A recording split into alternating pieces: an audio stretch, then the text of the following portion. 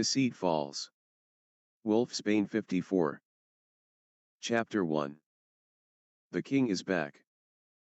King Creativity was back, which meant Remus was no longer a dark side. He had been accepted not only by the light sides, but by his brother too, causing the two to fuse back together. Deceit was happy for the dark creative side. He should be happy for his one friend. He was happy for his friend. He was happy that King Creativity was back. Given enough time, he wouldn't have to force himself to believe he was happy for Remus finally being accepted. Deceit even remembered the day that it had happened. He and Remus was in the dark side of the imagination, with a nice view of the acid-filled swamp. A nice picnic blanket laid out with several of their favorite food and Remus showing off his newest creations. They were having a marvelous time. Then the light side of creativity showed up, Roman. Running through Remus's part of the imagination, trespassing. Calling out Remus's name. "You have to see what I found." Right in the middle of the imagination. Roman had cheered, pulling his brother after him. "I'll be right back, Double D. If you kill something, save the juicy bits for me," Remus had called over his shoulder. Knowing well enough that none of the creatures of the dark imagination would touch Deceit. Nothing lethal anyway. Deceit had chuckled as he watched the twins disappear toward the border of the imagination that split Roman's and Remus's side. He was content to wait for the dark creative side to return, but when a flash of green and red exploded throughout the imagination, Deceit wasted no time in running in the direction the blast had come from. When he neared, he had expected to see the twins maybe fighting over whatever was so interesting that Roman had to grab his brother. What he was not ready for was to see King Creativity stand just off the border of Remus's side. Deceit had slid to a stop and hid behind one of the black and dead trees that litter the dark forest of the imagination at the side of the king.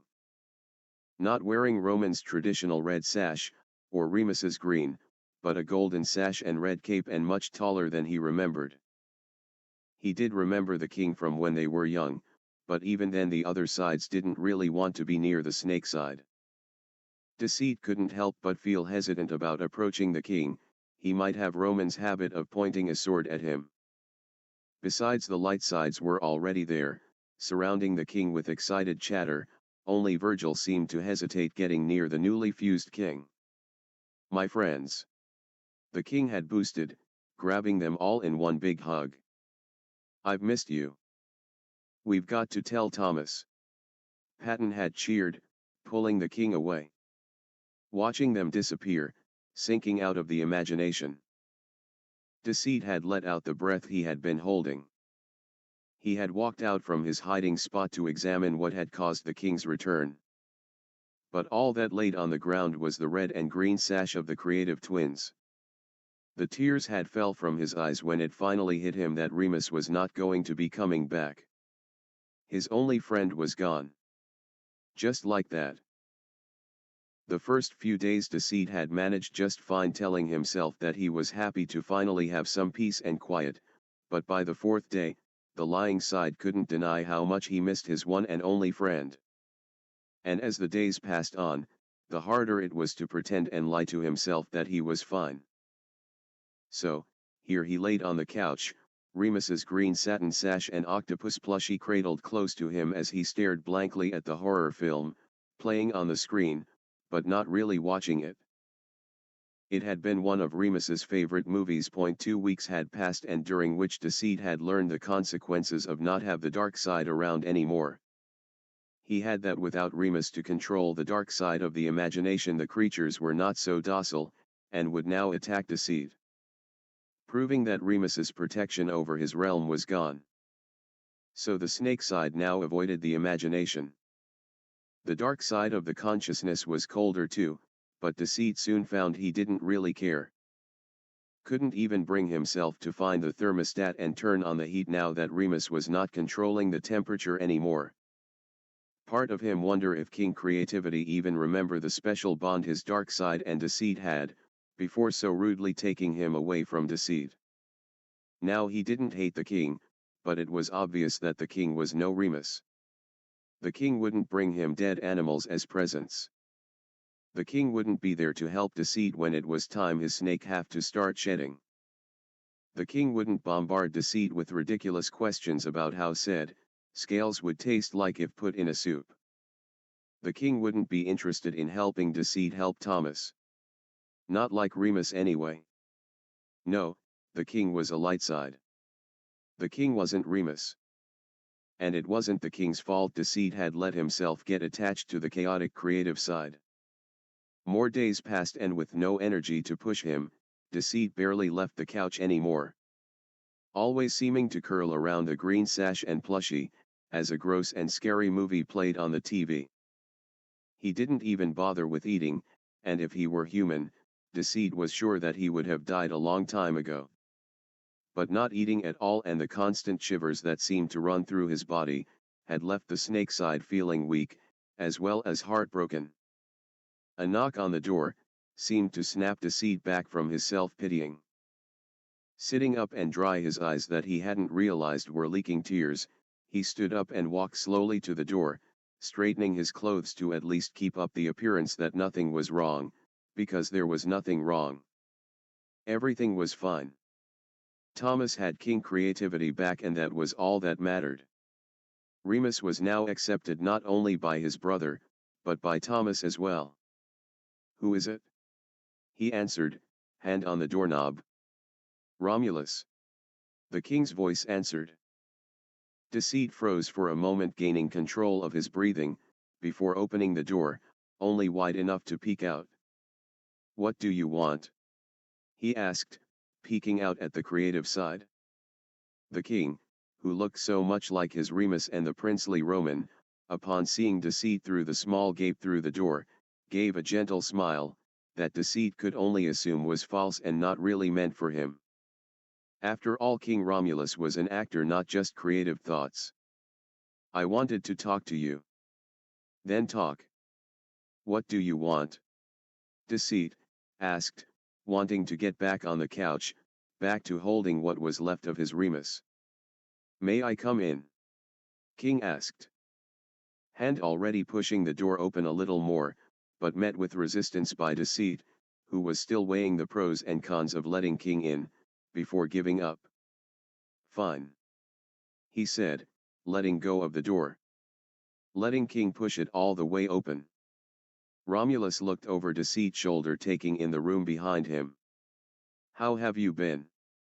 he asked, pushing past Deceit and into the common area. "I'm fine." Romulus looked back at Deceit with mismatched red and green eyes. Making Deceit hold back the shivers that threatened to take over his body, schooling his expression so the creative side would not know how terribly Deceit really was doing. Because this was not the light side's problem. And there wasn't anything wrong. Deceit was happy for the creative twins.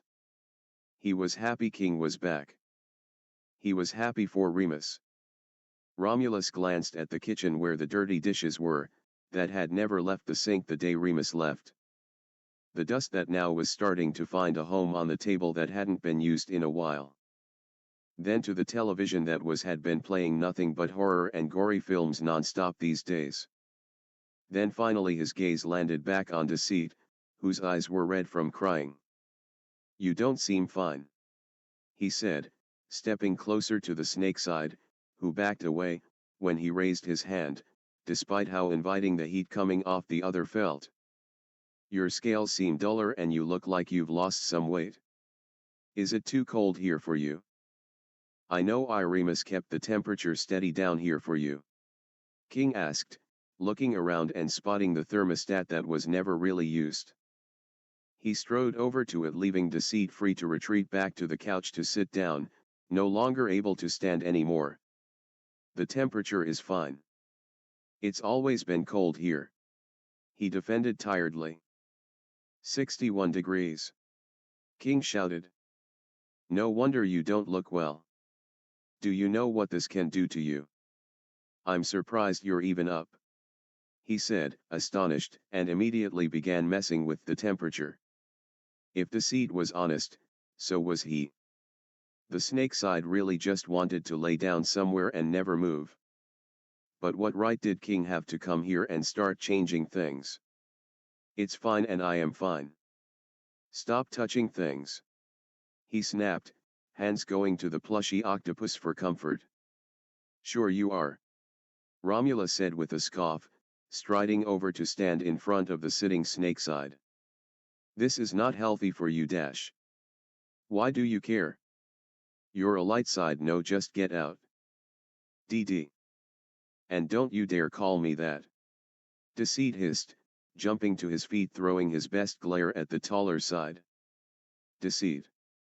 I'm worried about you. Romulus said. I just dash. His eyes landed on the octopus plushie in the snake side's hands, then to the green sash on the couch. Deceit's noticed and his grip tightened on the plushie like a lifeline, afraid the king may want it back or something. Get out. Now. Deceit hissed, not wanting the king and his hurtful memories around him any longer. I don't know if you've forgotten, but this is the dark side's common area and light sides are not welcomed. A look of hurt crossed the king's face before he did as Deceit commanded and left, closing the door on his way out. Deceit stood in his spot, breathing hard and fighting back tears that were leaking from his eyes. He dropped to his knees and crushed the toy close to his face and started sobbing. If King was still near the door, he probably would have heard Deceit at his lowest point. But he couldn't get the tears to stop. They just kept coming, even when he thought he had no more tears to shed, they would re-emerge at full force. Looking around the room, it felt too big. The room was starting to warm up, so there was that, but it wasn't what he wanted. Sniffling, he grabbed the sash off the couch and started making his way upstairs and past his room. He stopped in front of the dirty and cracked green door that was once Remus's room, and stepped inside. The heat that had been filling the common area was suddenly gone, and Deceit practically lunged for the messy and smelly bed that was Remus's. He tangled himself up in the blankets, and hugging both Sash and Octo plushie close to his chest. If he closed his eyes here, he could imagine that instead of blankets wrapped around him, it was Remus, who was here hugging him, distracting him from the fact that he didn't have a chance of being accepted. That Remus would never leave him. But Remus had left him. But Deceit wasn't sad. No, he was happy for his friend. He was happy for Remus. Shivers began taking over his body again. Remus's dungeon aesthetic room didn't seem to be connected to the heating system of the house, so that meant Remus's room was the coldest room there. Deceit didn't mind though. He was fine if he could pretend Remus was there with him, as he drifted off to sleep. Chapter 2, Invitation. King Romulus sat at his desk writing out the invitations for the other sides to come and watch him work, as he and Thomas performed together on stage. His first performance back as the king of creativity. He made the invitation where they would fly to their respected recipients. The envelopes were specially designed for each side. Patton's was light blue with a cute puppy and cat picture on either side of the envelope. As a special touch made it for when the dad side received and opened the invitation. The invitation itself would fold itself into a cute origami cat that would move whenever the dad side petted it. For Logan, he decked the envelope to look like a galaxy was actually swirling on the paper, and inside would be a nice, precise invitation, just like the smart side liked. Virgil's invitation, he carefully placed intricate spider webs along the edges, and the invitation itself on paper and with writing inspired by the side's love for Tim Burton. He sent them off one by one, with a smile, as the flying invitation fitted themselves underneath the door to get to their recipients. With the other three on their way, he turned to the last invitation.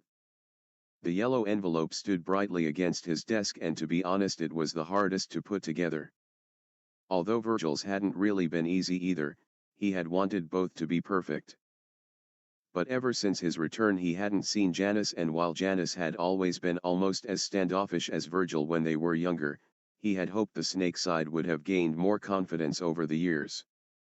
It didn't help that his memories were in a jumble. Romulus could immediately feel pulled to both Janus and Virgil. Being able to spend time with the other sides seemed to help unjumble bits of the memories that were hard to understand, but not all of them. Some were even lost to him. However, after chatting the other sides, he now knew enough that Roman was in a relationship with Virgil and Remus was very close to Janus, due to them being the only two dark sides. Apparently Remus and Janus, as far as anyone was aware, were nothing more than roommates in the dark side of the consciousness. Although Virgil has stated that he believed Janus and relied a lot on Remus's company when the anxious side left. Even with all that information, it still left how his relationship with Janus really was. Romulus had tried to remember the day he returned, to remember what Remus had been doing, but really all he could recall was a flash, and there he was, surrounded by those he loved. However, when he had decided that instead of waiting for Janus to come to him after a few weeks, then he would go to Janus. He had expected to see the scaly side to greet him as he would Remus, or at least similar to what Virgil had relayed of their past encounters. Flash a fake annoyed smile, while grabbing them both something to snack on while they both talked and get reacquainted. But that hadn't happened. Janus was distant and had looked very upset and sick, and he wouldn't even let Romulus try to help him. He had kicked him out. Romulus didn't understand what he had done wrong, and it was obvious Janus was unhappy about something. He even heard him crying after pressing his ear against the door that separated the dark sides from the lights. Maybe he just had to try harder to get the dark side to see that now that the king of creativity was back, things were only going to get better. After all, Janus was Thomas's self-preservation too, so maybe he was just stressed out thinking what a drastic change like Roman and Remus fusing back together would bring. And what better way to soothe those fears than by helping Thomas perform the best performance of his life. He picked the yellow invitation up. Go to Janus and don't be afraid, okay? He may seem scary, but he's just under a lot of stress.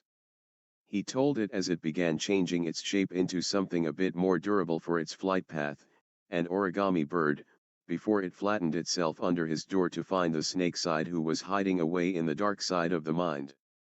And now, he boosted, waving his hand around, calling forth his door to the imagination, and going through. We have a show to put on, he announced to his creations for the night. Specially made to put him in Thomas's position in the real world, so to better help perform at his best. He had even added seats for when the other sides arrived. He hummed happily to himself as his stagehand and other fellow actors flitted about preparing everything. Back in Remus's room, something was fluttering against his face, and no matter how many times he swatted it away, the annoying thing would just keep coming back. Turning his head and cuddling deeper into Remus's scent, so to trap more heat, he mumbled, "Remus, I swear if you don't stop tickling my nose." But no retort was made to his threat. The annoying thing just moved to fluttering against his ear. Deceit's eyes snapped open and stared at the empty space beside him, and his heart once again ripping apart, remembering Remus wasn't there anymore. Face contorted and scrunched up slightly, trying not to let the tears escape again, he turned his head to find out what had woken him up. A yellow origami-shaped bird was flitting about near his face. He pressed himself deeper into the mattress and eyed the impossible thing as it swooped down, landing on his chest and unfolded itself, revealing a yellow envelope, with his name written elegantly on it. Janus. What the hell? He looked around the room, not seeing anyone else, as he picked the envelope up and sat up to open it. You are cordially invited to attend tonight's play. Featured in the imagination. Starring Thomas Sanders and King Creativity. In Hamilton. Deceit stared at the invitation, blankly. Were they serious? No, the others wouldn't think to invite the lying side. This came from King Romulus, but then why invite Deceit after he had kicked him out? He wasn't even sure how long ago that had been. With it being cold in Remus's room, Deceit was sure he slept a few days, and was already considering laying back down and let the chill in the room take him back to sleep. Thomas didn't need Deceit awake to function, and creativity probably just wanted an audience. Balling the invitation up, he threw it against the nearest wall, frustrated. They were just inviting him because they felt pity. And he didn't need pity. He didn't need anyone. Like I'm going to subject myself to more unwanted feelings. He huffed, laying back down and turning his back on the crumbled paper on the floor. I hate plays, he mumbled, hugging the plushie to his chest and closing his eyes. Trying to make himself believe the lies.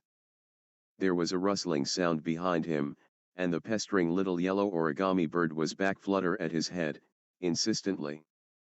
It brought back the memories of how persistent and annoying Remus could get, when inspiration hit him, and he just had to show it off. Although the chaotic side was a bit more louder than the little bird that was sent. He guessed that King would have those same tendencies as Remus, since Remus was a part of him, is a part of him. If not a bit subtle. A sob escaped, but Deceit was quick to clamp his jaw shut so no more could. He just need to let the chill in the room to drag him back to sleep. He turned his head slightly to watch the little yellow paper bird flit around, above him. Once it seen it had his attention again, it landed and unfolded itself again next to his face on the pillow that Remus would usually use when Deceit shared his bed. I'm not going. Deceit muttered in a shaky tone, as he reached for the invitation and crumpled it up in his gloved hand. I don't need to see him work anymore. He's a light side and I'm a dark. I am happy here. I'm not upset. I belong here. And this invitation is just common courtesy. He gritted out, fighting against two sharp pains in his chest. He curled deeper into the blankets and inhaled Remus's scents to try and calm down, although it didn't seem to be working. Who would want a snake to show up and ruin everything anyway? He didn't want to do that to his long-gone friend. I don't want to go. He muttered, trying to convince himself. I don't want to go. Burying his head into the octopus plushie. Chapter 3, A King and a Storm Cloud. It was the end of the show, and as King Romulus took a bow, when the final curtain called and the figment actors and actresses that he had created vanished, the other sides cheered and ran up to him. It had been a marvelous performance, if he did say so himself. The best he had ever put on now that he was whole. As soon as it was time for Thomas to set foot on stage, King Romulus found himself transported into the world of Hamilton. It was truly a rush to be doing something he loved with a passion. However, it didn't escape his notice that Janus was the only side that didn't show up, even after all the trouble to set the stage so near the dark forest of the imagination to make the trip easier for the snake side. It hurt a little, but Romulus couldn't let that one letdown hurt Thomas's performance. He had a job to honor as a side king. That was amazing, kiddo. Patton cheered, running up to the creative side as the stage disappeared. Truly, outstanding. Logan critiqued. I don't think I ever seen anything so flawless from Roman or Remus. Virgil was walking slower than the other two, so Romulus went to meet him, wrapping his arm around his shoulders fondly as he pecked the anxious side on the cheek. And what did you think, my storm cloud? He asked, conjuring a bright red rose to hand to Virgil, who looked uncomfortable, probably because of the attention that was suddenly on him. Virgil looked anywhere but at the king's mismatched eyes. Come now, don't be shy. I can take whatever critique you give from that sharp tongue of yours. Romulus encouraged, wanting Ed to hear the anxious side's opinion. It was perfect, Romulus. Virgil murmured. Taking a quick glance at the king, who smiled even bigger as he picked him up and spun him around, getting a surprised squeak from Virgil. I'm so happy you loved it. Romulus gushed, setting the startled side down and grabbing his face to pull him in for a kiss. Romulus pulled back, however, when he felt Virgil not reciprocate and instead tensed. Oh, sorry. Too soon? He asked. not wanting to overstep with Virgil. He constantly needed to remind himself that Virgil would need time to accept him in place of Roman. Virgil's eyeshadow had seemed to darken within the span of a few minutes in King's presence. And no. Yes. It's just, this is also, it's not that, his breathing was picking up as he tried to find the right words to say. Not wanting to upset Romulus, and make him feel unwanted. Romulus could see the beginning of a panic, but with missing memories and not used to dealing with them as Roman had, he didn't know how to correctly help Virgil. After all, Virgil was still a new side when King had decided to split. So he wasn't as familiar with him as he had been with the others. He only knew Virgil didn't like being around others much. Logan? Patton. He called, for help. Virgil. In for 4. Logan instructed. He and Patton coming over as they had wanted to give Virgil and Romulus some space to talk. Hold for 7. Patton jumped in. You're doing great, kiddo. And out for 8. Logan finished, and the anxious side calmed down. My poor little anxious baby. What happened? Patton asked, wrapping Virgil in a hug. Yes, you seemed fine a few minutes ago. I too would like to know what set you in a panic. Logan inquired, straightening his glasses and looking between an oddly silent Romulus and an uncomfortable-looking Virgil. I don't want to talk about it. Virgil sighed, giving Romulus an apologetic look. Sorry Romulus, I'm just not good with changes. He said, trying to offer a small reassuring smile. Ah, yes. I would see how transitioning your feeling for Roman onto Romulus would cause some distress, after all you are the embodiment of anxiety. Logan quipped. Perhaps Romulus, you should start slowly with Virgil, instead of picking up where Roman left off. Beside, Virgil was very young and didn't really know you when we were younger. It would be better to get to know each other slowly first. Logan offered. Ah, I see. I am sorry, my stormy knight. It didn't even occur to me. Romulus began, ready to apologize in a grand gesture. It's fine, Romulus. I just wasn't ready. Don't sweat it. Virgil assured. Well, if everything's good now. I have after-show cookies waiting for us in the kitchen. Who wants some? Patton smiled, bringing back the good mood. Patton made cookies? I wouldn't dream turning down such an offer. Romulus perked up, summoning the door to the imagination to appear before them. Well, you better hurry, cause I can Patton guarantee that this batch will bake you day even better. Logan sighed, with a roll of his eyes, as he and Patton exited the imagination. Oh, how have missed your puns. Romulus laughed, loudly, and he and Virgil followed. Virgil following a little slower as he glanced over at the dark forest that split the imagination. It hadn't escaped his notice that Romulus had purposely set his stage here. But he also wasn't surprised when one chair sat empty. Janus wasn't going to take losing Remus well, and Virgil knew he himself wasn't taking the loss of Roman well either. But at least King Romulus was nice, and he did act like a mix of both Roman and Remus. If not a bit subtle on some things, or maybe a lot of things. They just had to remember that King wasn't Roman and Remus. He was King Romulus, and Virgil took some calming breaths before taking any more steps toward the door.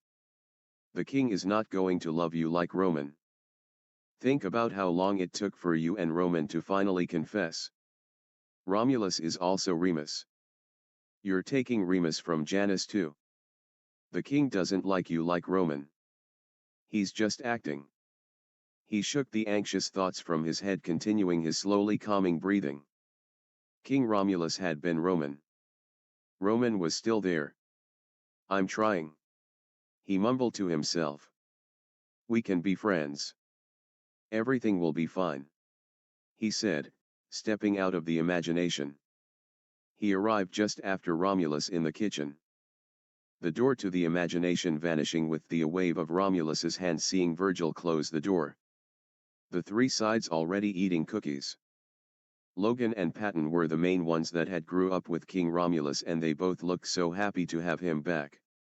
Virgil could learn to adjust if it made Patton and Logan happy. Dark side of the consciousness. Deceit had forced himself to move from Remus's chilly dark room, wearing his normal attire with Remus's sash folded and in one of his pockets so that it was close to him at all times. The heat that now drafted through the dark side of the consciousness helped to slowly to wake him up. He paced, not able to sit down now that King had fixed the temperature on the thermostat. Even with not eating or drinking, the heat was enough for get him moving, but not enough to give him the energy to want to go anywhere. Yet here he was, considering it. The octopus plushie he sat on the couch in front of the TV that was still playing everything he would watch with Remus. The yellow little origami bird still flitted about, annoyingly him until he finally went to the door to leave for the light side.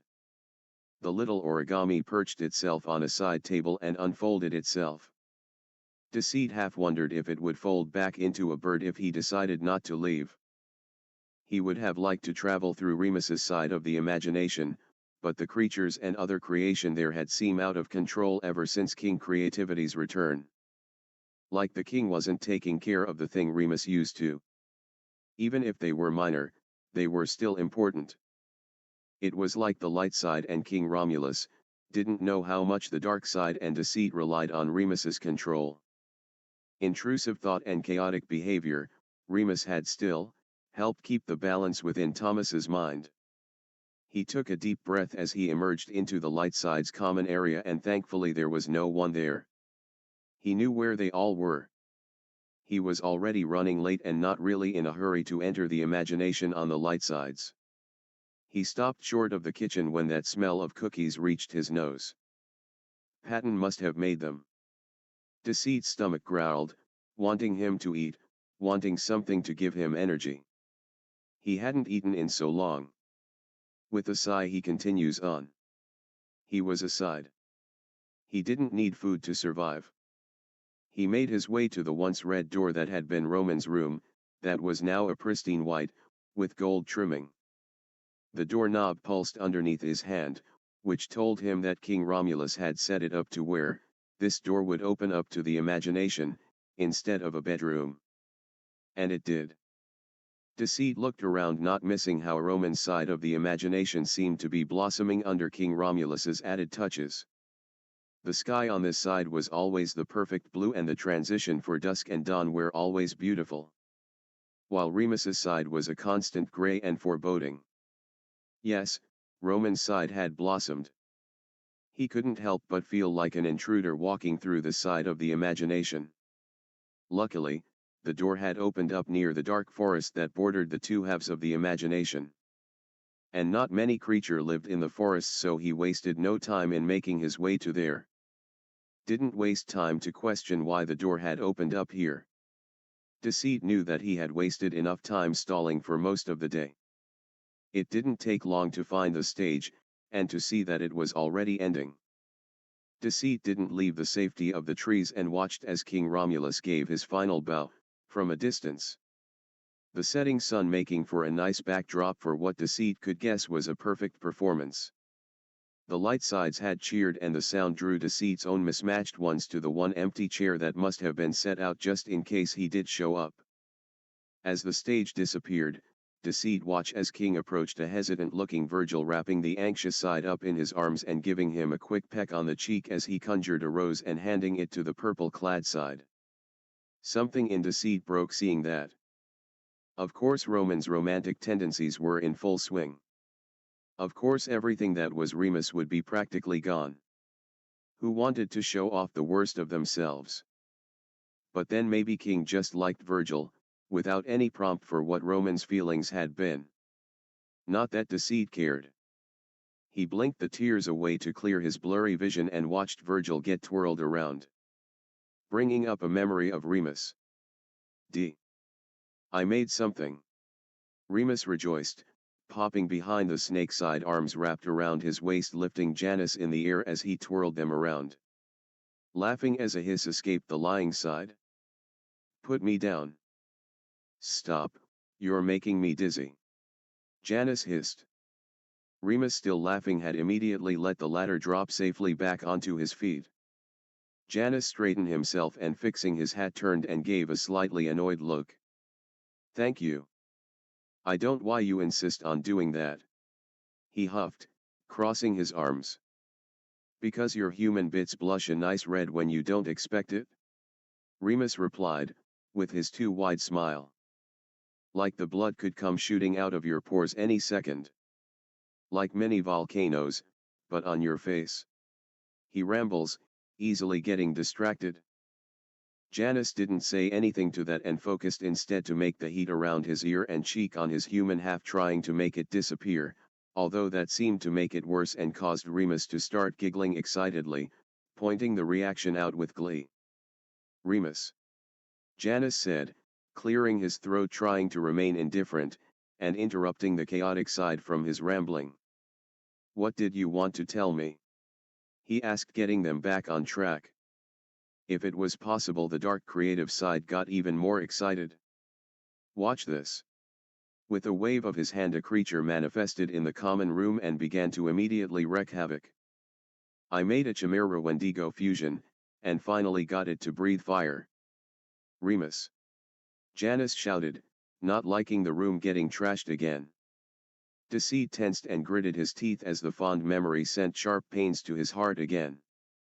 Deciding he'd seen enough, he turned away sharply and briskly his way back to the door of the imagination. It was a stupid idea to come here. Of course Romulus was more like Roman than anything.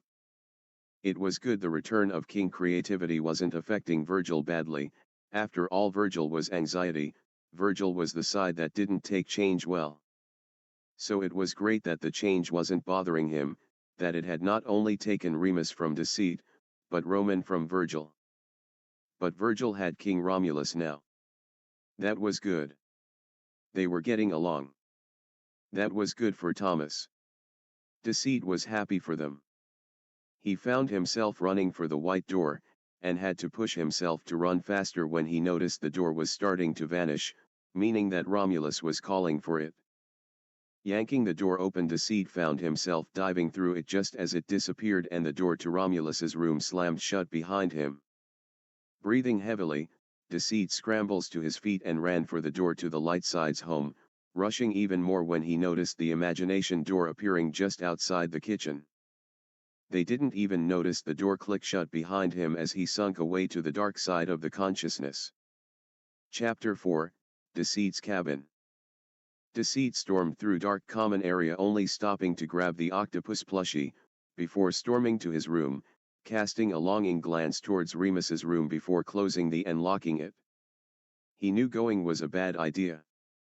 He thought it would have helped seeing King perform and maybe see how Virgil was acting around the King of Creativity. But it had hurt too much to see that the anxious side was still getting Roman attention through the king. Had King Romulus truly forgotten everything Remus was to Deceit? Sobbing for what seemed to be his only outlet now, Deceit grabbed a duffel bag from under his bed and started packing up some extra clothes, his plushy snake, the octopus plushie, and extra blankets. He couldn't stay here. And he didn't belong with the Lightsides. There was only one other place he could go. Satisfied that everything was prepared enough for a longer stay than usual, Deceit opened up his closet and pushed the hanging clothes out of the way to reveal a door painted in yellow and green paint. Deceit's own little door to the imagination. Remus had made it for him when he had noticed Deceit was slipping into a bad habit of staying in his room too much and never coming out. Most of the time depressed or stressed because Thomas and the Lightsides' refusal to listen to him. Deceit remembered the Duke storming into his room, during those time, and dragging the snake side to the dark imagination to go on adventures. That was also the time Remus started controlling the temperature in the dark common area, making it so that Deceit wouldn't feel like he had to stay trapped in his room just because everywhere else was too cold for him. However, while the outings with the Duke were uplifting and stimulating, if not a bit unsettling at times, Deceit couldn't take so much chaos every single day, even if Remus tried to soften the monsters. Deceit needed his own outlet too. So, one day Remus had surprised Deceit, by giving him a small area of the dark imagination that was Deceit's own getaway for when things got too much for him.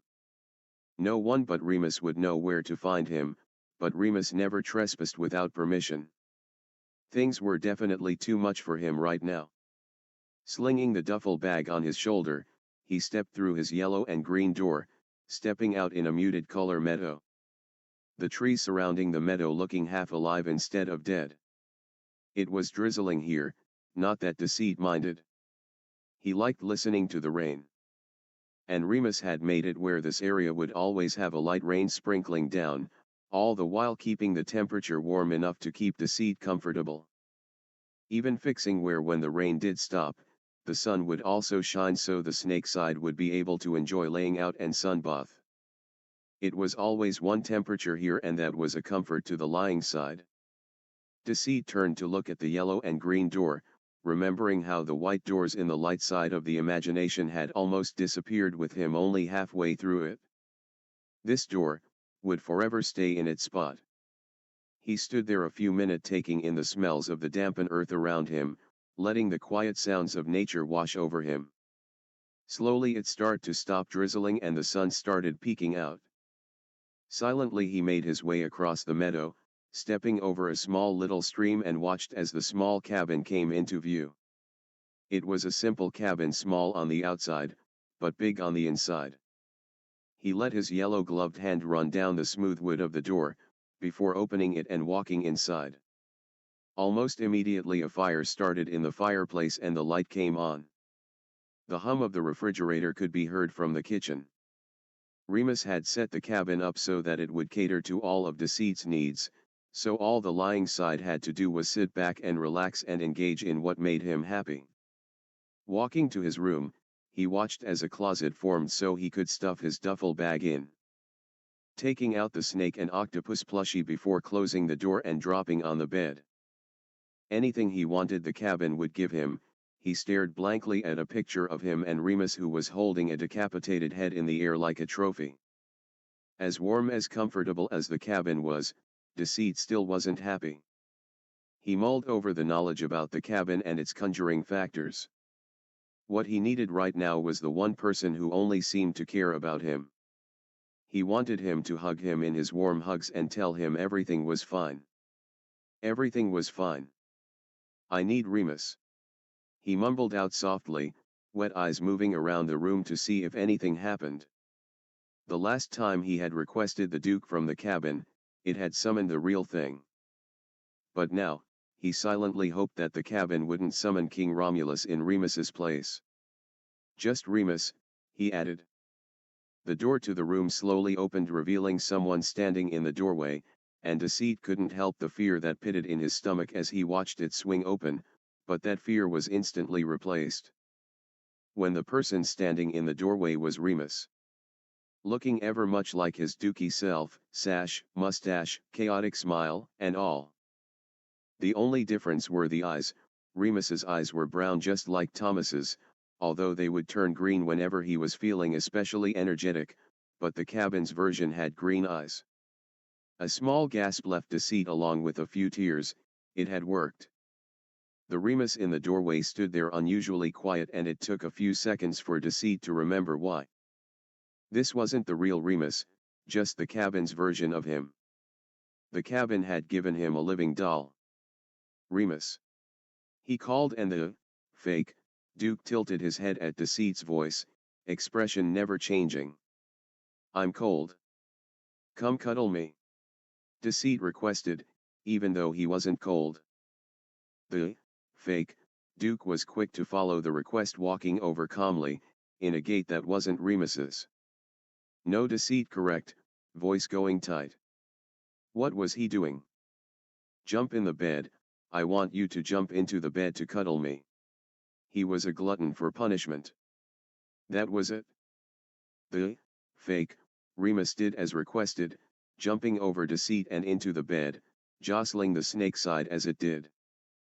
Deceit turned over, being sure to grab hold of both snake and octopus plushie, and snuggled into the fake Duke's embrace. But he still didn't feel any better. This Remus didn't smell like Remus would. And its touch was cold, empty, and not really comfortable. Say something that Remus would say. Deceit requested, looking up into the blank face of the fake, dark creative side. Did you ever wonder what your insides would look like if you cooked yourself in a tanning bed? It said. Its voice not perfect, and Deceit guessed that was as good as he was going to get from the cabin's version of Remus. Besides, nothing could ever replace the real Duke. Keep going. Deceit requested and closed his eyes, imagining it was the real Remus holding him. The real Remus was here trying to distract him from all his worries. The real Remus was here talking non-stop until the Deceit could fall asleep to his consistent ramblings. Like this, everything was fine. He was fine. He was happy. Deceit gripped the front of the fake Duke's shirt in a death grip. Don't leave me again, he mumbled out tiredly, hoping that when he woke back up the cabin's version of Remus would still be there with him. Absent-mindedly, Deceit took note that the rain had started back up outside in the imagination, and that made it even easier to go to sleep. Lightside's common kitchen. King Romulus was sitting on the couch with the other sides as they all munched on their cookies, watching the TV as the Hunchback of Notre Dame played on the screen. Things were going great. He looked around the room, gazing at all the sides around him. After his mistake with Virgil, he thought he'd go slow and just sit next to the side.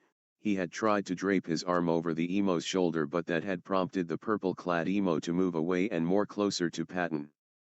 So he took back that action, feeling a little ping of hurt hit him. He briefly wondered if Roman had as much trouble as he was getting the anxious side to warm up to him. He knew the feelings Roman had for Virgil were strong if he was still feeling pulled to him. But what was he doing wrong? The question took his mind back to Janus, who was still isolation himself in the dark side. He honestly would have thought Virgil would have been the one to lock himself away over a drastic change like a new side moving in. Being the embodiment and anxiety and all. Could King Romulus consider himself a new side after being gone for 25 years? Surely, Janus wasn't scared of him, was he? Maybe he had been scared of Remus? He was told the dark creative side could be a bit too much at times. But then that didn't sit right either, or fit with the information about Janus relying on Remus. Had the two really been close, and how close? Romulus let his shoulders droop, staring at the platter of cookies before them on the coffee table. They had to be close enough if he felt a pull toward the snaky side too. Romulus, you look perturbed. Logan interjected. Is something bothering you? No. I was just wondering about Janus, he admitted. He noticed everyone kind of freeze at the mention of the lying side. Which didn't surprise him. The snake side when young was always hard to approach, and the fact that he was the embodiment of deceit made it hard for the others to really trust him. Maybe he should invite him up for cookies and movie night. He might show up for Patton's cookies. I was thinking we should invite him up, since he's alone in the dark side. It would be nice to have us all together again. I don't think that's a good idea, Virgil mumbled, looking away from Romulus quickly. Actually, I think it might be good to show that our door is open to him, Logan interjected. It's not healthy for someone to be alone all the time. Socializing is important for mental health. Including us sides. That's not why Now Virgil, I know you don't like being around Deceit, but Logan has a point. We want Thomas to stay mentally healthy as well as physically, and if Logan says that Deceit should come here once in a while to socialize, I think you should let him. Don't you? Patton said, interrupting him. Yeah, but never mind. Virgil muttered. Take some cookies with you, he suggested, earning a look of confusion from Romulus. Just in case he doesn't want to leave the dark side, he added quickly. He didn't want to tell everyone that he knew Janus wasn't going to come, because he himself hadn't had wanted to either.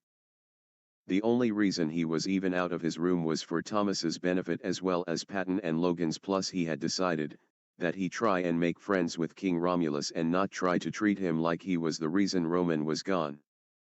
The king of creativity didn't deserve to feel like a bad guy. Virgil knew too well how terrible feeling the bad guy was, and he was trying to make the best out of what had happened with Roman and Remus. He just wished Janus wasn't so hard to contact, to gauge how he was really doing. A wonderful suggestion, my stormy knight. Romulus prays, snapping an elegant goodie bag into existence, one that had drawstrings and a two-headed snake on it. Although I doubt I will need them. I am sure to return with our little evil snake side soon. He boosted, stuffing a few cookie in the pouch and heading out the door. Virgil bit back I wouldn't be too sure about that. He knew that if Janus didn't want someone in a room, no one was going to get in. But then maybe Romulus would succeed in bring Janus back with him. If he did, then Virgil could stop worrying about the lying side, because then that would mean Thomas was functioning well with King Creativity back. King Romulus appeared in front the door to the dark side, and knocked after straightening his clothes and making sure his cape was on right. However, he started biting his lip slightly when Janus didn't answer. Deceit. He called, remembering how the side had yelled at him the last time for trying to call him a nickname. So, he thought he'd play it safe to just continue to call him Deceit until the lying side warmed up to him more. I can hear the TV, I know you're in there, he said loudly through the door. Still there was no answer. I'm coming in, Deceit, he finally said, getting worried, twisting the handle on the door and finding it unlocked. Looking around, found the dark common area looking exactly like he seen it last time. Only the green sash, the octopus plushie and Deceit weren't there. And the invitation he had sent Deceit sat forgotten on a side table. Even the kitchen looked the same. And the TV was playing a horrifying movie that no one was watching. It wasn't as cold in the place now, so that meant Deceit should be more awake and energized than last time. Maybe he's in his room, he murmured, to himself. Walking quickly up the stairs, two at a time, wanting to hurry so they could all watch the next movie together. Deceit, he called, coming in front of the yellow door. No answer. It's me, Romulus, he announced, knocking gently on the bedroom door. Thinking maybe the snaky boy had been taking a nap or something, he waited with bated breaths, trying to give the side time to answer and come out. When Deceit didn't answer, however, the smile he had on his face dropped. Was Deceit going to ignore him? He gripped the doorknob to Deceit's room and tried to turn it, only it refused. Deceit had locked his door.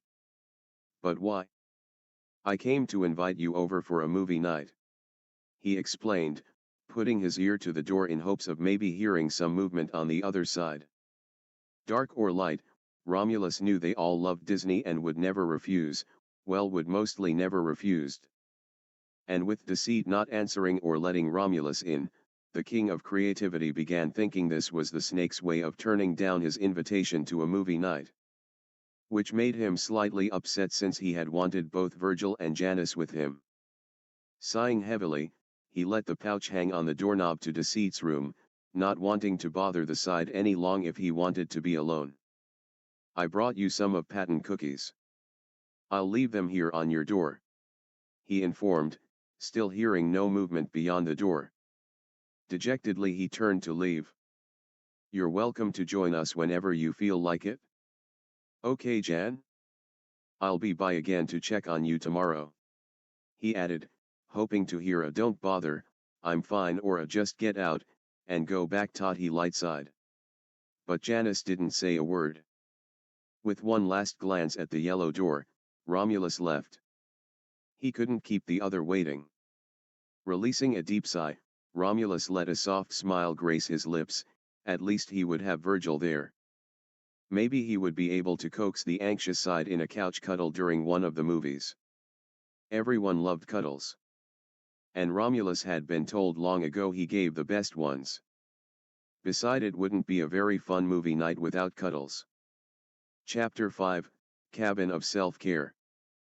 After a few weeks of constantly going to the dark side and checking on Janus, yet always receiving no answer, King sat at the breakfast table pushing at the last bit of pancakes around on the plate dejectedly, his mind wandering on Janus. It had hurt that the side had even refused to open the door, or even talk to him. Yeah, things had been different when they were younger, but now that Romulus was back and there had obviously been a bond between the snake and his darker half, he thought he and Janus would be able to get closer. At least he seemed to be making some headway with Virgil. The emo side didn't seem too displeased with Romulus. But Janus was just outright refusing to even speak and acknowledge him, apparently locking himself in his room and refusing to come out. Not even to accept the gifts he would leave for him. If he went back now, he was sure those cookies from a few weeks ago would still be hanging on the door. "Would you like to talk about it?" Logan piped up, tired of looking at a pouting Romulus. "I don't know, Logan." Romulus sighed. "I just seem to be having trouble reconnecting with everyone." "If you mean trying to carry on Roman's relationship with Virgil and whatever Deceit and Remus had, then yes. I would say you are struggling, after all you are not them. Just as they were not you. I remember it took a while for Patton and myself to not call Roman by your name when he first arrived in your place." Logan conceded, sipping at his coffee. "Your presence here after so long has thrown a metaphorical wrench in the everyday life that was the norm. I imagine that despite his best efforts Virgil is mourning the loss of Roman, despite your efforts to woo him as Roman did." Logan rambled. "And what about Deceit? He won't even come out of his room. Or talk to me?" Romulus asked. "Well, when we were young you two didn't get along. So I imagine that he would be less than pleased with your returned presence. Remember what happened when you thought the purple pulsing light that was Virgil manifesting was Deceit trying to cast some evil spell upon all of us?" Romulus nodded, ashamed as the memory struck him. He didn't like to dwell on such memories, as he had almost impaled the snakeside, even going as far as to threaten to skinning the scales off him should Janus try to cast such an evil spell. He had almost severely hurt Janus and a newly forming Virgil, who wasn't even conscious enough to know he was in danger. He remembered Janus cradling the purple orb of light protectively despite Romulus' ignorant threats. It had taken Logan and Patton to calm Romulus that day, while Janus had ran away to the subconscious with the manifesting ball of light that was anxiety. Romulus was not proud of his younger self. He had been egotistical and ignorant back then. One of the reasons he believed was the cause of the split. "But you all said he got along with Remus?" he inquired. "He did. Although it had taken a while for him to warm up to Remus. He seemed to be the only one your darker half would even consider listening to." Romulus hummed. That still didn't help him on how he was supposed to approach said side. "Perhaps, it would help if you talked with Virgil. He seemed to know the two a bit better than the Patton and myself. And it would be a good way to form a bond via socializing with one another. And also ease some the anxiety he may be experiencing.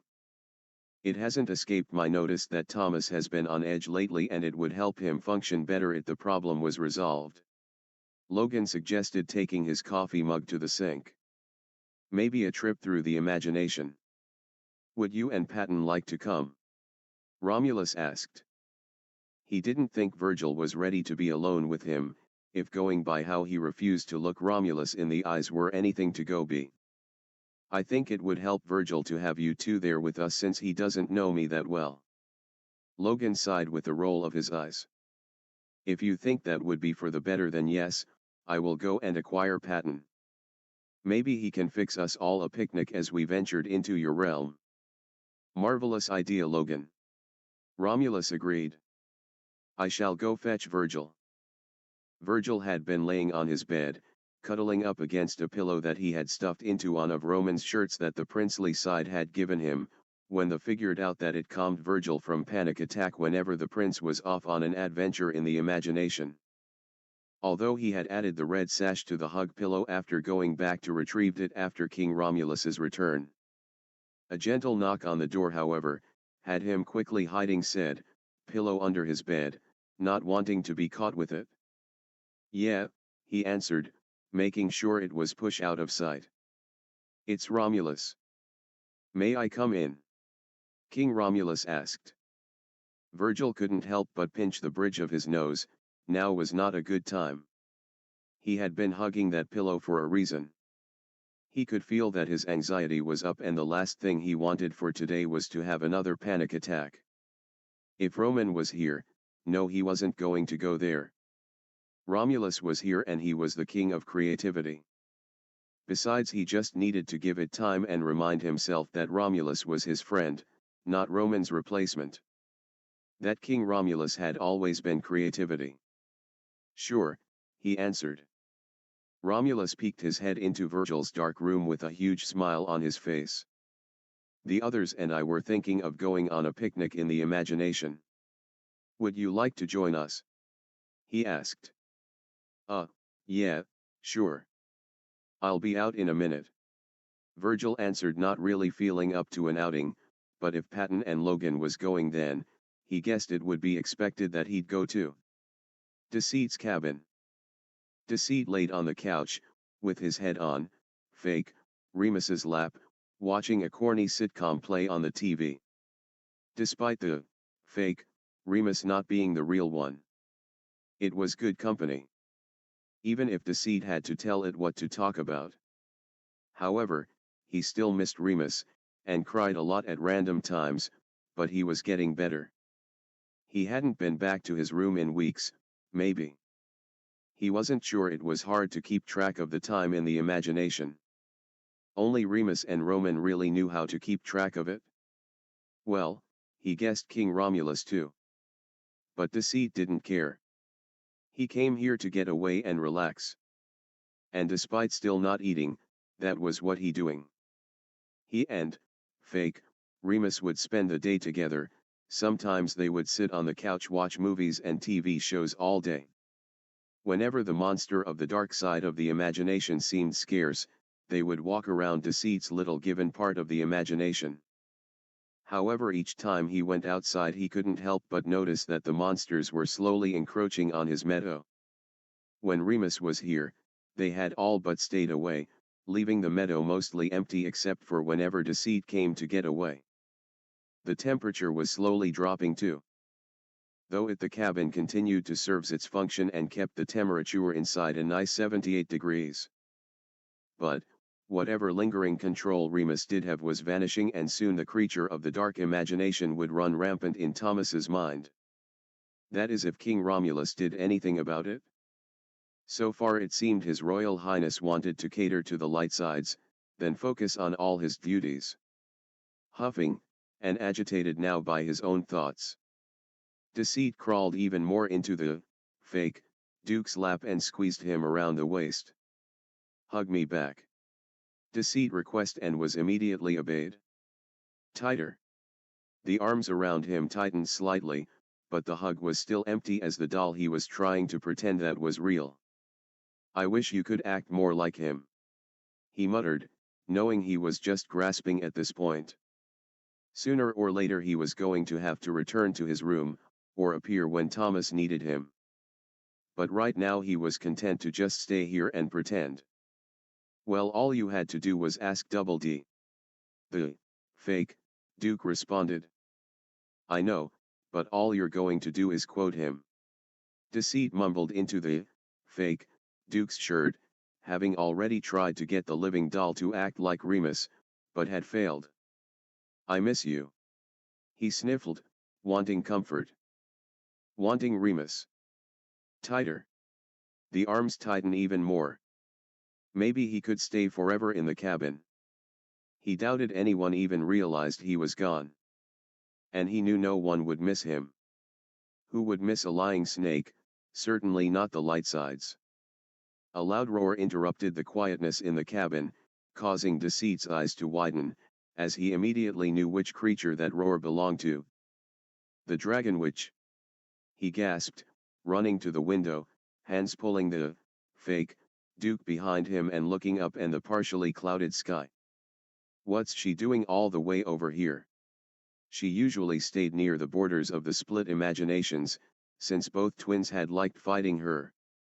She never left her territory unless called or sent. He ducked down as the dragon witch landed only for a few moments in his meadow, looking like she was checking one of her claws before taking to the sky again, letting out a spine-chilling roar that Remus would have found ecstatic and challenging. When she was out of sight, Deceit let himself slump to the floor and leaned against the fake Remus's legs. The doll looking down at him. Don't suppose you can wield a morning star like Remus, huh? He asked, slightly breathless. With a tilt of its head, the fake Remus held out one hand as an exact copy of the morning star manifested. The weapon slightly darker than the original. Seeing this, Deceit started chuckling, and he didn't know why, because he also was crying. Did Remus really give me a magical cabin? Or did he give me a magical cabin? He chuckled, covering his face with his hands as he continued to switch from chuckling to crying and back again. After a few minutes, he calmed down and hefts himself off the floor. You can't use it unless I direct you, so maybe I should have you get rid of it. I doubt you can hold out in a fight anyway. He sighed, walking away from his living doll and back to the couch to continue his wallowing. I wish Remus had given clearer instruction when he first explained this place to me. He mumbled, mostly to himself. As if he had called the fake Duke over, it stood in a soldier's stance in front of a now very confused and slightly frightened Deceit, the morning star resting against its shoulders. What information do you require, my scaly fiend? It asked, tone serious and not like Remus at all. Deceit blinked as he sat up straighter. What? He asked. What would like to know about your cabin's functions, my scaly fiend? Fake, Remus asked again. You said you would like clearer information about the cabin. I can give them to you, as is the cabin's function to provide for whatever you may need. Dark creativity Remus and created, us, so. Deceit found his mismatched eyes roaming around the place now, taking in every detail. He didn't think Remus would set up a place that was to drive him insane if he let himself get weak enough. After all, Remus himself had said, and had vowed that the cabin was the only thing he'd ever made that was meant to help someone, specifically Deceit, to recharge after bad days, instead of scaring and maiming. And while he trusted Remus's word, having fake Remus speak in such an unfamiliar manner was unnerving. What will happen should I become in danger here? He asked. Because if this place was suddenly attacked by the ever-growing unruly monsters outside, he wanted to know if he was doomed to die a painful death. He didn't like being respawned, if you will. It was not a nice process to go through. Remus had accidentally killed him a few times when they first started adventuring in the dark imagination, and he would like to avoid experiencing that again. Should anything come to threaten you, the cabin has its own self-defense mechanism, myself being a part of it as well as some other function.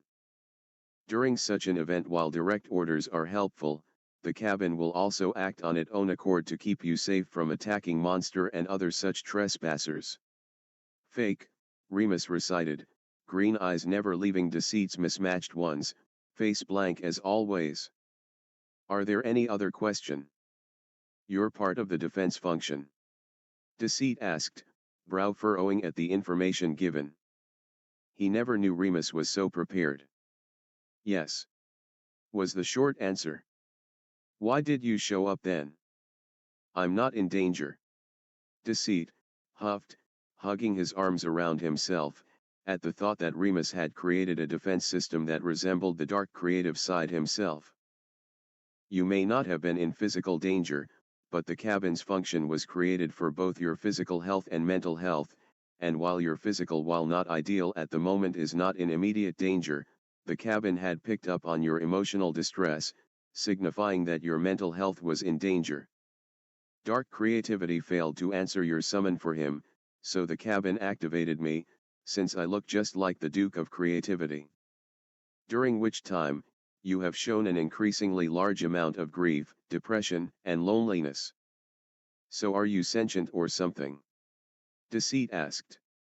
Navigation the conversation away from himself. No, merely designed to cater to you. Fake, Remus answered, eyes never blink, tone never changing. Deceit, slowly stood up and back away from the fake Duke, deciding that he was now suddenly very tired. He found he wasn't ready to learn that his living doll could be a vessel of information. Well, I think that's all I needed to know, he said. You can stay guard out here, and I'm going to go to bed. The fake Remus didn't say anything anymore, and instead turned to where it was facing the front door, Morning Star still resting on his shoulder. Deceit entered his room and slowly made his way to the bed, letting himself fall face first into the covers. Scooping the octopus plushie toward him, he stared at it. Why couldn't you have just come back? I can feel you fading from the imagination. He mumbled tiredly. Please just come back. Chapter 6, The Fake Duke and the Dragon Witch. The imagination was beautiful today, and King Romulus had taken them to a beautiful valley full of flowers. Patton had convinced Logan into making flower crowns, and while the activity was simple enough, King Romulus couldn't help the laughter that escaped him when Logan started rambling about how flower crown came to be and the art and skill of which one must use to make them. He himself had created a beautiful flower crown out of purple wildflowers. Although the anxious side did not let King Romulus put the crown on him and instead opted to hold said flower crown, the anxious side himself had created a crown of all color of flower for Patton, who had in turn made on for the logical side, who had been too busy rambling to make one. Virgil, Romulus said, clearing his throat, gaining the emo's attention. I was wondering if you would like to accompany me for a bit? He asked, already holding his hand out for the emo to take. Sure. Virgil shrugged, getting to his feet but not taking the offered hand. Patton awed behind them as they began walking away a few yards. Romulus really didn't know where to start. All he knew was that the whole situation was starting to really bother him, and he was trying not to come off as pushy. But maybe that was his problem, he wasn't being forward enough. Maybe it was time to stop trying to act like the late Prince Roman and more like a king who knew what he wanted. What did you want to talk about? Virgil asked, after a few minutes of awkward silence. I was told you would be the best one to ask about Deceit and Remus. He answered, honestly. Virgil stopped in his tracks, looking down at his feet, suddenly finding them very interesting. The anxious side's nervousness did not go unnoticed by Romulus. Look, I know I'm probably not who you or Deceit wanted. It's not easy for me either, he said, standing tall and hand clasped behind his back, making himself look the part that his name entitled. But what I do know is that I want you, he admitted out loud, looking into Virgil's brown eyes. Virgil took a slight step back, and Romulus followed his movement. I mean it. You. I know I love you. That Roman had loved you. Now I am asking you to help me understand why Deceit also has a pull on me. Virgil looked at him with confused wide eyes. He was not ready for a love confession today. Besides, what was he supposed to say?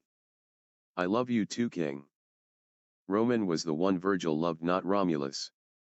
Was Romulus really thinking he could replace Roman and Remus with himself? Maybe it was a good thing Deceit was staying away from him. Virgil would hate to know how the snake side would have reacted to what Romulus just said. By King confessing, did that mean that Roman would never come back? If so, then who was he supposed to go to when the shadows in his room became too much? He didn't want to have to run to King like some scared little toddler afraid of his own shadow. Virgil could feel that panic attack he'd been holding off all day start to surface with a force. And Roman wasn't here to help him through it. Roman wasn't coming back. Roman wasn't coming back. Roman wasn't coming back. Oh, God. No. He couldn't accept that. He wanted out. He wanted to go back to his room now. Back to his Roman hug pillow. He wanted Roman. Romulus was here to replace Roman. Something touched his shoulder and he let out a fearful shout of surprise and jerk away, ready to run. Ready to say the words Roman had always said to say when the imagination became too much. And to only use it if Roman wasn't coming fast enough. Everything was too much. And Roman wasn't coming. The touch came back this time to his face. And that was it. I'm a damsel in distress. He tempest tongue slipping out during his panic. God, he promised himself never to need to use Roman's embarrassing safe word. He wasn't sure what was going to happen now. But was sure he heard a roar echo from the distance. Romulus didn't understand. Virgil's eyeshadow had darkened the longer he talked to him. And his breathing was becoming erratic. Virgil. He had tried to touch him, to try and help calm him down. But that seemed to make it worse that Virgil had shouted something about being a damsel and in distress. Romulus guessed the distressed part was right. Patton and Logan's worried voices were drowned out when a horrifying roar echoed across the imagination. The clouds started to darken and like a bullet from a gun, a dragon-like creature dropped from the sky and landed just behind Virgil, who seemed in the midst of a panic attack. The beast's landing causing the panicked side to drop to his knees from the tremors the ground did. Without thinking, Romulus summoned for his weapon, a double-blade staff, feeling its weight settle in his hands. Pointing one end of the blade weapon at the beast. Virgil looked behind him and felt his mouth open in an attempt to scream, but nothing came out, but his leg answered his instinct to immediately run away. Not that he got far, as the dragon witch swiped him up easily in her claws, smoke trailing from her nostril as she held him up at eye level. Roman's little shadow prince. She growled out, looking at the emo with an intrigued eye. Virgil held a hand against his chest, trying, but failing, from keeping his heart from trying to run away with his soul. His mouth still gaped open but no sound coming out. Drop him, beast. Romulus demanded. He was king of creativity, so the beast should listen to him. The dragon witch moved her gaze from Virgil to King Romulus. Old creativity? I have heard stories of you. She mused, with a growl, but made no move to follow the demand given. Put him down or I deconstruct you. He threatened. For some reason this made the dragon witch laugh. Oh, I would love to see you try. You Highness. Mahaha. She taunted. Romulus, why is she here? Roman never summons here when we're here. Patton gasped. He and Logan standing further back with Patton hiding behind Logan. Don't worry, Pat, she's not going to exist in a moment. Romulus assured, focusing on returning the beast into nothing. Imagining the space she stood empty with Virgil safely on the ground. After a few moments when nothing happened, the dragon witch laughed again, pulling Virgil, who was frozen from shock and panic, to move, close to her as she flared out her wings. Ha ha ha ha. I told you. She said, with a tilt of her head. You have no power over me. Your old creativity. You can't get rid me. Why? You didn't even create me, you old fool. Why have shown yourself? You're supposed to wait to be summoned from Roman or Remus. Or in this case King Romulus. Logan questioned, already writing in a notebook. As soon as the words left his mouth and the dragon witch turned her attention on morality and logic. Patton quickly covered Logan's mouth with both of his own, giving the huge dragon witch a fearful grin. I was summoned. She growled out, her wings starting to flap. And now I must go and obey the rest of the command. Her powerful wings took her into the air, taking Virgil with her. Kiddo! Patton shouted in horror, taking his hands away from Logan's mouth, who was writing frantically in his notebook. Romulus caught the dad's side before he got too far away from them. Calm yourself, Patton. I will merely summon the creature back, Romulus assured, trying his best to will the disappearing dragon witch to return and then disappear into nothingness. But nothing was happening. The creature just kept getting smaller and smaller. Interesting. Logan mumbled, watching as nothing happened. What is it, Lo? Patton asked, eye already full of tears. Romulus. Logan called, summoning the Sherlock story that Roman had made for him as a Christmas present. Romulus looked at the logical side in confusion. Change this ridiculous cover into a blue one, please. Really? Does now seem like the time for that? Romulus all but shouted, red and green eyes sparking a bit. Apologies. Logan conceded, the book disappearing, returning to the logical side's room. What is the plan then? Obviously the dragon witch will not listen to you. That thing's name is the dragon witch? Romulus asked, flabbergasted. Who created such a beast? He demanded. I believe Roman was the main creator, but I do believe he had allowed Remus to add in a few detail as well. So a collaboration on both your halves. Logan explained. The two of them like to fight her, whenever they get bored. Romulus looked back to where he last saw the dragon witch disappeared. She had taken Virgil to the imagination on the other side of the dark forest. Did you see that thing? We got to go after it.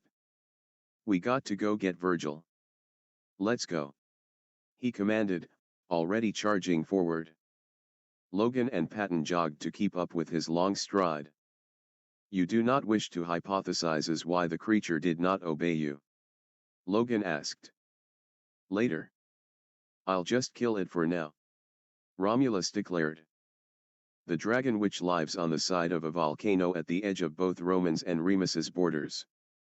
Perhaps it would be wise to make the temperature not to her liking, Logan suggested, his notebook still out as he watched Romulus slow for a mere second, digesting the logical side's suggestion before snapping his finger.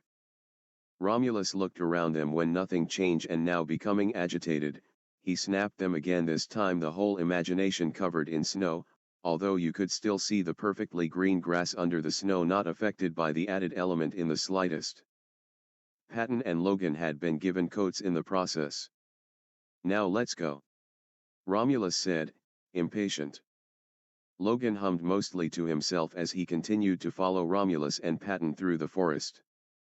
Virgil.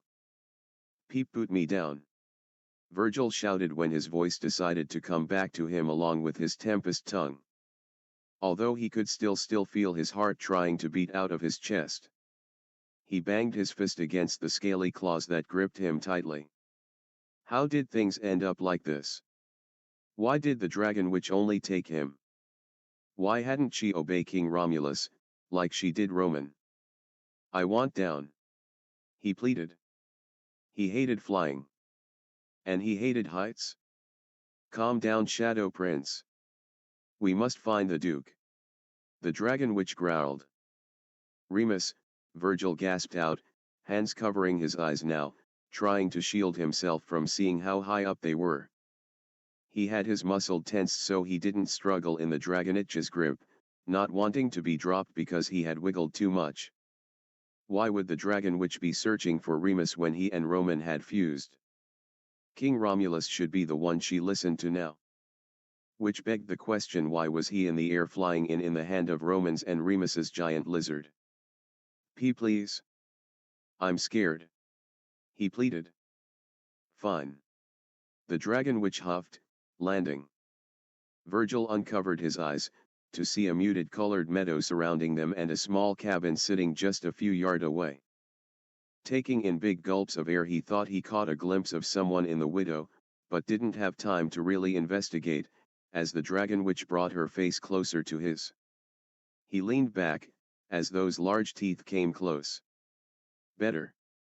I three, he stammered, just wanting her to let him go. Good. We can't stay here. The Duke will punish me for trespassing. She huffed, not giving Virgil time to answer as she jumped into the air again. I saw personine the window. He said, quickly wanting to get back on the ground. Yeah, I bet. We will go back if the Duke is not in his castle. He may be spending time with the snake. She growled. Just put me down. He begged, not really hearing her over his own fearful thoughts. The dragon witch, however, said nothing more to him, as snow suddenly appeared down below on the ground. Deceit's cabin. Deceit was awoken when he heard the heat lamps above his bed turn on. That almost never happened unless he somehow got caught in a winter wonderland on Roman's side of the imagination. He got up slowly, enjoying the heat that was hitting his scales. Maybe he should lay down again. He wasn't ready to be awake yet. Remus, he called. Laying back down. Fake, Remus appeared in the doorway, Morning Star still resting against its shoulder. Leave that by the door and jump in bed with me, he requested. Fake, Remus did exactly as told, jumping on the bed roughly, and climbing over Deceit, who watched with tired eyes. Why did the heat lamps turn on? He asked, hoping the cabin would tell him. Snow is outside. And you need extra heat when the weather turns cold. Fake, Remus answered. Deceit sighed, and rubbed his face. He knew Remus's control was fading, but he didn't think that meant King Romulus was going to freeze the dark side of the imagination. Guess I'm not going anywhere, he mumbled. Well, he could, but he wouldn't be able to stay out there no longer than it took him to reach the door that led to his room. But why should he go back, when the only person who wanted him was gone? Where the others avoided him? Where King Romulus now roamed? No. Deceit was better off here, where he could pretend everything was fine. Because everything was fine. Besides, he could still do his job from here, and he wouldn't run into the others either, so they would be happy with this arrangement as well.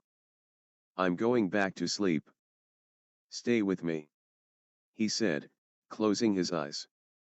Run your fingers through my hair, he requested after a minute, and he scooted closer to snuggle against the fake Duke's chest.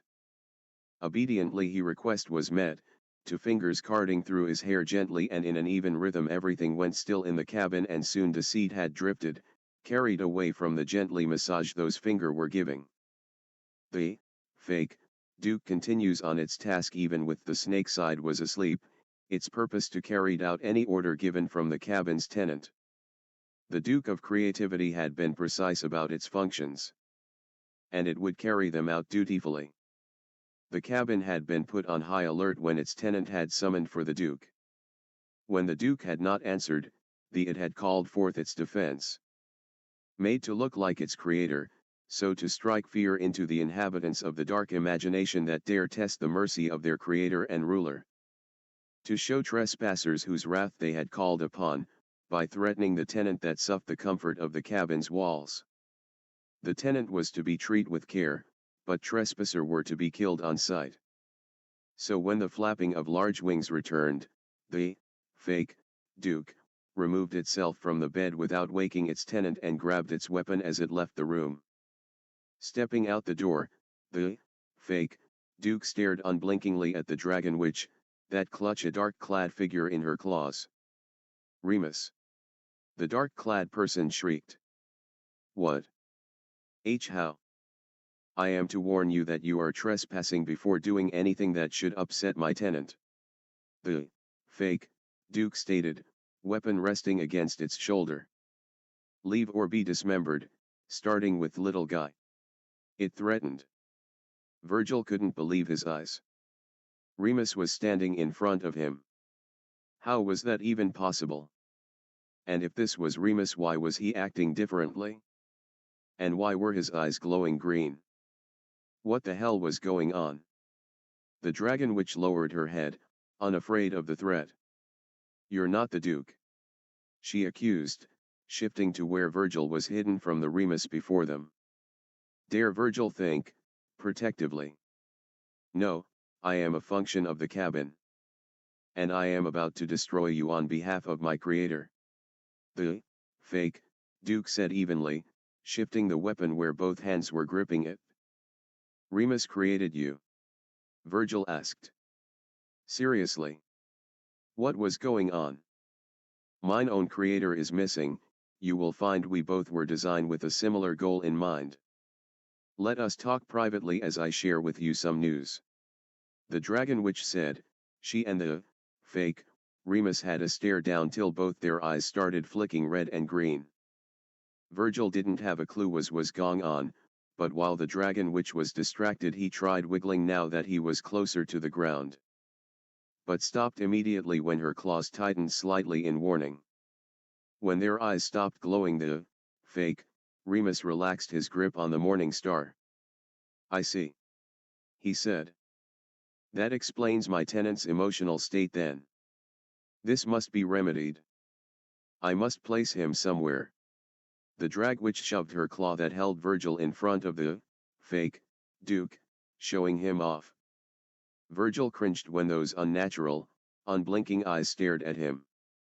"He may not enter," the fake Duke stated. Virgil found himself pulled back toward the dragon witch, who growled annoyed. He felt her start to shiver and felt her claw flex around him each time a shiver ran through her. Not that he blamed her, he too was getting kind of cold too.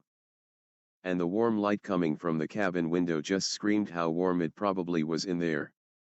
He was kind of starting to root for her to talk the fake Remus to let Virgil in. "My walls are for my tenant and him alone. And my orders stay the same. The old creativity is coming here.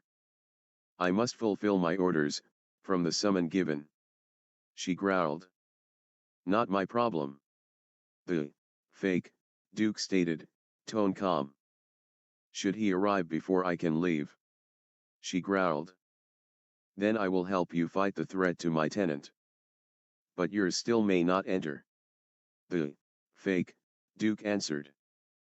Virgil groaned, no longer in a panic as flight had seemed to have failed him. He was tired and just wanted his bed now. And from these figures of the imagination to stop talking in circles. "Well, who is your tenant? Call him out here and let him decide if I'm allowed in," he huffed, annoyed.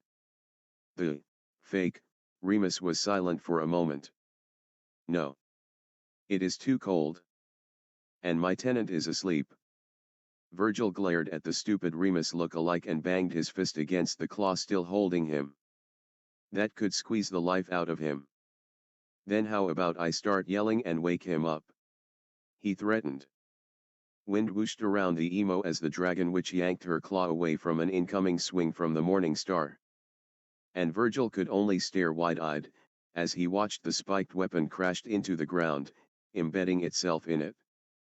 The fake Duke easily slung the morning star back over his shoulder and gave Virgil a smile that was all pointed teeth and crazed green eyes. "Make a peep and I'll make your head a pancake." Virgil didn't say another word. The fake Duke gazed around the meadow, processing the information given from the dragon witch. She had shared disturbing news. One she was bring right to the cabin.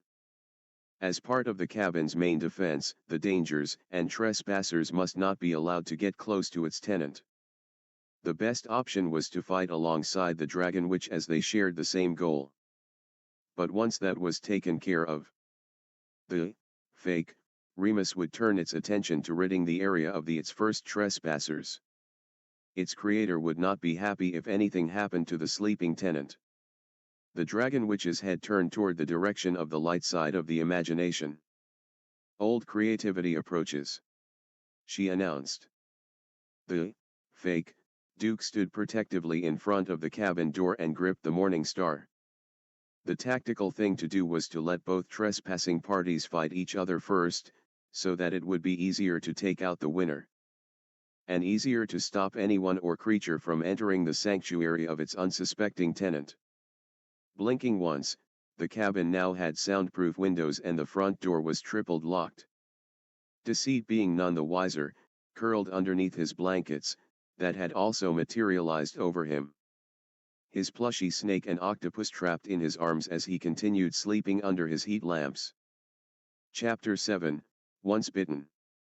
King Romulus hadn't been to the dark side of the imagination until now. It was not a nice place to be, and he felt bad that he had to drag Patton and Logan through it, but they had to get Virgil back from the hideous beast. He had been told his darker half had ruled this side, but in reality it looked like everything was left to run rampant. The grotesque creatures certainly had no qualms about attacking with even when Romulus commanded them not to. He could already hear Logan trying to figure out why the imagination wasn't listening to the king of creativity. The cold snow seemed to have helped make some of the monstrous creatures to go search for warmer dwellings. But the bloody dragon witch was the creature he kept his eye on. She was flying around the dark imagination in a tight circle in some areas, before finally landing. "It's landed," he informed the other two sides. "Yes, well, that is good. Being reptilian, albeit a fictional one, she is more likely than not able to regulate her body temperature as we are," Logan acknowledged. "But seeing as you are creativity, you would think everything out here would listen to you." "I've been gone for 25 years, Logan, give me a break," Romulus snapped. "Yes, but before the split the imagination had been one whole. If you remember dash." "Logan, not now," Romulus snapped, not wanting to hear about why he was failing at his job. The logical side gave Romulus a slightly displeased look. The three sides emerged from the trees and into a meadow that, while was muted in color, was not like the rest of the dark imagination. "Wow. Patton awed. I didn't know Remus had a place like this here. Even with the snow covering the ground, it was nice to look at." "Yes, it's quite strange and not within the Duke's aesthetic. Much nicer looking than the rest of the dark side," Logan agreed. "That beast landed here," Romulus said, already able to see the tips of the horns in the distance. "You two stay back, while I go kill the vile monster," he said, already gripping his double-blade spear, ready for battle. Being as stealthy as he could be with crunching snow under his feet, he tried to creep up on the creature to get in a sneak attack. A cabin came into view along with a beast that held Virgil in its claws. And there was someone else there too, wearing black and green. "Remus!" Patton's voice shouted from behind him, not only making Romulus jump from surprise, but also giving away their position. It does indeed appear to be Remus. But that should be impossible since Romulus is still whole," Logan agreed, coming up behind the moral side. He noticed Romulus giving him a look. "I was trying to stop him. But as you see, I have failed," he explained. Although Romulus didn't believe any of it, consider the logical side had his notebook out and pen at the ready. Romulus watched as the dragonetch's head turned her head in their direction, while the so-called Remus stood in front of the cabin door, not moving or blinking. "We must be careful, Patton, no," Romulus shouted as the ball of energy that the dad side shot forward. "Remus! Deceit's going to be so happy," he shouted with glee, although the so-called Remus didn't even give any indication that he had heard the moral side. Romulus seen the dragon witch take deep breath, and it clicked immediately what was about to happen.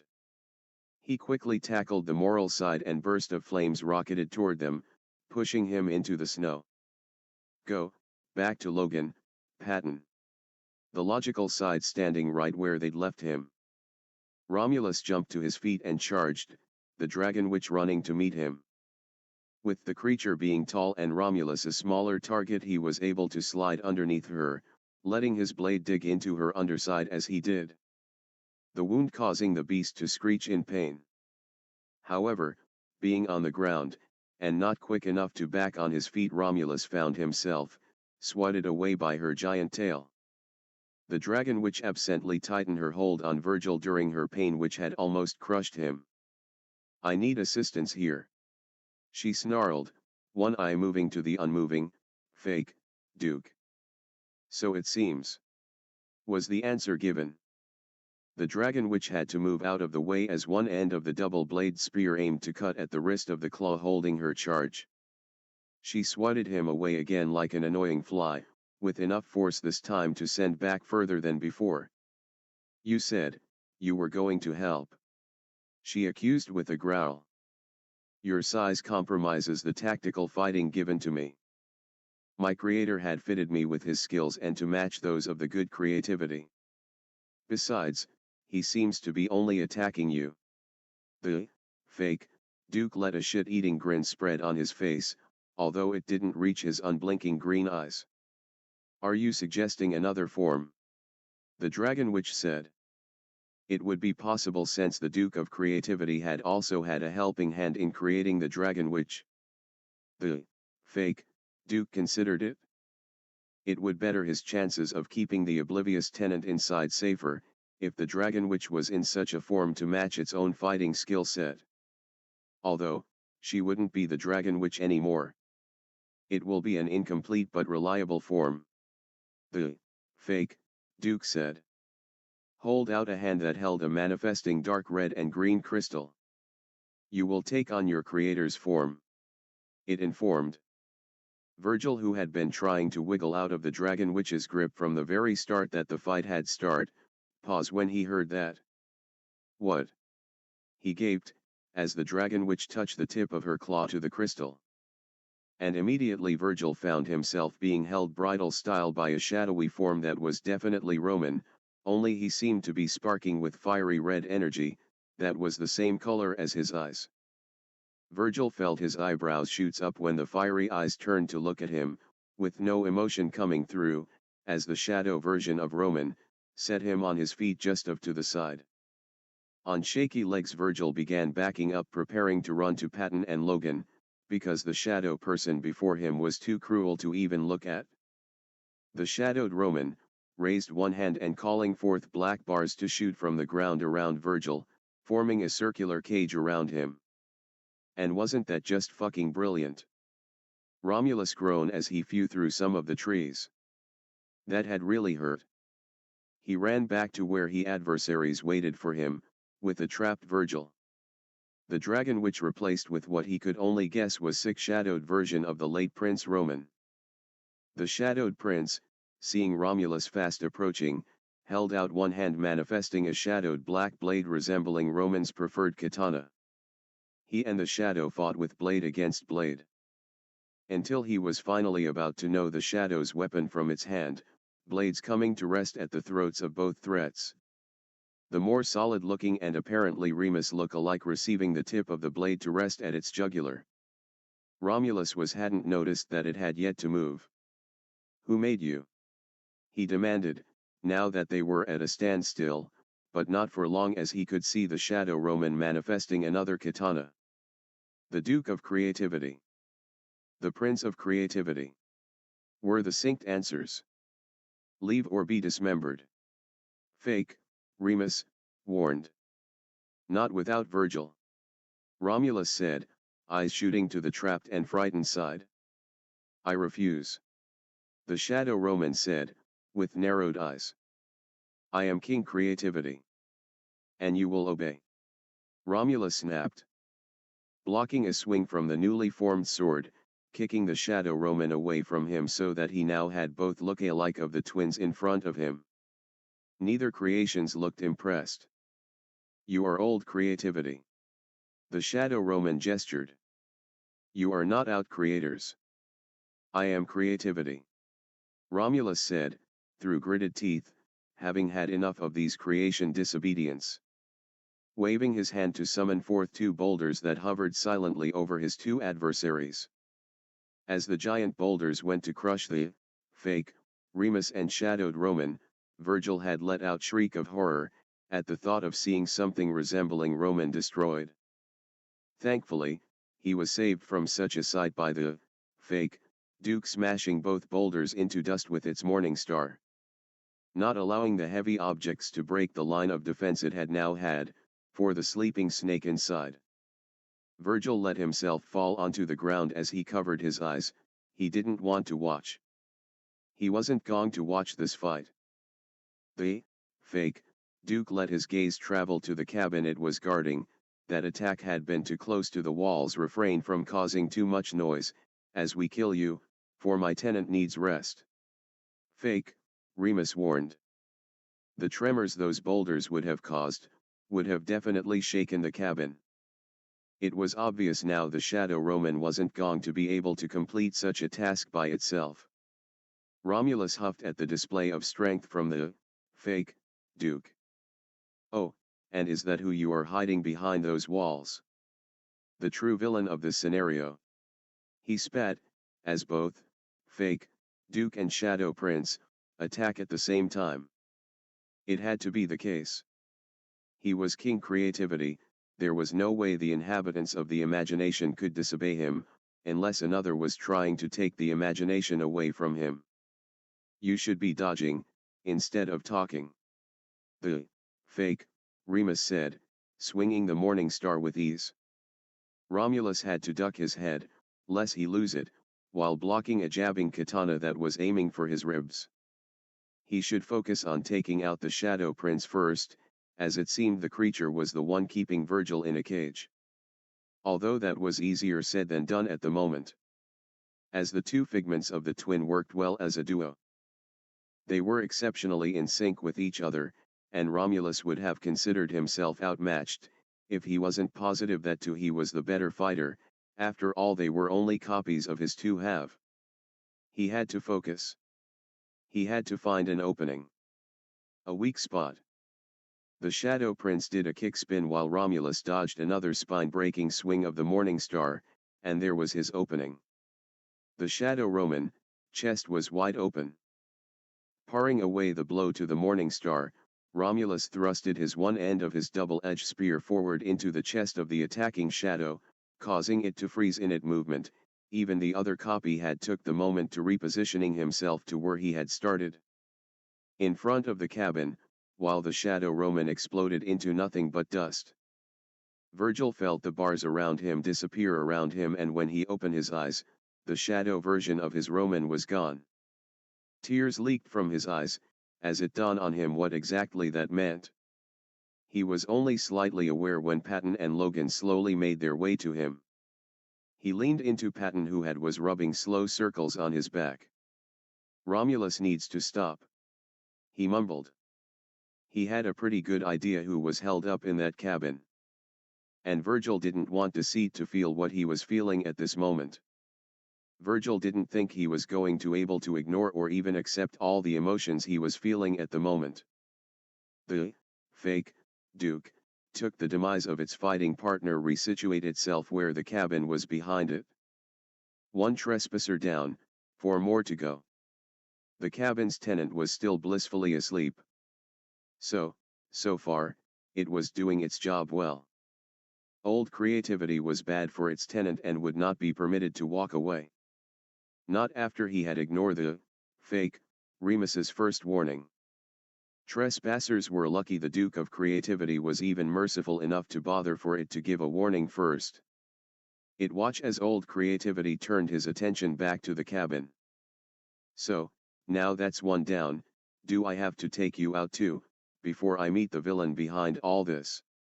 Old Creativity demanded, pointing one end of the double-blade spear at the fake Duke. The Morning Star was lifted and pointed at Old Creativity in much the same way. You are the villain. Romulus felt rage boiled in him at that response. He imagined in his head a giant ton ball above both the cabin and the Remus copy.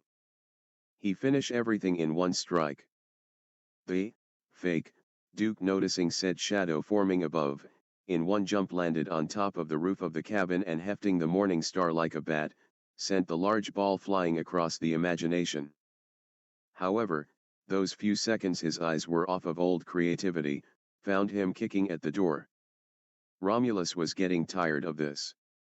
Whoever was in there, that was who he had to face to end all of this, and with the guard dog on the roof.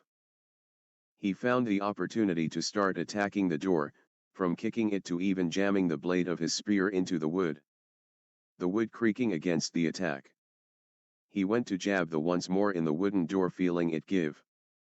He could hear Virgil calling his name, but he didn't pay attention. He needed the imagination to listen to him. A motion behind him stopped his continuing attack on the door. The fake Duke landed behind old Creativity and yanked roughly at the double-bladed weapon, pulling in a spinning motion so that Romulus was no longer damaging the wooden structure. Continuing his movements by kicking the creative side at the knees and bringing him down. Using the king's weapon as against him to help keep him pinned beneath him, by pressing the handle into the side's throat, as he started punching the creative side repeatedly in the face. The Morning Star being deemed as too quick and merciful. This trespasser deserved to be beaten to death for even attempting entry to the cabin. Romulus had little time to react to the fist repeatedly smashing into his face at a rapid speed. He fought to flip their positions, getting his feet to find purchase, while he became more and more disoriented due to the head trauma he was obtaining. But finally he was able to roll, pushing against the spear's handle against his throat, successfully switching their positions. The fake Remus didn't even seem to notice, as the punches still came. Though the handle of the spear was replaced with the fake Duke's other hand that started squeezing. Romulus was starting to see dots, his own grip and balance loosening, leaving him open to more attacks as he could feel the Remus underneath him already trying to switch and get the upper hand again. Having enough of this fight, Romulus let his enemy roll them only to continue in another roll, one that allowed him to his feet and the fake Remus to his knees. And with a firm and fluid motion let the blade on his spear to cut through flesh and bone. Deceit in the cabin. Something banging on the roof and the door had Deceit jolting awake, gripping his too plushie to his chest. Looking around slightly startled, he noticed his living doll was gone. Had it gone back to the living room? Did the dragon witch come back? It would have let him know if that was the case, right? The noise at the door was getting more violent and Deceit found himself hurrying to get out of the warm bed, throwing on his gloves, capulet, and hat, on his way to the door. Which wasn't easy anymore, as not eating for so long meant that he was very low on energy. Stopping short when he noticed that it looked slightly crooked in its place. But the loud banging had stopped. "Remus," he asked, hands going to the 3 locks and undoing them. When had the door always had 3 locks? He opened the slightly damaged door in time enough to see Romulus fighting with his fake Remus on the ground, the king of creativity looking worse for wear as he managed to roll to his feet and the blade of the double-blade spear he wielded sliced all the way through the fake Duke's neck. Its head falling off its shoulder, rolling on the ground a bit, and the decapitated body slumping to the side in defeat. Slowly the lifeless body of the fake Remus started dusting away. A silent cry left his lips as he tried to reminding himself that he couldn't cry here. That he had to keep breathing. That hadn't been his Remus to begin with anyway. That it had been a fake. But it had been a good fake. Deceit. Romulus's voice called with slightly confusion. The blade of his weapon pointed at the snake side. His mismatched red and green eyes seeming to glow from the throes of battle. "You were in the cabin this whole time." The weapon lowered, from shock. Deceit stared at the king of creativity, trying his hardest not to show him that blow might have taken Deceit with the fake Deceit. At least then he wouldn't be hurting right now. He wouldn't give them that satisfaction. What right did the brute have to sound confused? Off to the side he was aware of the other 3, standing off to the side.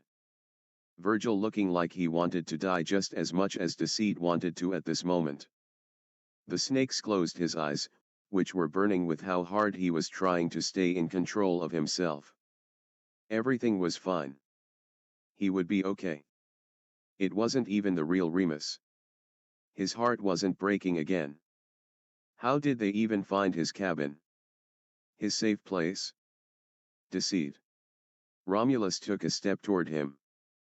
Not wanting the creative side near him, Deceit let out a warning hiss that slammed the door shut, and slamming the locks back in place. Deceit. Let me in. Romulus banged on the door. I want to escape for him. Deceit chokes, hands slipping into the pocket that still held the Duke's green sash. An back door appeared, in the kitchen, and Deceit exited, and had the cabin get rid of the door before circling around and watching the others, besides Virgil, who was still kneeling on the ground with wide eyes.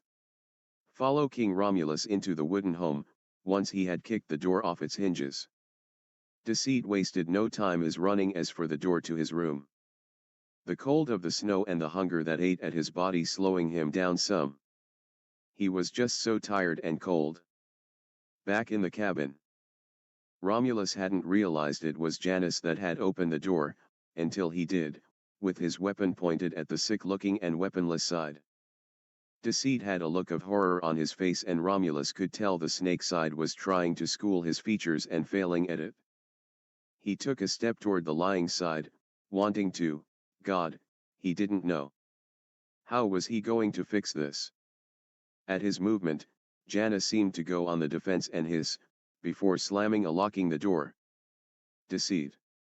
Romulus called and started banging on the door more frantically, afraid of what Janus was going to do. Let me in. He demanded. Backing up and giving one good swift kick to the already damaged door and rushing in. Patton and Logan following closely behind. Patton ran through the cabin, looking in each room for the snake side, while Logan merely glanced around.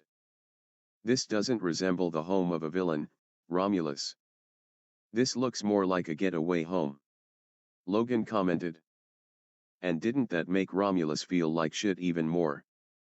After shouting accusation that a villain must be here trying to sabotage and take the imagination from him, when all along it had been Janus. Janus, who looked like death, warmed over. What was the snaky bio even doing this far into the imagination? Guys, look. Patton came rushing back holding some plus highs of a snake and an octopus. I found them in his bed, he said, a worried frown on his face. Are you sure they're his? Logan questioned. There's only one bedroom low. Patton nodded, who hugged the stuffed animals. Poor Deceit. Logan, who was still standing at the entryway, glanced out to check to see if Virgil was still where they left him, and spotted a running Deceit. There he is. He called, pointing. Romulus pushed past the logical side, leaving his weapon behind as he dashed after the fleeing side. Gaining ground quickly. Up ahead, a lone yellow and green door came into view. Deceit wheezed as the door came into view. He just needed to make it to his room. He heard pounding footsteps in the crunching snow and tried to push himself harder to get to his room. But shrieked and hissed, when arms wrapped around him, trapping his arms to his side and lifted him off his feet. However, Deceit's kicking and struggling caused him and his assailant to tumble onto the ground.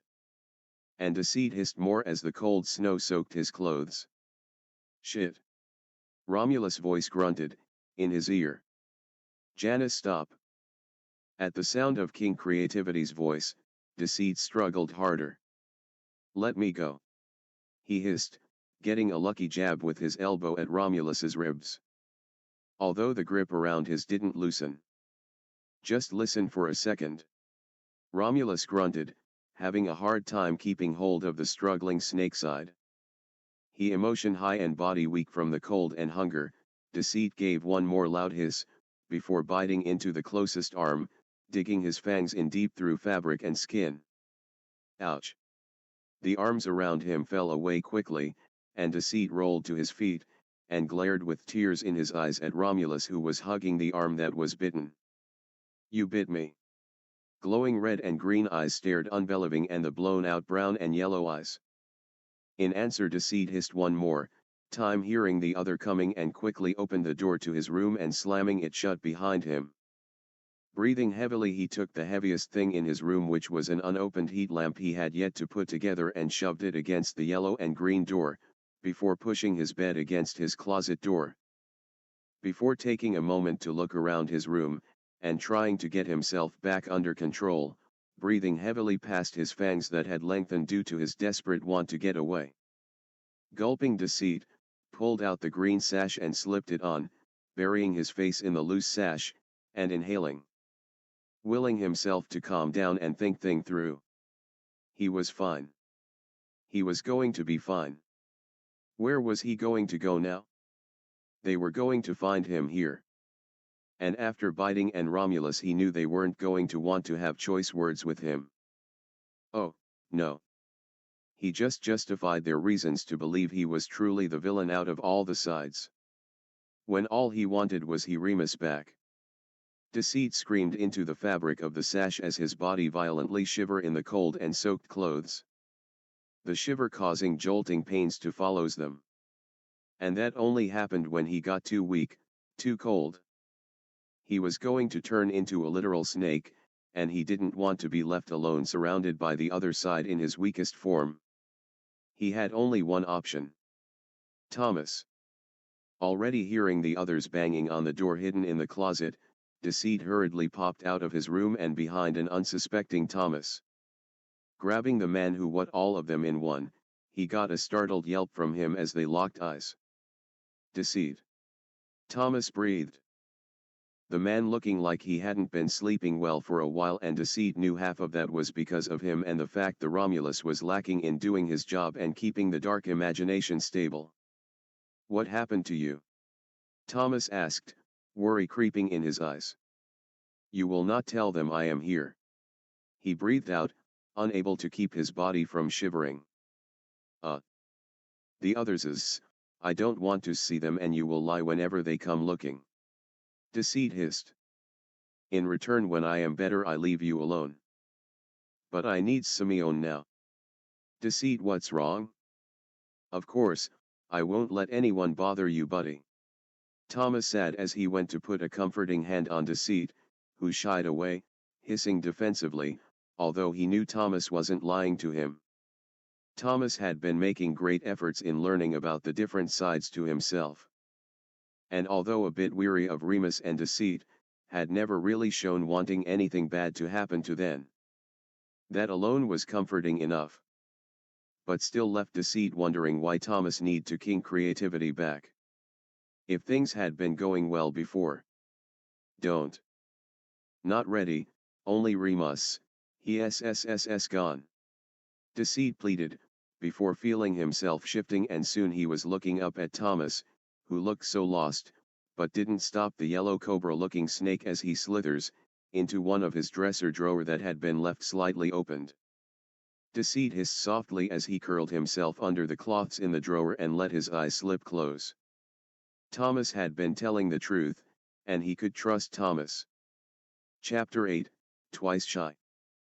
They had been unable to get through the yellow and green door that Deceit had escaped through, so they had returned to Romulus's room. The king of creativity had immediately rushed off to the dark sides to go and find Deceit.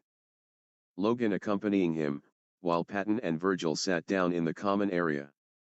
Virgil sitting and staring at nothing, his anxious-filled mind still in turmoil of what had happened in the imagination. It was silly how a shadow version of Roman and knowing Romulus had killed it was affecting him so badly. He wanted to curl up and die. Choking on tears that were just pouring from his eyes, Virgil leaned into Patton, who, while holding the plus highs from the cabin, wrapped him in a comforting hug. It's going to be okay, kiddo. He murmured. No, it's not, Pat. Virgil said, shaking his head. I don't think Romulus understands what he has done. Not just to me, but to Deceit as well.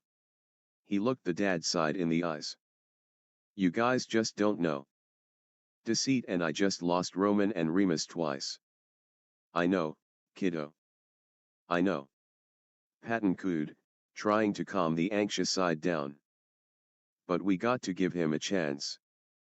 Virgil shook his head. It's not going to work, he said, pushing off the couch. I can't try anymore, Pat. I'm sorry.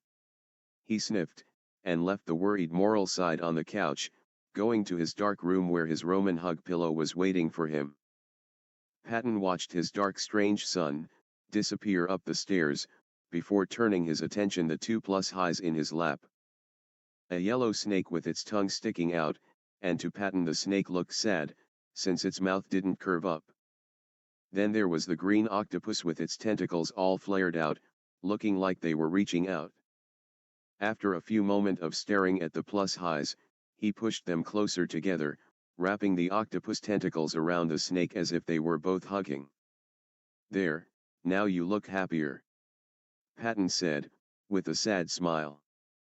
Placing the plus highs on the couch next to him, just as Romulus and Logan came back from the dark side's home. Romulus was still cradling the arm Deceit had bitten. "How's Deceit?"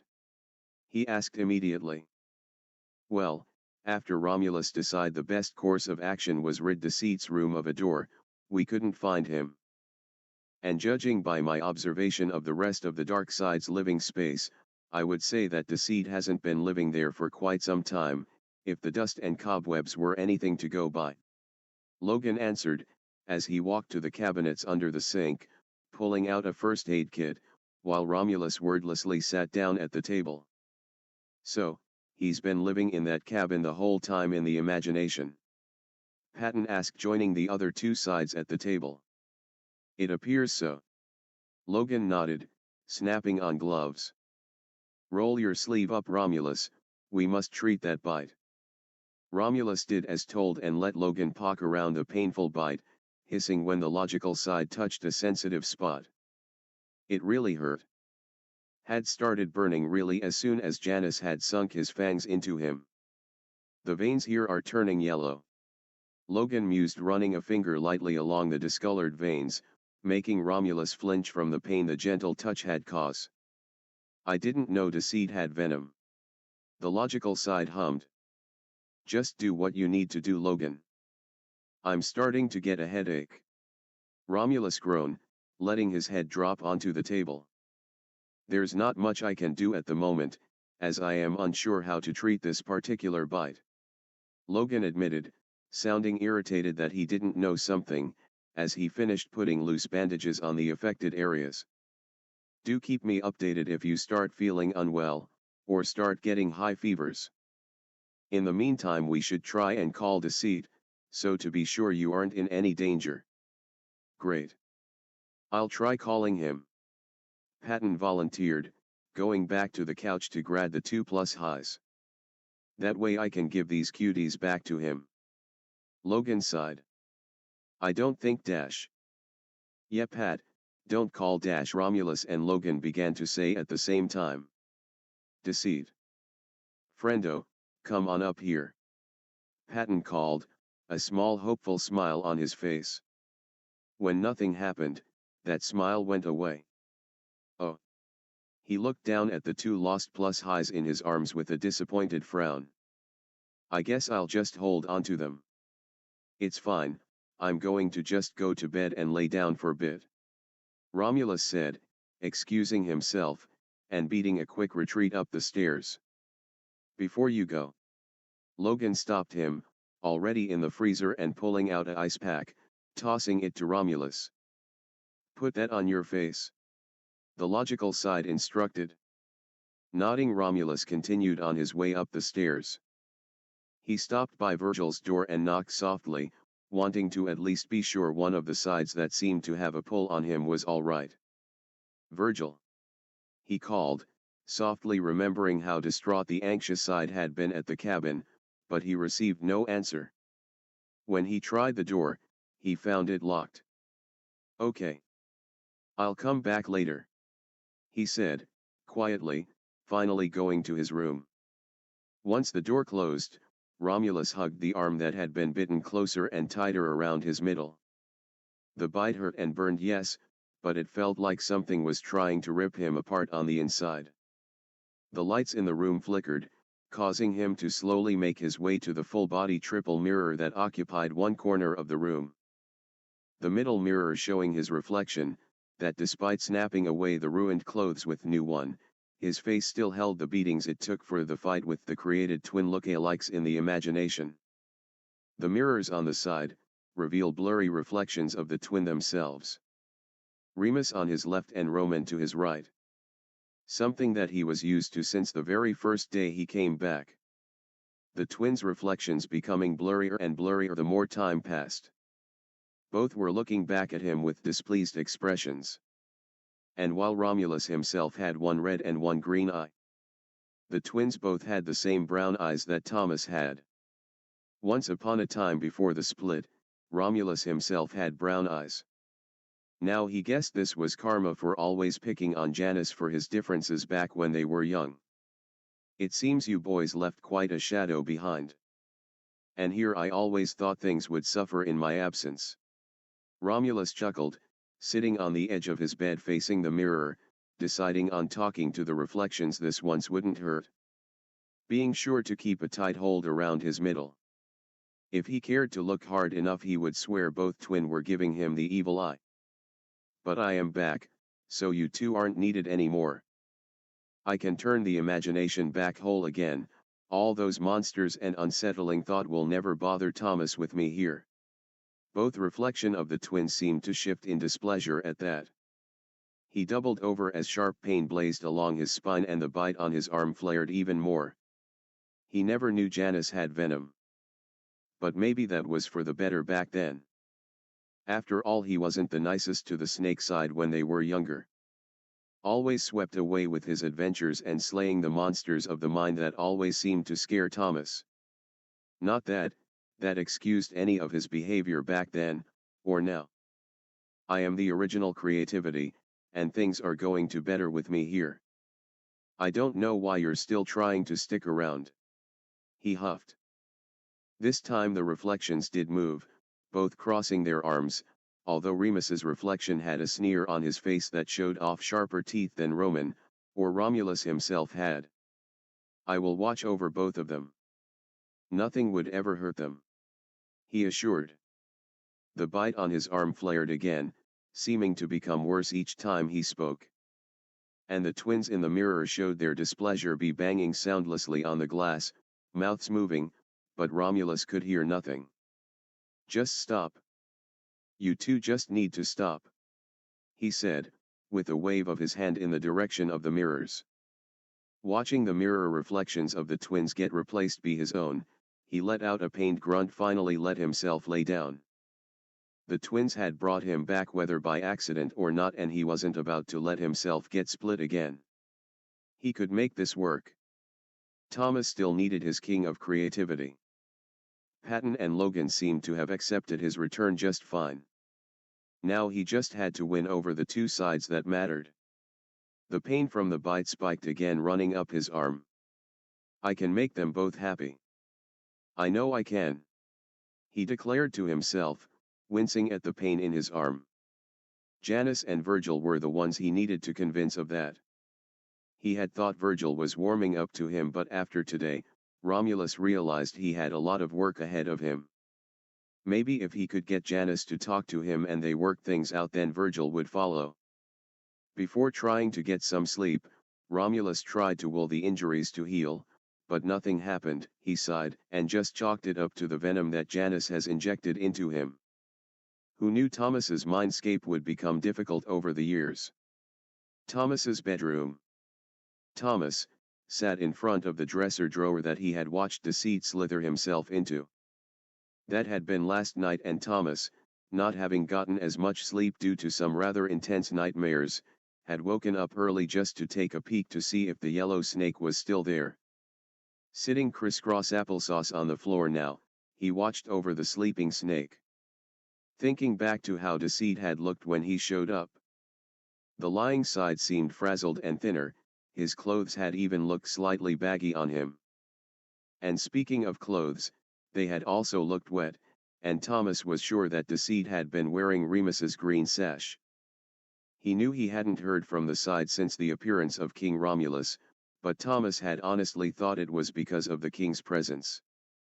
Now though, he was starting to see the snake had been grieving.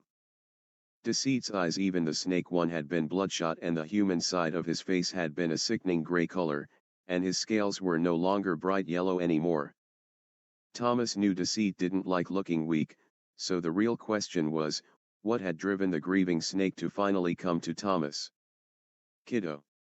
Patton's voice called from downstairs. A hiss came from the dresser. Deceit having woken up at the moral side's voice. "Don't worry. I won't tell them you're here," he assured, keeping his voice soft.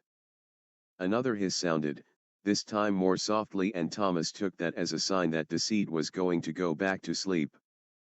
"Thomas, we require your assistance." Logan was the next one to call up to him. Not wanting to have one of the other sides to come in his room, not after he had promised Deceit that he wouldn't let the others know where he was, Thomas got up and went downstairs. The sides downstairs were all waiting for him, with Logan and Patton sitting on the couch side by side, while Romulus was pacing the room. Virgil, however, didn't seem to be around. Thomas didn't miss the swollen bruises that litter the king's face. Like he'd been in a fight. Seeing the bruises on Romulus' face had Thomas remembering how panic and desperate Deceit had sounded, pleading for Thomas to not tell the other. Surely Deceit didn't do that to Romulus.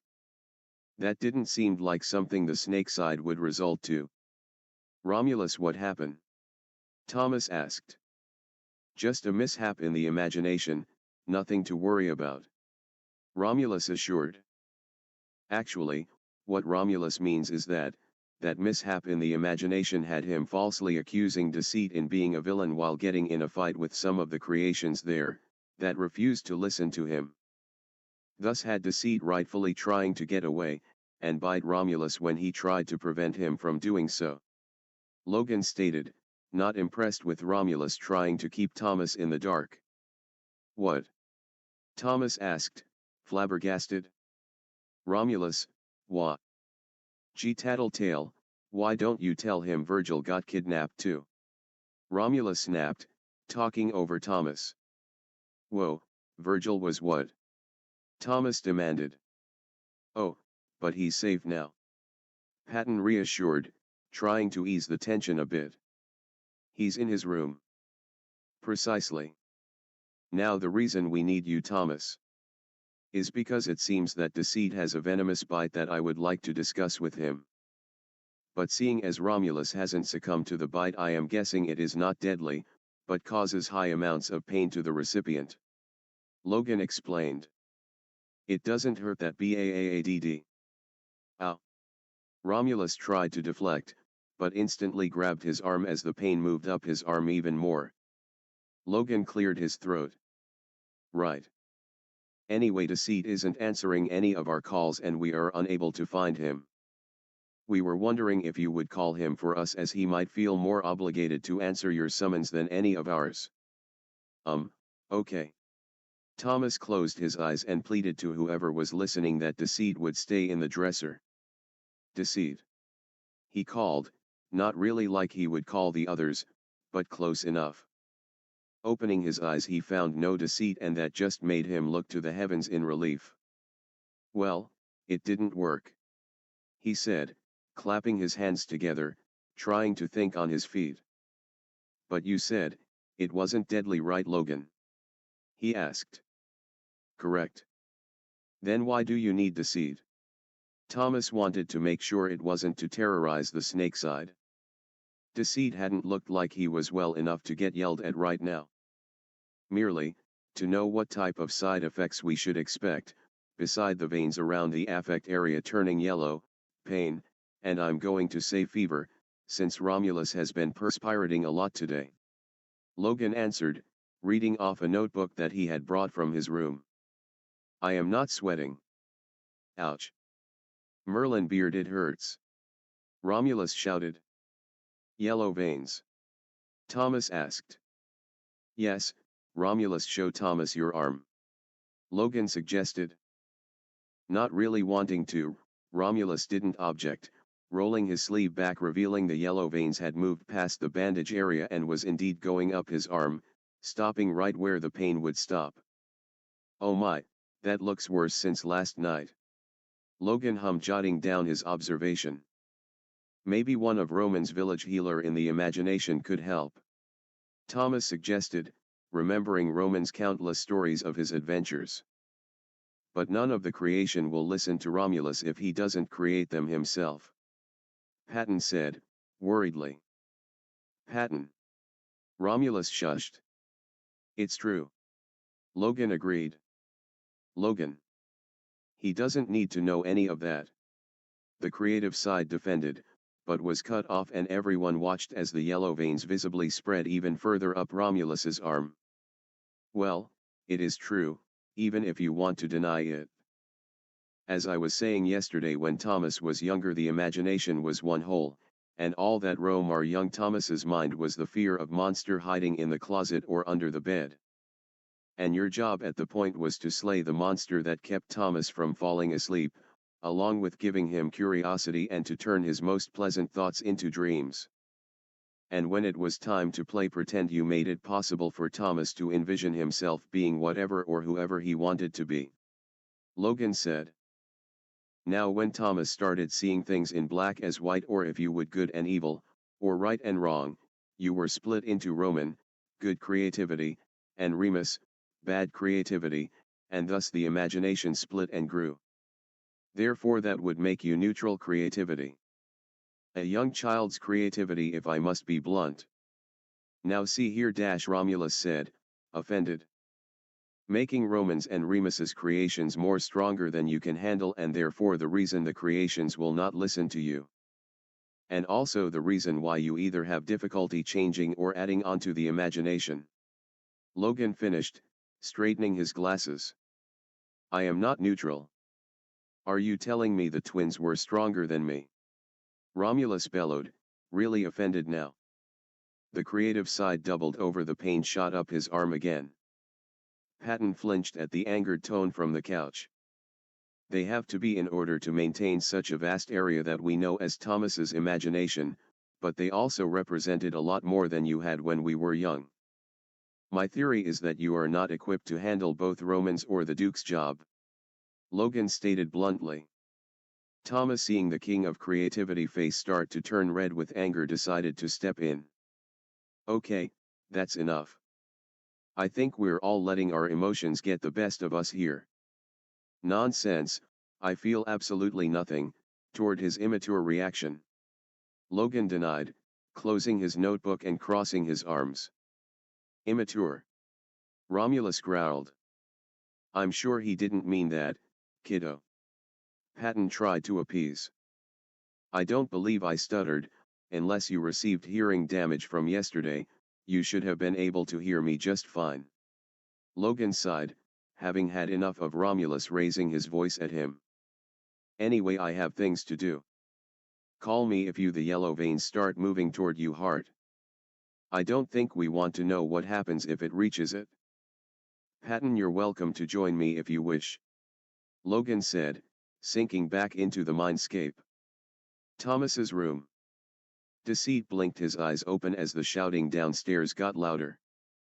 He wasn't able to sleep like he wanted to, mostly because he was so on edge. He had felt a slight tug that happened when being summoned by Thomas, but it seemed Thomas wasn't really trying, so even though Deceit was weak, he was able to ignore the pull that only happened once. For that he was grateful. Coiling tighter into the clothes in the dresser drawer he was in, trying to relax enough to go to sleep. The multiple voices downstairs soon started to sound muffled, as he slipped back to sleep. Trusting Thomas a bit more, as he had already proven he was going to keep Deceit hidden from the others. Remus whined, from his room. Janus, who was making himself a snack, preparing for a marathon of his favorite show that was coming on that night, opted to not answer for fear of being dragged into the Duke's realm for a surprise adventure. Not that he didn't enjoy them. But the snake side had planned and cleared his schedule for tonight. Surely whatever the dark creative side wanted he could conjure. He had the couch prepped with his heating blankets, snake plushie, pillows, drinks, and beverages. Even going as far as prepping for Remus for when the Duke decided he wanted to join him. So when he stepped in his room, to change into the P.J.S. Remus had given him for Christmas, he was not expecting for two large tentacles to snatch him up and drag him through what looked like a bottomless hole in the middle of his room. Remus! He snapped, as the tentacles dropped him safely in the dark creative side's bed. Finding said Duke waiting with open arms and no clothes on. What have I told you about altering my room? He hissed, unfazed by the Duke's nudity. The Duke merely laughed as he wound his arms around Janus, the tentacles that brought him joining in. Well, I called, but my snaky wasn't charmed enough to follow my voice. Ew. Is that really all you could come up with? Deceit sneered, wiggling to turn around so he could see the creative side's face. However, the Duke refused to let him, and instead bit the lying side on the ear, on the snake side of his face. Pulling a surprise hiss from the smaller. Ouch. I could eat you for not answering the first time, if that would be better. Remus chuckled chaotically when Janus began pulling away, the Duke's arms and tentacles loosening, letting the now blushing side to move away, and off the bed. Janus rubbed at his sore scaly ear, although he knew Remus hadn't bitten to draw blood, despite how sharp his teeth were. Was there a specific reason you dragged me here? I was preparing for a marathon. Don't be like that, Janny, I was bored and you didn't answers when I called. Remus pouted, his tentacles reaching for the snake and tugging him back by the waist. No. Not tonight. I want to relax and watch TV. Janus said, shoving the tentacles away, smacking the one that was sneaking its way up his shirt. Double D. Remus begged. The snake side already walking out of his room. The dark creative side pouting for a second before his smile returned. Downstairs it is then. We can do it in front of the TV. He rejoiced. Hopping out of the bed chasing after the snake. Plowing into Janus, who was once again trying to enter his room, but instead found himself heft over the Duke's shoulders, the tentacles wiggling their way up the snake's shirt, searching for his sensitive areas. Remus. No, ha ha ha. Stop. They tickle. Hiss, get that slimy thing away from my face. Ha ha. No. Ha ha ha ha ha. Hiss. Ouch. Oh ho, I didn't know you liked playing rough, Janjan. The Duke cackled, as once again Janus slipped from him. You better not make me miss, fa ha ha, my how, or I'll feed you, fa ha, your eyeballses. Yummy. Deceit was jolted awake from the fond dream, when something wrapped around him, startling him so bad he struck the thing that was covering him, letting out several hisses. Sorry. Sorry. Thomas's voice sounded from above. The thing cover Deceit was removed, revealing the face of Thomas with a very apologetic look, and holding a heating pad. I read that snakes needed heat, so. He gestured to the heating pad in his hands. Deceit-eyed Thomas and the two were stuck staring at each other in awkward silence. Okay, this is awkward, are you able to change back? Thomas asked, not liking not getting a response back. So, you really let yourself go, Deceit? Virgil's voice came from behind Thomas, causing both Thomas and Snake to jump in surprise. Virgil. Thomas said, slamming the drawer with Deceit in it closed. Deceit? Where? I don't see that slimy boy anywhere. Your acting stinks when you're nervous. Virgil scoffed, from Thomas's bed, his hood up and over his eyes, body hunched in on itself. Besides, I know he's here. You've been worrying all day about him after talking with the others. What? No, I'm not. Thomas denied, hoping to give the snake a chance to sink out. Virgil lifted his head, and lowered his hood, revealing bloodshot eyes from crying to Thomas. If he's in his snake form, then he doesn't have the energy to sink out, so open the drawer before you accidentally smother him. The emo said, getting up from the bed and looked in the drawer when Thomas finally relented. Deceit stared up at Virgil, who reached down holding his hand out, inviting Deceit to coil around the offered arm. The heat coming off of Virgil felt so nice, that Deceit couldn't resist any longer and slowly wrapped himself around the emo's offered arm, his head resting on the anxious side's shoulder, snuggling into his neck, trying to soak up as much warmth as possible. "So, how do we get him to change back?" Thomas asked, watching the rare moment of Virgil and Deceit being in the same room together, even if both weren't acting like their normal selves. "He's got to get warm.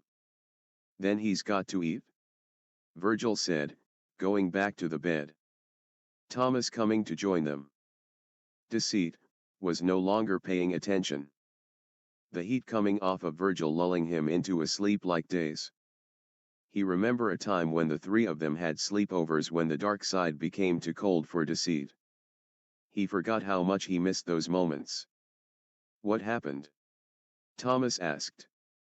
"It's all too complicated, in all honesty. But if you want to know what's wrong with Deceit, he hasn't been taking care of himself," Virgil answered, moving his head to the side, when Deceit started nudging his way underneath the hoodie to get closer to the trapped heat under the black and purple hoodie.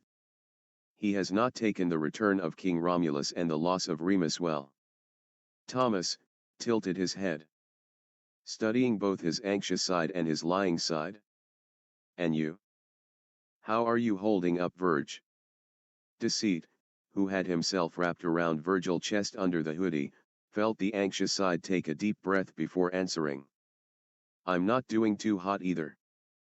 But Deceit is the one we need to worry about," Virgil admitted. "I don't think Romulus is aware that his actions are not helping." "So, you're not going to tell them he's here, are you?" Thomas asked.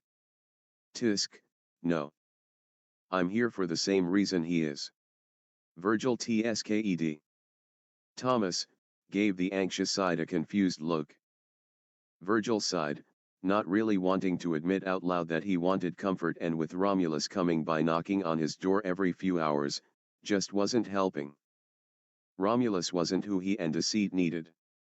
Thomas was their only option until he and the snake side could either accept that the twins were gone, or until whatever brought King Romulus back caused him to split again. "We don't want to be alone, but the others are too much right now." He felt Deceit tighten his coils around his chest slightly as they both waited for Thomas's response.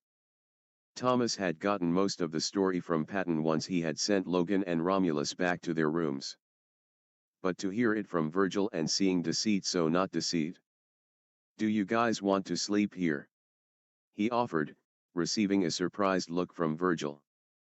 "But it's 2 in the afternoon," Virgil said, pointing to the clock on the nightstand. "I didn't get much sleep last night, so just this once, I don't think it would hurt. Besides, we don't have to go to sleep, we can just lay there and warm Deceit up," Thomas suggested, knowing full well that Virgil, if not Deceit too, were going to fall asleep if their red bloodshot eyes were anything to go by.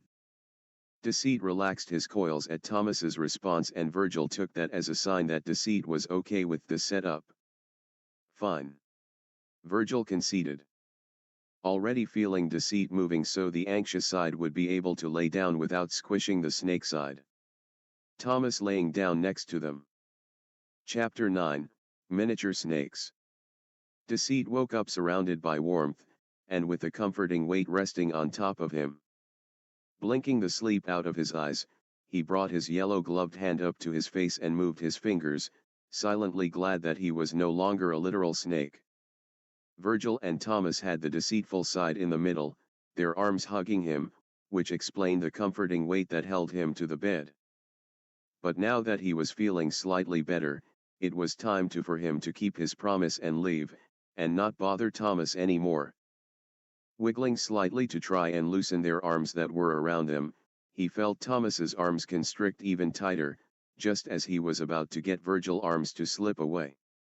"I know you said you would leave me alone, but I never even agreed to that part of the deal," Thomas murmured, blinking sleepily at Deceit. "Why are you still awake?" the snake side hissed, trying to keep what was left of his reputation intact. "Bad dreams, Remus never gave me so many." Thomas yawned. Logan said King Romulus isn't able to control all of the imagination like Roman and Remus. Deceit stared at Thomas, taking in how tired he looked, and wouldn't you know it, the snakeside was already trying to think of a way to help Thomas sleep better, because that was his job, to make sure Thomas didn't work himself till he dropped. Yet that is what was happening. Romulus is not taking care of all the imagination. The monsters are running rampant in the dark side with no one to keep them cut down in numbers. Deceit admitted, basically clarifying the logical side's observations. And Deceit just couldn't let that continue. Thomas's health was most important to them all. Deceit was to make sure they all were working in peak condition, and for that to happen Thomas needed proper sleep. Go to sleep, Thomas. Deceit said, wiggling from the tangle of arms that were trying to keep him trapped in the bed. Don't you leave me too, Deceit. Thomas mumbled, staring at the retreating snakeside. Deceit tried to give his best reassuring smile. And let you turn into a pure little angel. Never. He said. Virgil blinked the sleep out of his eyes, feeling Deceit leaving the bed. He could hear the tightness in the snake's voice as he lulled Thomas to sleep, and slipped out after him. I know you're not about to return, without eating. You know you need to take care of yourself and keep your energy up to avoid turning into a snake. What would Remus say if he saw you letting yourself waste away? Virgil once said, Snake was standing in the area they usually used for videos. Deceit turned to face the anxious side that had let himself drop onto the bottom stairs and leaned against the wall. And Roman would be so proud. Deceit hissed. Virgil flinched as if he'd been hit. Deceit immediately felt bad. I didn't mean that, Virgil. I know you've been having a hard time coping too. It's fine. But you should still eat something. Virgil sighed, shrugging. I know you. Once you start thinking with a clear head, you're going to start slithering around to find a way to turn this into something you can expose, or use. Virgil said with a knowing smirk. Deceit narrowed his eyes at the emo. Come on, you always do. Just because I left doesn't mean I've forgotten everything you do. Although it does make it hard to ever trust you. I will admit you make the perfect villain in most scenarios. Virgil scoffed. So go eat something, and come back to my room when you got one of those devilish ideas on how we get rid of Romulus. Virgil said with a smirk full of teeth. Why Virgil are asking to help me assassinate a king?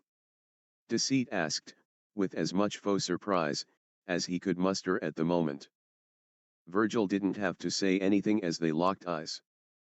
The anxious side's eyes flashing purple as he let himself sink back into the mindscape, back to his room. Deceit couldn't help the grateful smile crossed his face. Virgil was right. If he and Remus wanted something, they would be scheming right now to get what they wanted. And right now Deceit wanted his Remus back, and Virgil had just offered to help. Humming in thought, Deceit wandered into Thomas's kitchen and grabbing some leftover pizza in the fridge. Now how do I get rid of a king? He mused, his free hand picking at the green sash that he was still wearing as he munched on his pizza. His stomach rejoicing with finally getting food, the flavor of the pizza sauce and cheese exploding in his mouth. He hissed in delight. His quick meal being interrupted, however, when the devil himself and Logan appeared in front of the TV, arguing. Deceit immediately ducked down, hiding behind the counter. Maybe weeks ago he would just sunk out of sight, but if he was going to get Remus back he needed information. Listen, nerd, my ideas are genius. The fanders will love it. Romulus was boasting, sounding irritated. They don't correlate with the other videos that we have been putting out. And you're telling me that you would like to be introduced to the fanders, sitting on a throne right here in the living while we talk about how to find your one true love? Logan questioned, sounding frustrated with the very thought. Do realize how ridiculous that sounds and how much false information you are wanting us to give to our followers. That's why you will be there to give the facts, and no false information will be given. Romulus huffed, but ended up groaning in pain. That's not, love doesn't.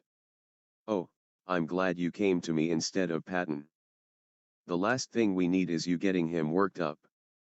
There is no instructions for finding true love. Logan grunted. And Deceit could almost imagine the logical side scowling. We will let Thomas decide whose idea is better. Romulus declared, already stomping up the stairs. Which will be my idea? We shall see about that. Logan ceded. Deceit peeked over the counter just as they disappeared up the stairs and into Thomas's room, waking the poor guy up in the middle of the night. Grabbing one more pizza from the fridge, Deceit sunk back into the mindscape on the light side and in front of King Romulus's room. Slipping into the room, that looked exactly like it did 25 years ago. Down to the full-length triple mirror, positioned where Deceit could see his reflection perfectly no matter where he was in the room. Finally getting the sleep and swallowing the last of the pizza, already feeling stronger. Which was good, as with how much energy he was about to use up. The full-length mirrors reflected Deceit's reflection perfectly as the yellow snake eye and scales started illuminating, and in perfect motions of a puppeteer, spread out a gloved hand, a glowing miniature serpent materialized, with a golden string that only Deceit could see, that led right back to the lying side. A pretty little thing. But maybe less glow. Deceit muttered, and the miniature serpent's light died out slightly to non-existent. Looking around the room for the perfect hiding spot for his little pet, Deceit's glowing snake eye raked over the papers littered with ideas, that even to him wouldn't cut it for a video, along with a journal that sat opened. But then he spotted the perfect place for his pet after looking up and spotting a rather large mirror above the bed. Thank God he's still as narcissistic and egotistical as ever. He scoffed, waving his hand upward and watching the little snake slide through the glass.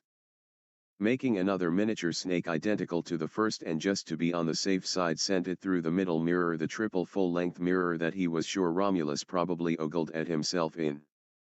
The glow of his snake eye and scales died down, once he was done, leaving Deceit drained and with a headache. Taking a steady breath and satisfied with his pets, Deceit sunk out and returned to the dark side's common area and let himself fall back onto the couch. Now we wait. Deceit, gripping the green sash around him, and closed his eyes, not sleeping but forcing himself to keep the little snakes from fading. Back in Romulus's room, King Creativity slammed the door to his room shut, and rubbed at his face. How was he supposed to make video ideas in place of Roman if all Logan and Thomas were going to do was shoot them down? He thought that his idea was great. Sitting on his bed, he rolled up in sleeve. The yellow veins were now past his elbow and working its way to his shoulder, and was in constant pain, no matter what Logan gave him for the pain. Curiously, he glanced subtly at the triple mirror with the same reflections as last time staring back at him. The twin never-changing mirrors. Roughly yanking his sleeve back down, he went and picked up his journal and had to snap his fingers a few times to get a copy of Janus and Virgil to materialize in front of him. The twins in the mirror, already sending him death glares, but he ignored them. This was his room, and if was going to woo the difficult sides, he needed practice. Stopping in front of his Janus and giving a gentleman's bow, while taking a yellowed gloved hand into his Janus gave him a soft smile as a blush formed on the human side of his face. Something within him stabbed a sharp pain through his body, that pulled a pained groan from him and making him lose his breath. A quick glance at the mirror showed Remus in the left mirror, clawing at it, and Roman in the right doing close to the same thing. The lights in his room flickered again. How can I practice if you two keep fighting? I'm not leaving, you are. Now stop it. He lectured, pushing past the pain that ran through all of his muscles. I am Creativity now. Oh shit. Shit. He grabbed at his arm, the pain intensifying that further. The venom in him traveled upward. And I have to win Janus over first, he stated, once the pain calmed a little. The twins glared seethingly at him as he once again took his Janus's hand, pulled him close. "Janus, I know in the past and lately, we haven't been close," he recited. "I would like to put all that behind us and start over." His Janus looked moved closer at his words. The venom moving again, though he pushed through it.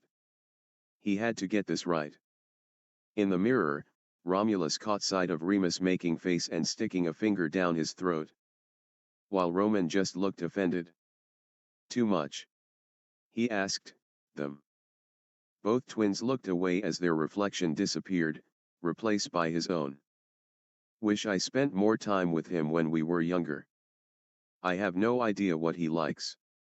Romulus sighed, as he looked at his Janus closely, that soft smile it was giving him looking slightly off. Humming in thought, he decided to keep practicing letting his Janus speak. "I do as well, my king," his Janus said, coming to hug up to him. Looking up at him with love-struck mismatched eyes, "I have always admired your strength and passion that you put into your work." "Better," Romulus hummed, removing the bowler hat, letting it vanish, petting his Janus's hair. "Me too, my king," his Virgil said, moving forward and coming next to his Janus and throwing his arms around him, beaming brightly at Romulus. "I'm so happy you're here, to protect us better." Romulus smiled brightly at the praise he was getting, knowing that if he played his cards right, the real Janus and Virgil would flock to him just like these two practice dummies. And he had a journal full of ideas and lines to try. A knock sounded on his door. "Romulus, please don't forget to go to the imagination to what is causing Thomas to have nightmares. We must not allow him to become sleep deprived," Logan called on the other side. "Sure thing, Logan," Romulus called back, hand dropping his journal as the pain flared up again, making him drop his journal. "Shit, I lost my place," he cursed, picking it up and flipped through the pages to find his place. If he was going to win Janus, then he was going to need the perfect lines. Chapter 10, You wanted me, you got me. Deceit waited one whole day before going to retrieve his pets from the creative side's room. Having had to hide in the shadows, until Romulus decided to leave his room. With a few gentle movements of his fingers, the two snake came from the mirrors and into his waiting gloved hands, both hissing in delight, as they were cradle close. The snake sighed, hurriedly returned to the dark side and letting himself drop to the floor as the snake coiled around his arms. Keeping the little thing solid had really tired himself out. "Hopefully, you have something useful," he murmured tiredly as he and the snake stared at each other. The little snake relaying everything they had seen and heard. Deceit felt a cold chill run down his spine when he was shown the king of creativity creating copies of himself and Virgil, and practicing lines. It did make Deceit couldn't help the slight grin that tugged on his lips, however, when he saw Romulus grab at his arm, that he had bitten. He didn't like that he had venom, and tried his hardest to keep it a secret. After testing the venom on a willing Remus, who was unaffected besides a few pains from when the snake side bit him, since the Duke couldn't help but be himself. However, Deceit found it increasingly interesting that Romulus was also talking to his own reflections. Deceit actually had to look at that moment twice. He's talking to Roman and Remus. Not his reflection. He mumbled, and realization dawned on him, his hands letting the snakes disappear and gripping the green sash tightly. "Of course, they are his halves," he said, eyes flicking to the TV where the movie Saw was playing a grotesque scene of a girl getting sawed in half. "Halves. Half. Half of a king. Why Remus, what are doing?" Janus screeched, as the Duke waved a chainsaw around, splitting their couch in half along with one of the snake's favorite pillow. "I'm doubling our belongings," the chaotic side shouted happily over the sound of the roaring saw. "You're destroying our home." "That was my least favorite blanket, I'll have you know," Janus hissed. Taking a cautionary step back up the stairs, although he knew Remus wouldn't hurt him, intentionally. The dark creative side always got like this once in a while when Thomas would watch something scary, or see something that wasn't quite PG-13 on the internet.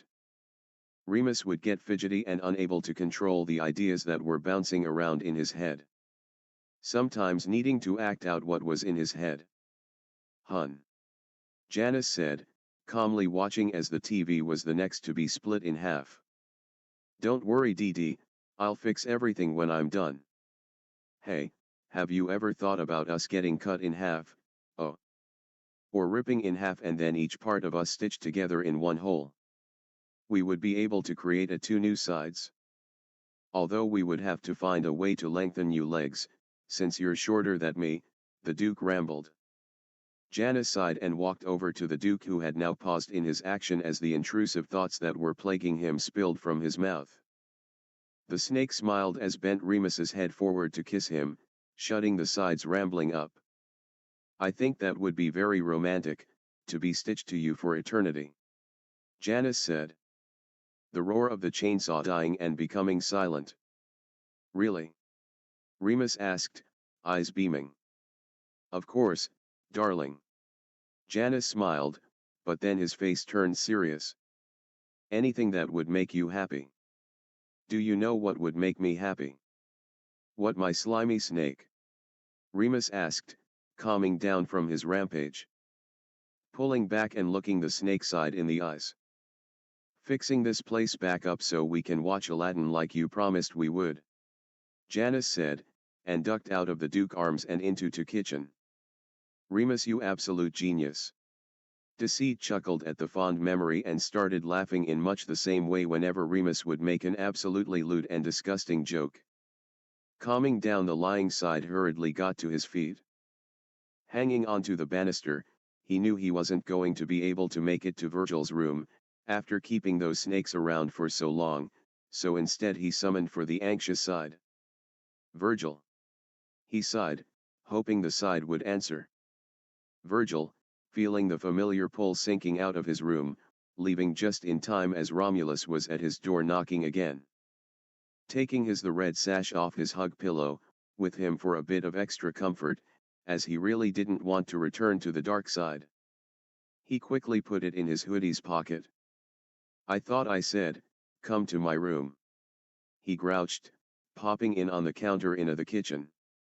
Apologies, but I seem to still be out of sorts. Deceit said, not moving from the banister.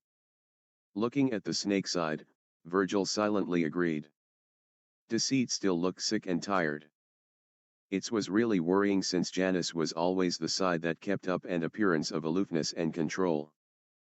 To see the snake side, literally looking so vulnerable, was telling that if Deceit wasn't doing so good, and Virgil himself wasn't doing good, then Logan and Patton had to be getting affected in some way too.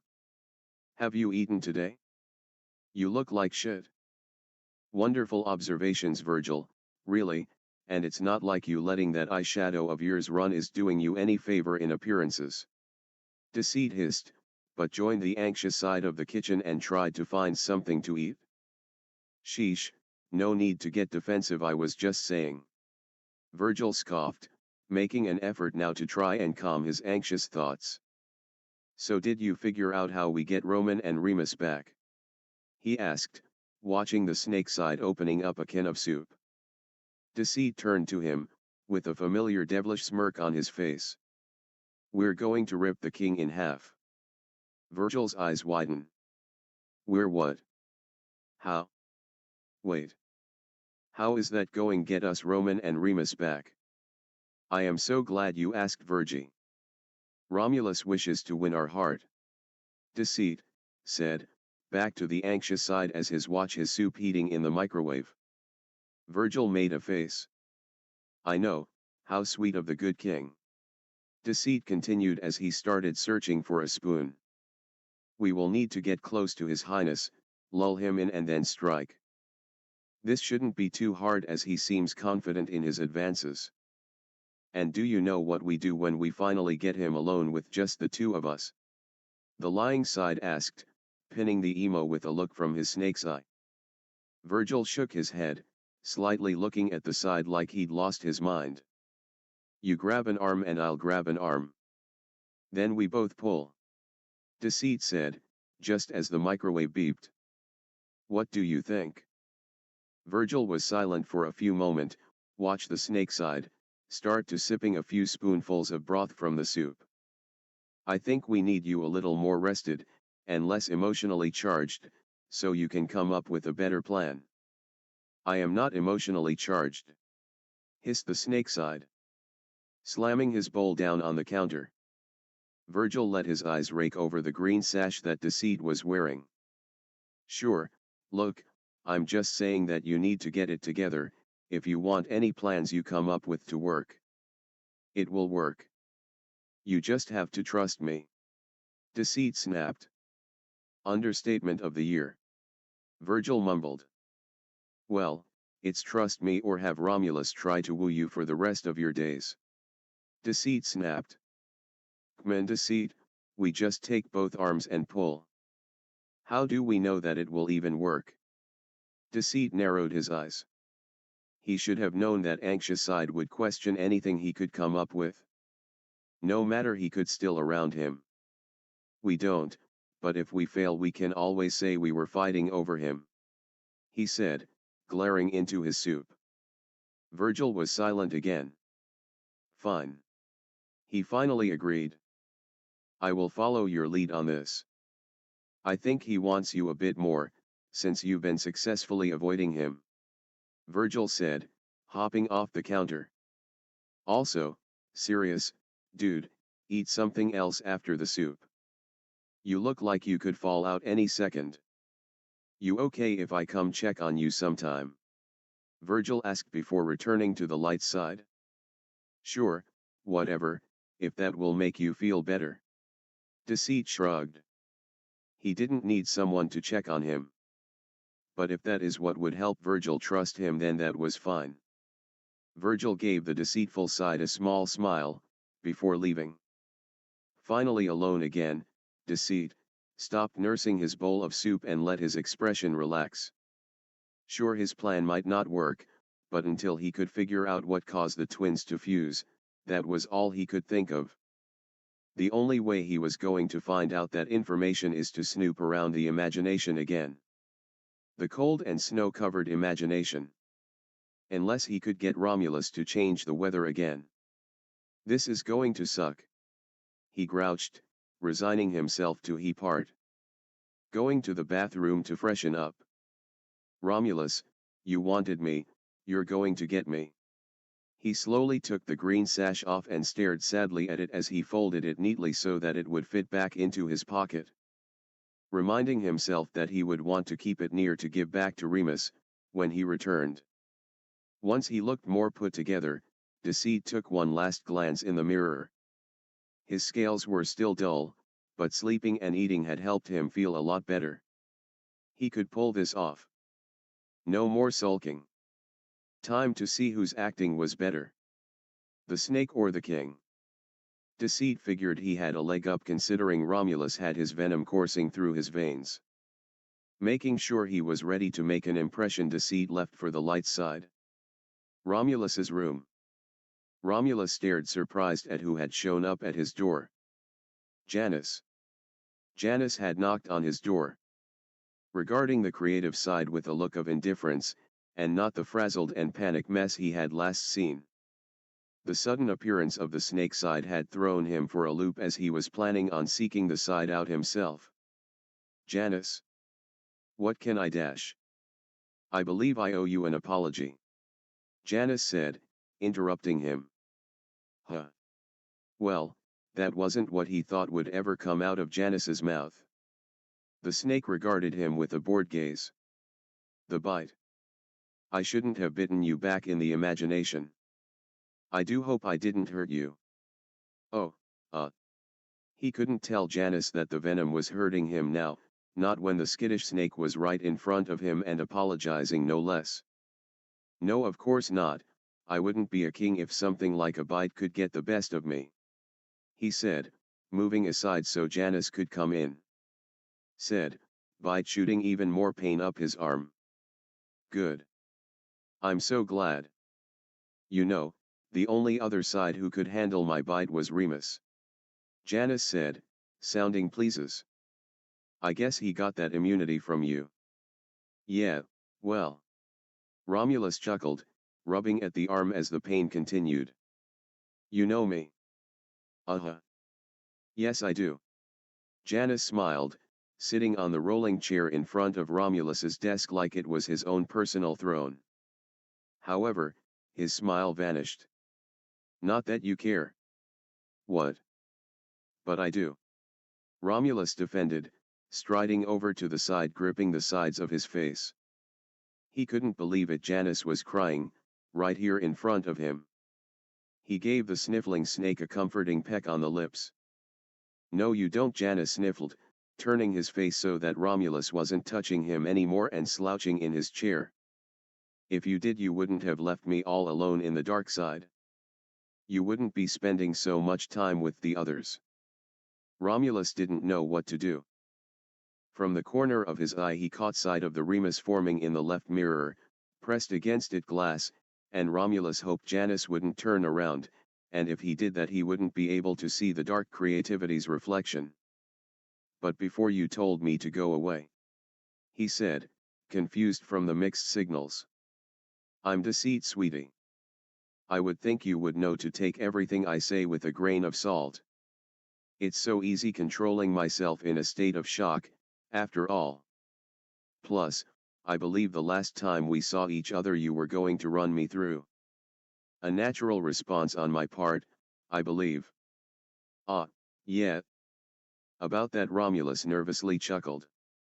It seems I may have been a bit rash, in jumping to conclusions about you being evil. And really it was one big misunderstanding.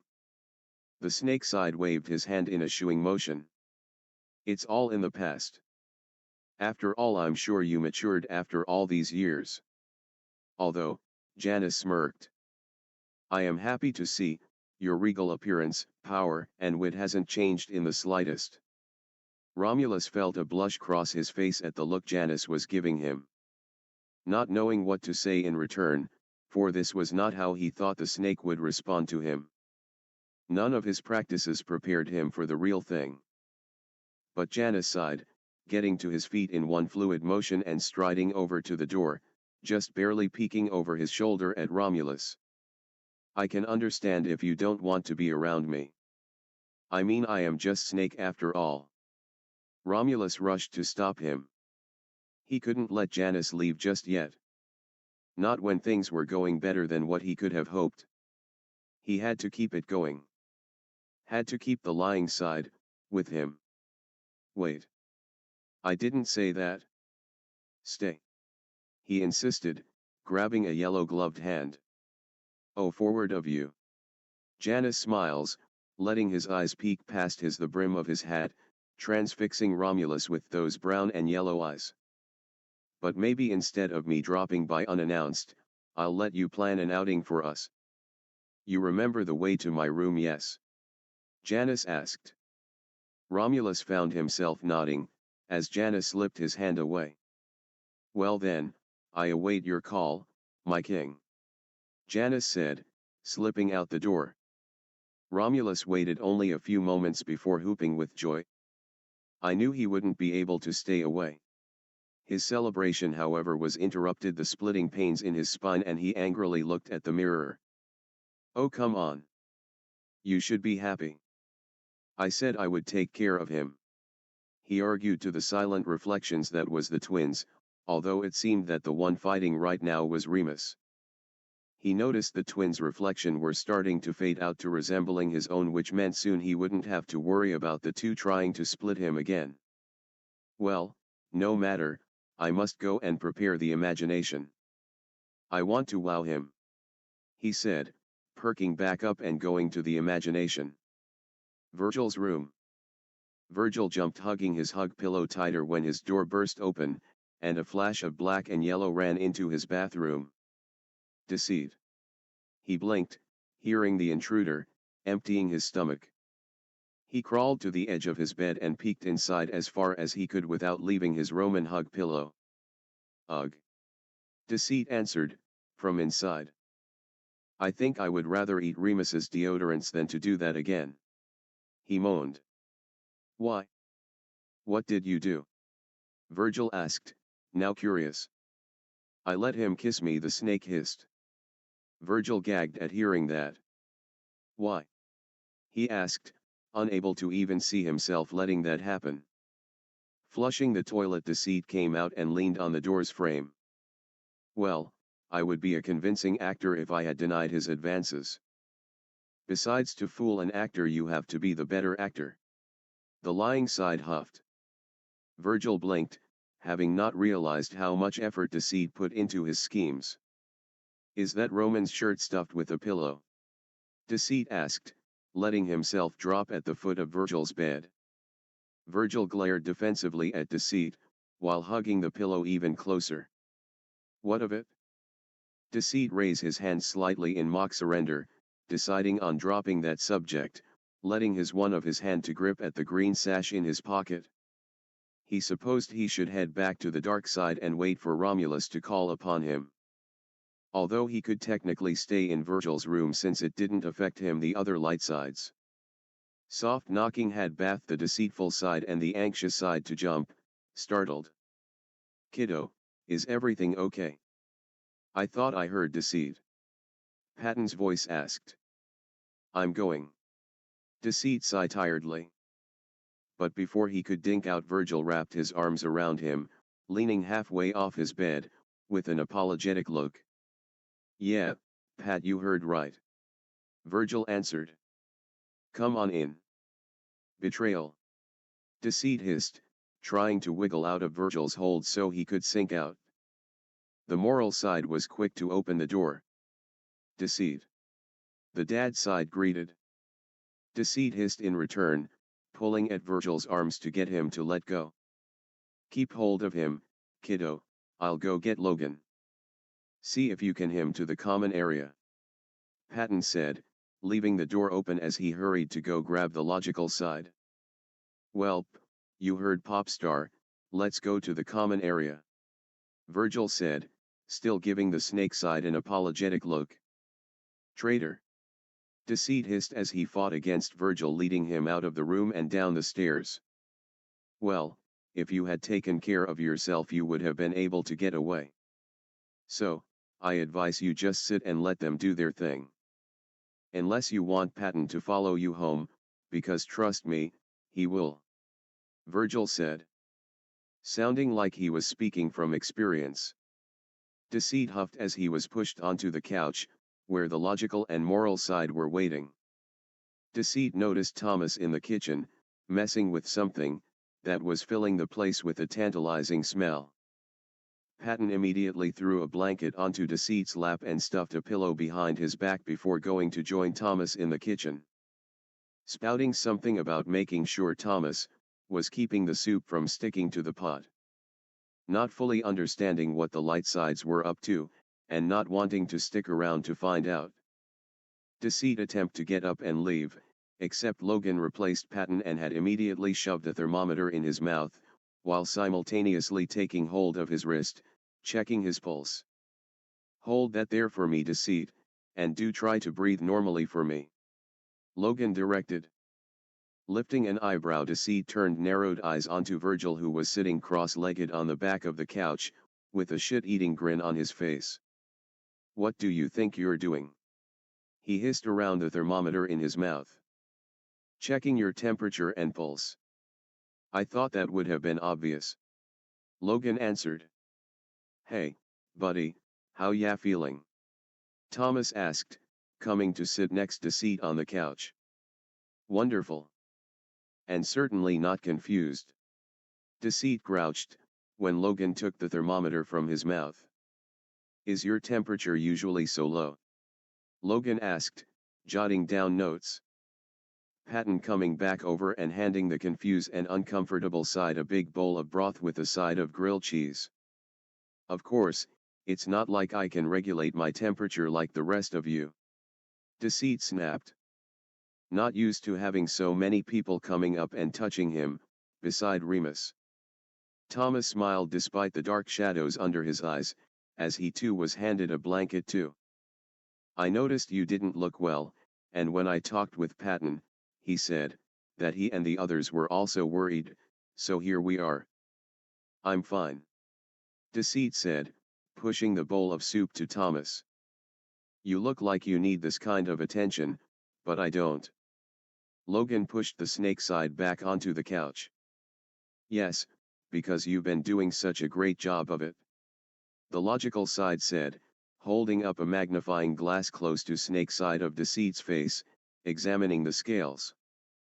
"Your complexion is off and your scales have lost their shine. While I realize that you may be under some stress, you must maintain your own health to help Thomas maintain his.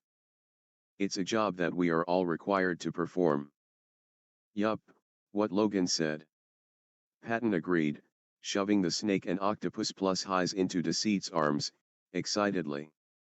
"You left these little guy behind, so I took care of them for you," the dad side said. Deceit found himself giving the little plus highs panicked squeezes. "Thank you, Patton," he said, not meaning how biting the name left him. He just couldn't help it. Habits were hard to break, when all you've ever done was play the bad guy. "No problem. They're so cute, I wouldn't have dreamed to leaving them behind." "I'm sure you would have done the same." Patton smiled, taking no offense. Deceit saw Virgil roll his eyes, but a trickle of a smile was on his lips for the dad side. "Well, as much as this is nice. I am not in need of being pampered. I can take care of myself," Deceit said, clearing his throat and attempted to get up again. This time Thomas pushed him back down, and snuggled close to him. "That may be true in a normal circumstance, but this is also for all of our benefit," Thomas said, gesturing to where Patton was also giving a blanket to Virgil. "Yes, it seems Thomas, Virgil, and you are being affected by the sudden change of creativity the most," Logan said, flipping through his notebook. "Patton and myself, having been close to King Romulus when young, don't seem to be so affected." "Well, isn't that just horrific, for you too? And where exactly did you get a medical degree, Dr. Logan?" Deceit said, crossing his arms and hugging the plus highs close. "I would like to know when I will be allowed to leave," the snake side asked, resigning that they were not going to let him leave the couch. It was so unsettling being treated like this by them. "While I am no doctor, I am the closest you will come to one at this moment," Logan said, straightening his glasses. "And I am quite aware that you wish to leave before Romulus comes back from the imagination. And with the trouble he has been having in manipulating it, I imagine he will be gone for a few hours, which is enough time for Patton to make sure you all are eating and well hydrated, and for me to make sure you are getting rest and your health is substantial. Come on, Deceit, kiddo. It's fun getting pampered. I Patton guarantee it." Patton cheered, already rummaging through the kitchen. Virgil snickered from his spot on the couch. And Deceit side let himself just close his eyes, deciding maybe he can sleep through the light side's antics. He was going to need his rest if he was going to have to spend time with Romulus. Switching the plus highs to one arm, he stuffed his free hand in his pocket, holding onto the hidden green sash. Chapter 11, Caring for a Snake. They were able to keep Deceit down for about 3 hours, before the lying side had hissed and wiggled from the mass of bodies and blankets that were keeping him on the couch. During which time, he was able to close his eyes and take a nice nap, before snapping awake, with a whimper, that he immediately cut off once he remembered where he was. Though the others didn't make any comments about it. Patton bringing him bowl after bowl and snack after snack, trying to make something the deceitful side would like, even if the snake swore he was fine and everything tasted fine. It was like they were trying to fatten him up and drown him, with Logan constantly reminding him to drink from the cup that was always refilled whenever it was almost empty. Thomas, who kept drifting to sleep and waking up from nightmares, stay close to Deceit and didn't miss that the snake side kept one hand in his pocket and a tight hold on the plus highs. He knew from experience that grief was painful, and even if Deceit was a dark side and the embodiment of lying, no one should feel like they were alone. Virgil had the light sides. But Deceit was alone now. So it only made sense that they started including him. Even if the slimy snake boi hissed and acted like he was fine. Because Thomas knew, Deceit wasn't fine.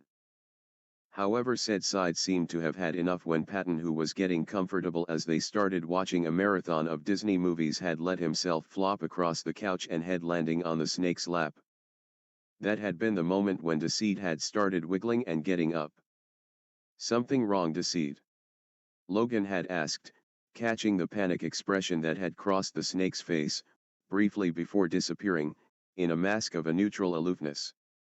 No, nothing is wrong, I just have spent enough time lounging around. I do have other things to do, you know. He said, the plus highs getting crushed closer to his chest. Logan took a few minutes to deduce what was going on before deciding to give the lying side an out. If that is the case, then, as long as you're feeling better, I have no qualms of you returning to do these other things. What about you, Patton? Are you satisfied with his intake of nutritional substances? The logical side asked, turning to the moral side, who looked startled by the sudden escape attempt from his cuddles. Well, if he's got this much energy, I see no reason why not. Patton answered with a smile. Then I will be on my way. Deceit said, backing away lest the light sides changed their mind. But before you go, kiddo. Patton said, jumping up, wrapping his arms around the snake in a bone-crushing hug. Deceit's eyes seemed to bug out slightly at the unsuspecting strength from the dad side. We'll be sure to check on from now on, he said. As soon as Patton's arm loosened, Deceit hastily pushed away, without trying to seem unsettled by the attention that was being given and now on him. Virgil smirked from his position on the couch, not having moved an inch ever since the logical and moral side had begun caring for himself, Thomas, and Deceit. Yes, well, thank you. This hasn't been a pleasant experience. Deceit said, not looking as he reached for the door handle that would let him leave. Once Deceit was gone, Patton lost his smile, now looking worried. Did we do something wrong? He asked, looking to Virgil. Nah, he's always been like that. We're not really buddy-buddy in the subconscious, you know. Took me a while to get used to you guys, being touchy-feely over here. Virgil said, stretching in his spot and edging closer to Thomas, who looked ready to drop out again until the next nightmare. I agree with Virgil. I observed that Deceit isn't used to being treated, or at least touched as often as we are. We may have overwhelmed him a bit. Virgil nodded. Plus he was always the one to make sure we were all working in peak condition. And don't tell him I told you this, but that goes for all of you too. I don't know how he would know when something was wrong, but he would always know if something was wrong with you guys. Always sneaking up here, skulking around in the dark common area, or laying low in his room thinking up schemes. The anxious side yawned, ready to go back to sleep along with Thomas. Lifting his blanket as an invitation for Patton to scoot right in. The moral side happily accepting. Then how did he manage himself? It sounds like he had a full schedule planned out, surely he made time for himself. Logan asked. Virgil thought for a moment. I think Remus would usually make sure Deceit stay integrated and took breaks. I would always hear him dragging him with him most of the time whenever he wanted a playmate, as he put it once, in the imagination in some of his adventures. I think he even forced him to raid Remy's place and they both came back looking like they came from a frat party. The vivid memory of a scowling Deceit, and a smiling Remus, made Virgil smile slightly. Deceit absolutely hated it. Aw, that's so sweet. Patton gushed. So, Deceit has been suffering without Remus, like you have without Roman. Logan clarified. The smile on Virgil's face disappeared. Just drop it, Logan, he said, turning over so that his face was buried in Thomas's side and propping his legs up on top of Patton's lap. Patton and Logan both looked at each other, having a silent conversation, between Patton's worried gaze and Logan's keen eyes. I'm back, Romulus' voice bellowed from the top of the stairs. Breaking the silence that had filled the common area, and jolting a sleeping Thomas awake. Virgil groaned and grabbed for the abandoned pillow Deceit had been using to squish on top of his ears. Darkside's kitchen. Deceit had busied himself in the kitchen once he was able to escape the light sides, shaking the ghost feelings of the smothering hug away, that Patton entrapped him in when Logan had deemed that the lying side was free to leave. He decided that if he was play the swooning lover, that making a strawberry and pineapple punch was a good start, for when Romulus came to whisk him off to the imagination. In a separate jar, he had a half of cup of his own venom sitting on the side, putting it in last. Sure, he had already bit Romulus and it pleased him that the poison in his veins were working, but if he gave Romulus a stronger dose, he would be able to not only strengthen what was already flowing in those veins, but maybe if Romulus's will wasn't too strong, be able to force the king to speak nothing but truths. Best thing about feeding someone your own venom, it wasn't going to affect Deceit in any way at all should he have to join in to keep the act up. Deceit was also hoping that whatever was keeping the twins fused would weaken, if he forced the king to realize his failures. Although how much of this would actually work, not even he knew. He had never really tried to use his venom against the others before, beside maybe a pinch here or there when the situation called for it. But then he never came across something like King Creativity's return and jeopardizing all that they had worked for. He never thought he would lose Remus. That the big idiot would even try and replace Remus. He blinked when some of the red liquid splashed onto his face, due to him stirring the punch a bit too forcefully. Maybe Virgil was right, he was thinking with his emotions. He glanced at the plus highs he had sitting on the counter. He would have to remember to thank the light sides properly for not only taking care of his possessions but for also making him rest. He felt better and didn't feel like he was about to drop if someone pushed him. He was going to have to stay strong, and persevere if he was going to set Thomas right again, by getting rid of the problem. So no, maybe just grabbing an arm and pulling wouldn't work. But Deceit watched the red liquid settle in its pitcher, some of the bubbles still swirling around. Maybe he could get the neutral king of creativity to tell himself how Deceit was going to get his Remus back. I hope you're thirsty, Romulus. I worked really hard on this. Deceit sneered, picking the pitcher up and taking it to the fridge. Feeling like a Disney villain and enjoying it for the first time in a long time. Wasn't there a saying, sometimes it's good to be bad? Well, Romulus always thought of him like a villain, so he was going to do what villains did best.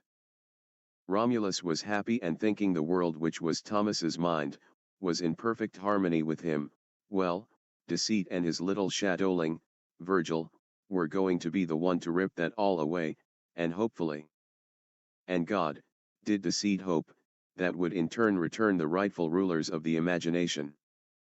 Roman and his Remus. Holding onto the green sash in his pocket, Deceit whisked the snake and octopus plus highs off the counter and set himself on the couch, hugging them close, where the TV still played all of the Duke's favorite movies and shows. With more ease now after the Logan and Patton's forced nursing, Deceit created another little snake. Go spy on the king. I want to know everything. Return when he goes to sleep.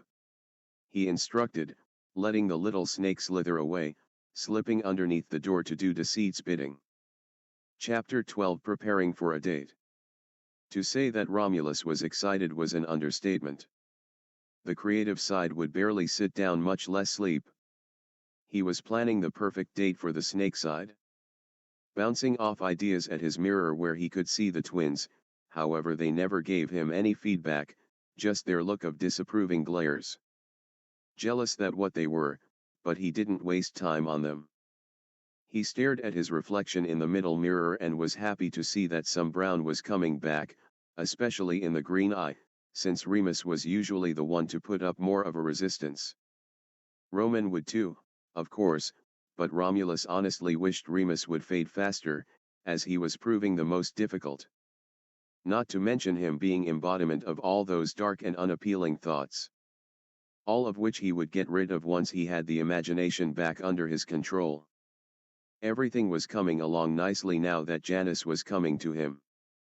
Maybe he had been wrong all those years ago, about the snake side being evil.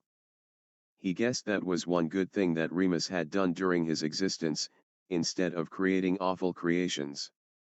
Who would have thought that whatever bond the snake and the Duke had would carry over to Romulus?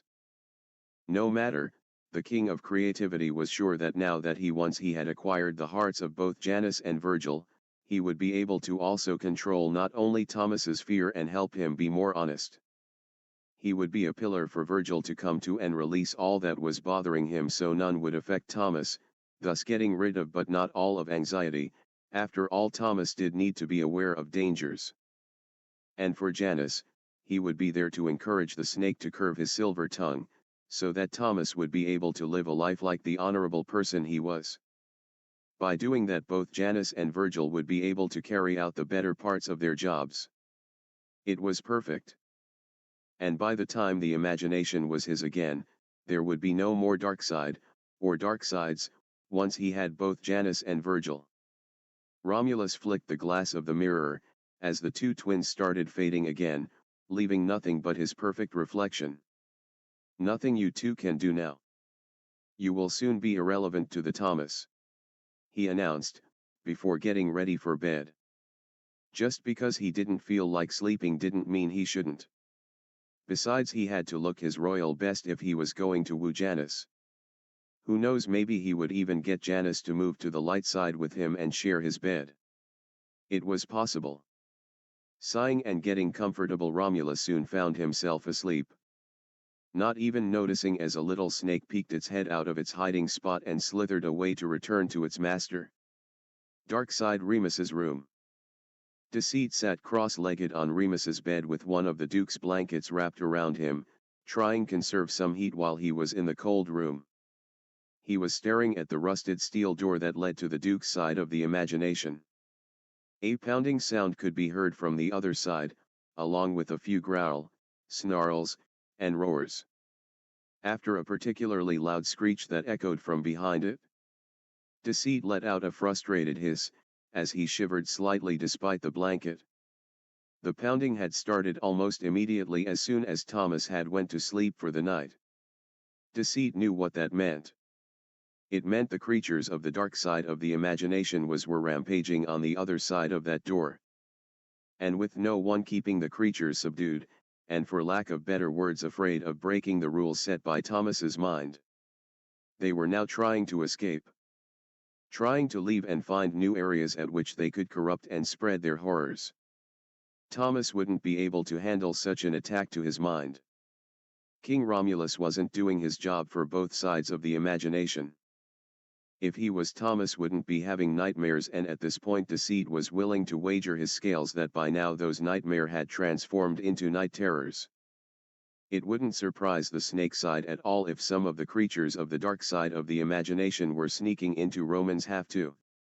Although King was probably getting a kick out of killing them. The thought of how Romulus was treating his job like it hadn't expanded, like there wasn't two lands, was just eating at Deceit's nerves. It just wasn't practical for the king to be back. Thomas wasn't a child anymore. The imagination was so much more now than just a place for a child to escape to. Another loud bang against the steel door of the imagination rang through the Duke's room. If those monsters escaped, however, and ran free, Thomas' chance at living out his hope, dreams, or even as a normal person was going to be over. And Deceit wasn't going to allow that to happen. A hiss out in the hall had him reluctantly leaving his spot from Remus's bed, away from the Duke's scent, to go and get his little pet that had returned. His snakes never did like to enter Remus's room due to it being cold most of the time. Deceit blamed it on the Duke's delight in making the snake side check on him personally. I don't see the problem with sending it to check on you. It saves me the trouble of needing to leave my room. Janus defended, bristling at seeing the Duke holding one of his many little snake by the neck, as it tried to wiggle free. He silently hoped Remus would not snap its neck, because then Janus would feel it. Those snakes were made by him and therefore a part of him. It took a lot of energy to create them to where they were smart enough to obey orders. The problem, my sassy bitch, is that you spend all your time cooped up in your room, forcing yourself to keep these sorry excuse for a dildo, solid. And not even for the fun reason either. Remus said. Besides, it's my job to create, not you. Hissing, Janus let the snake in the Duke's hand fade away, the little golden yellow light that formed from it, returning to the tired snake. Happy? He asked, crossing his arms. Almost. I wanted a snake with me tonight while I worked, and yet I found the wrong one. Remus pouted. Janus rolled his eyes and huffed. You said, you wanted company and I gave you one. You weren't happy. I have work to do, plus I am tired, Remus. I don't feel like tromping through any slimy covered forests today. He went to shut his door, only the Duke stopped it by grabbing Ti with one hand. Just let the other snakes disappear too. It's not like the other sides are going to combust into flames, if you quit watching them for a few hours. Although that would be great to watch. Can you imagine their screams as they burn to a crisp dash? Darling, please focus. Janus reminded, ready to go lay down. Right. What I'm saying is that you don't have to watch everyone all the time. It's not healthy, and uses too much energy. Remus said, getting back on track. I wouldn't have to create them if Thomas and the light sides would listen to us. The snake side huffed, letting Remus push into his room and into his space. Virgil seems to be doing well. Why not us? Remus countered. You know why? Sweetie, just let me rest. I'll go on an adventure with you tomorrow. Janus promised, leaning on the Duke, and absorbing the warmth coming from him. Get rid of the snakes. Remus demanded, squeezing the lying side close. Janus felt the chaotic side's creative power searching for the literal strings that connected the snakes to Janus. And instead of having someone else cut them, like creativity, Deceit submitted and immediately slumped into Remus's arms as speckled tiny golden light floated into the lying side's room and back to Janus, letting the snake's posture to relax now that he wasn't concentrating on keeping the little creatures solid. And as punishment, you get to bask in my marvelous presence for the rest of the night, in the buff. Janus hummed, having expected that, as the Duke led him to bed and joining him. Snapping away their normal attire and the dark creative side, left naked, and Janus in some nice fuzzy pajamas. None of this is necessary, Remus. Janus yawned. I'm the one who creates around here. It's why making the little noodles exhaust you. Remus said, rubbing his nose in the fluff of softness that was Janus's hair. And this is why I do not love you. Janus mumbled, content. Because Remus wasn't wrong, it wasn't the snake side's job to create things. It was really accident that he found out that he was capable of making the little creatures. You say the yuckiest things, DD. Remus chuckled, wrapped around Janus. Janus smiled as the memory and floated through his mind, as he took himself and his snake to the common area, sitting it on the coffee table. The snake sharing with him what it had seen, including the conversation the Romulus had with the mirror. The twins are on borrowed time now. He mumbled, stunned slightly as he thought he would have more time. Not the most ideal situation. He hummed, twirling his finger around the tail of the little snake. And you examine those mirrors like I asked you to? He asked the little glowing creature. The little snake bobbed its head up and down. Nothing. No one was trapped within. He wanted to be sure.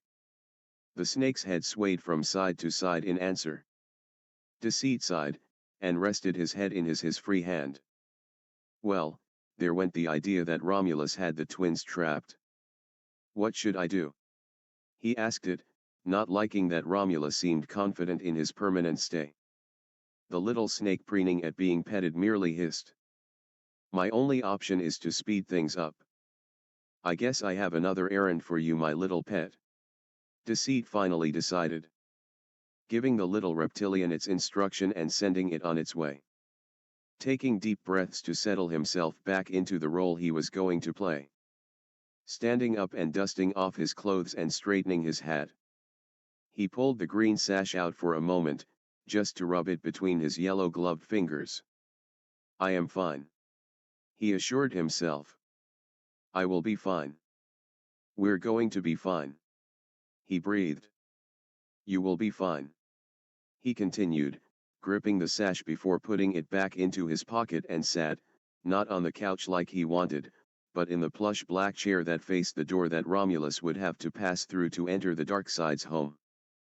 Fixing his posture, so that he was sitting in the position Remus had always called his villain's I demand your submission because Yuri already mine pose.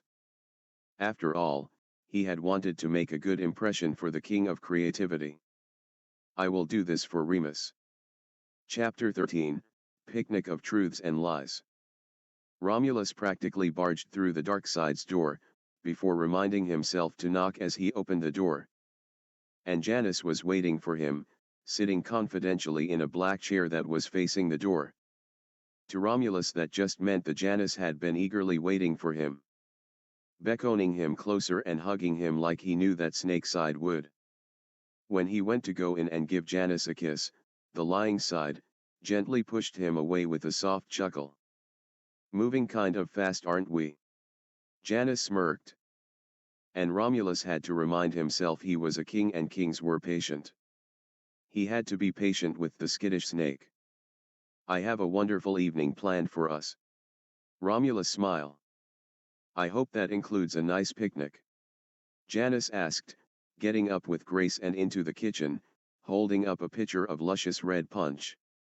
Romulus placed both his hands behind his back and for a few moments, willed a picnic basket to conjure. Holding it out for the deceitful side to see. Anything for you. He smiled. Deceit hummed as he made his way over to the king. Taking in the attire Romulus usually wore. His cape changed to look more majestic than his normal one. The red and green cufflinks that always shined against the dark fabric of his shirt. Why, the king of creativity had even donned on his golden crown for Deceit. What an honor. Deceit inwardly resisted the urge to roll his eyes. He let Romulus wrap his arms around him, and pull him close. The king of creativity waving his hand and summoning the door to the imagination.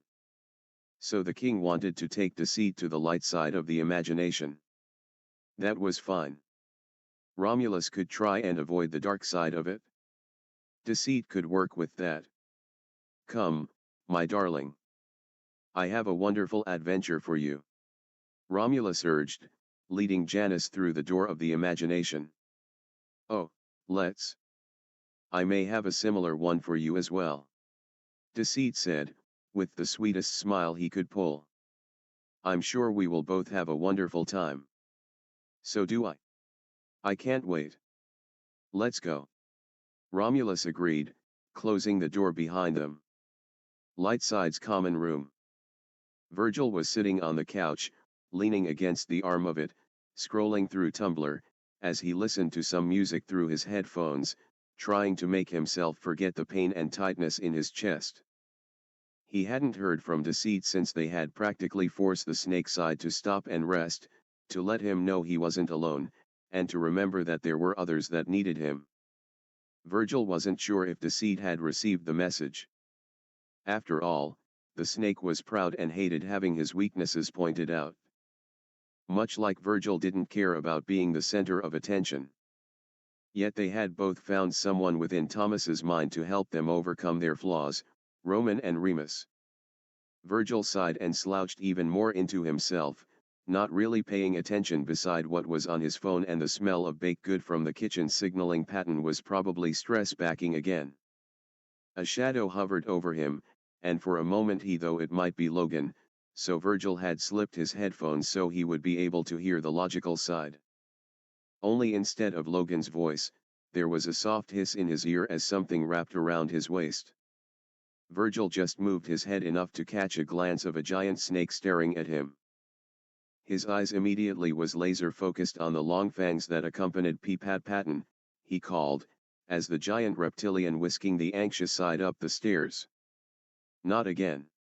He wailed, his tempest tongue slipping out. Patten watched in shock and immediately ran to follow. He had to help his dark anxious baby. Logan. He called as the serpent slithered past the logical side's door, breaking through King Romulus's door and again through the door to the imagination. What is going on? Logan asked astounded. Was that a giant serpent's? What was it doing here? It took Virgil. Patten cried, grabbing the logical side's wrist as they followed after the creature and Virgil. Although the creature was soon out of their sight. What do we do? Patten asked. We follow the tracks. Logan simply stated, taking the lead. Not letting his emotion keep him from keeping a leveled head on his shoulders. Panicking never did anyone any good, in situations like this. Romulus should be here somewhere. I'm sure he will notice. Romulus and Deceit. Deceit stared blankly ahead as he let Romulus guide him through some fields. In the distance he caught a glimpse of one of Roman's many fantasy villages. Usually the gates to these fantasy villages were open and welcoming. However, now the gates were closed. When he had inquired about this observation, Romulus had shrugged it off, saying that soon those villages would be replaced. That they were defective.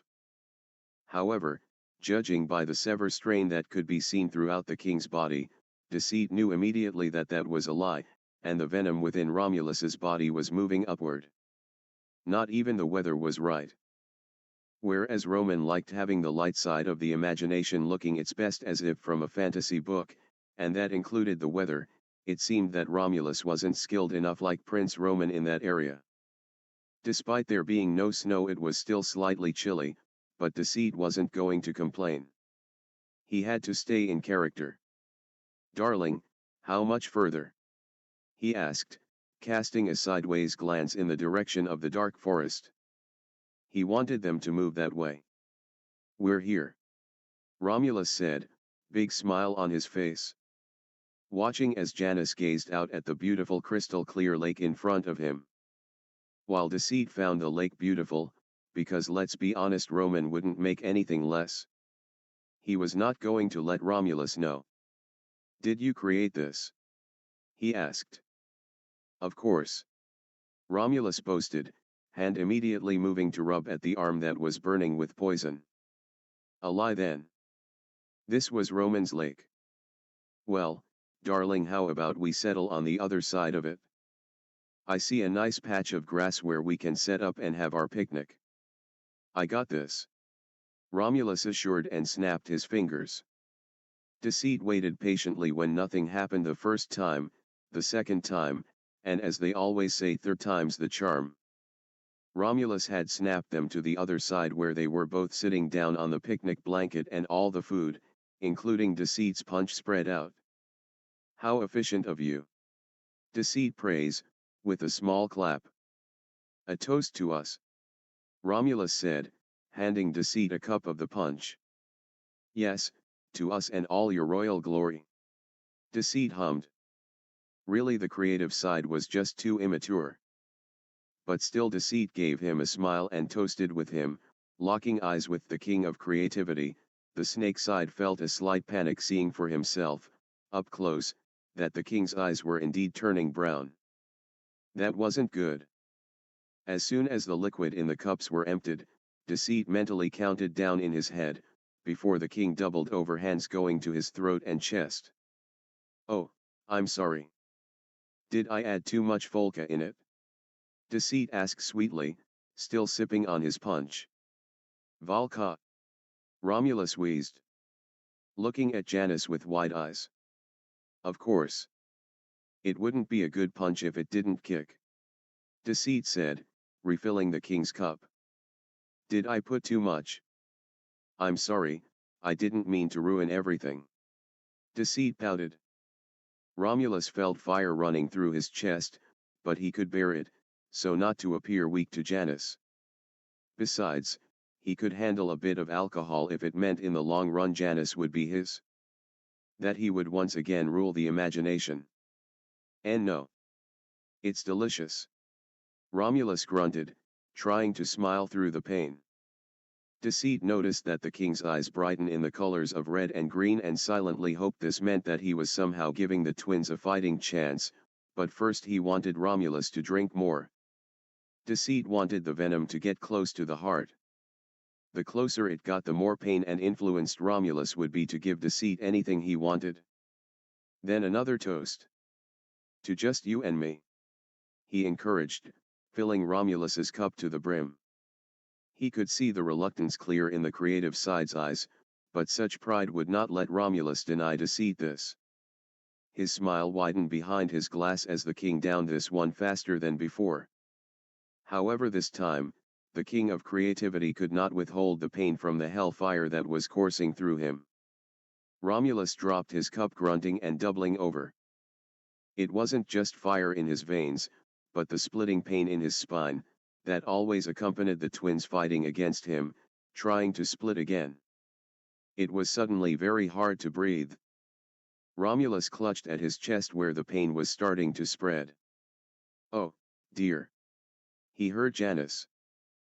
The snake sighed, coming to stand in front of him, guiding him to lay flat on his back, Janus's yellow-gloved hand unbuttoning Romulus's shirt, revealing a multitude a yellow vein, just starting to encroach on his chest.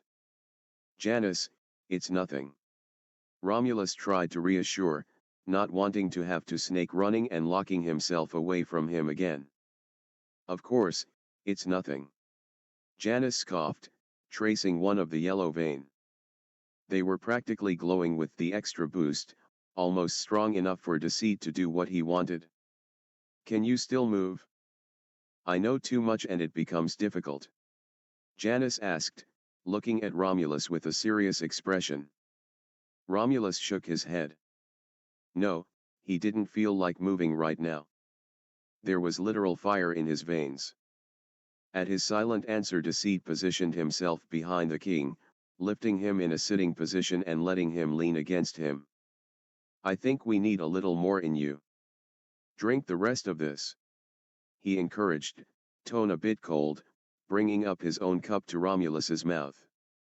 Romulus clamped his mouth shut at the change of tone from Janus.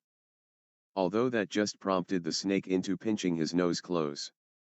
Romulus lifted a shaking arm to try and swat Deceit's hand away, but the pain, no, the fire that was raging in his veins seemed to be restricting his movements. Deceit tsked at the creative side's powerless refusal. Although, Deceit knew that wasn't going to hold out for long. Especially when he would start speaking truths. Still, he pinched the king's nose closed, waiting for the creative side to open his mouth to breathe through it. Tossing the rest of the liquid down his throat, making sure that Romulus swallowed it all. There. Now that wasn't so hard, no, was it? Deceit smiled. Watching the yellow veins deepen and spread, leaving a perfect circle around Romulus's heart. What did you do? Romulus accused, brow furrowing, as sweat trickled on his forehead. This was so much worse than when Janus bit him. A little encouragement. Deceit answered. Now the more truthful you are, the better you will get. The more you lie, the more you are mine to control. And darling, if it reaches your heart, well, not even I know what might happen.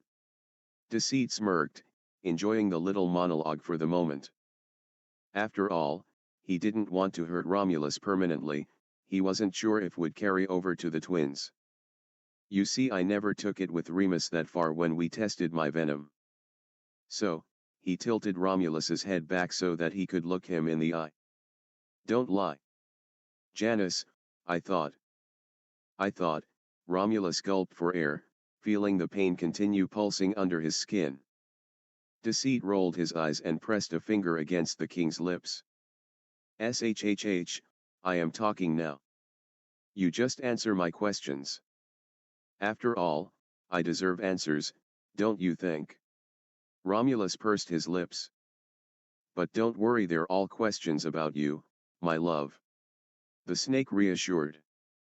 Romulus suddenly caught on what was happening. Of course, Janus hadn't spent enough time with him like the Lightsides. So it made sense that he would do something to make sure Romulus wouldn't lie to him. Being a dark side, Janus probably had to stay on his toes a lot, and this was the only way he would trust what King Romulus said as true. Well, if that was the case, he could forgive his snake for this little incident, and then have a long discussion about never doing it again. So to appease the skittish snake before him, he nodded. "Good." Deceit praised, stroking Romulus's hair. He still had a role to play, still had to get answers. To show the king of creativity that he had no pull in the imagination. That Deceit himself had better control here than the neutral king of creativity. "How has the imagination been treating you?" he asked. Romulus bit his lip, but reminded himself he couldn't lie to Janus. He wanted to win the snake over, and this was the way his snake had given him. "Horrible. It's a struggle to get it to listen." The yellow veins retreated some more. "I see. Do you know why?" For Deceit, this was a loaded question depending on how it was answered. He could see Romulus trying to decide on how to answer. "Yes. Roman and Remus are fighting me, the imagination is still theirs. But I will make it mine. I just have to be patient, and soon I will be here to stay. And be with you and Virgil," Romulus admitted, and wished Deceit was in a position where he could see him properly. He couldn't gauge the snake reaction with him behind him. But at least all the pain was fading with each honest answer he was giving. Deceit hummed. So there was still time. He watched the yellow veins move away from the king's chest. "So you will manage both dark side and light side of the imagination. Then you will keep the monsters on Remus's side cut down in numbers so Thomas will be able to sleep peacefully."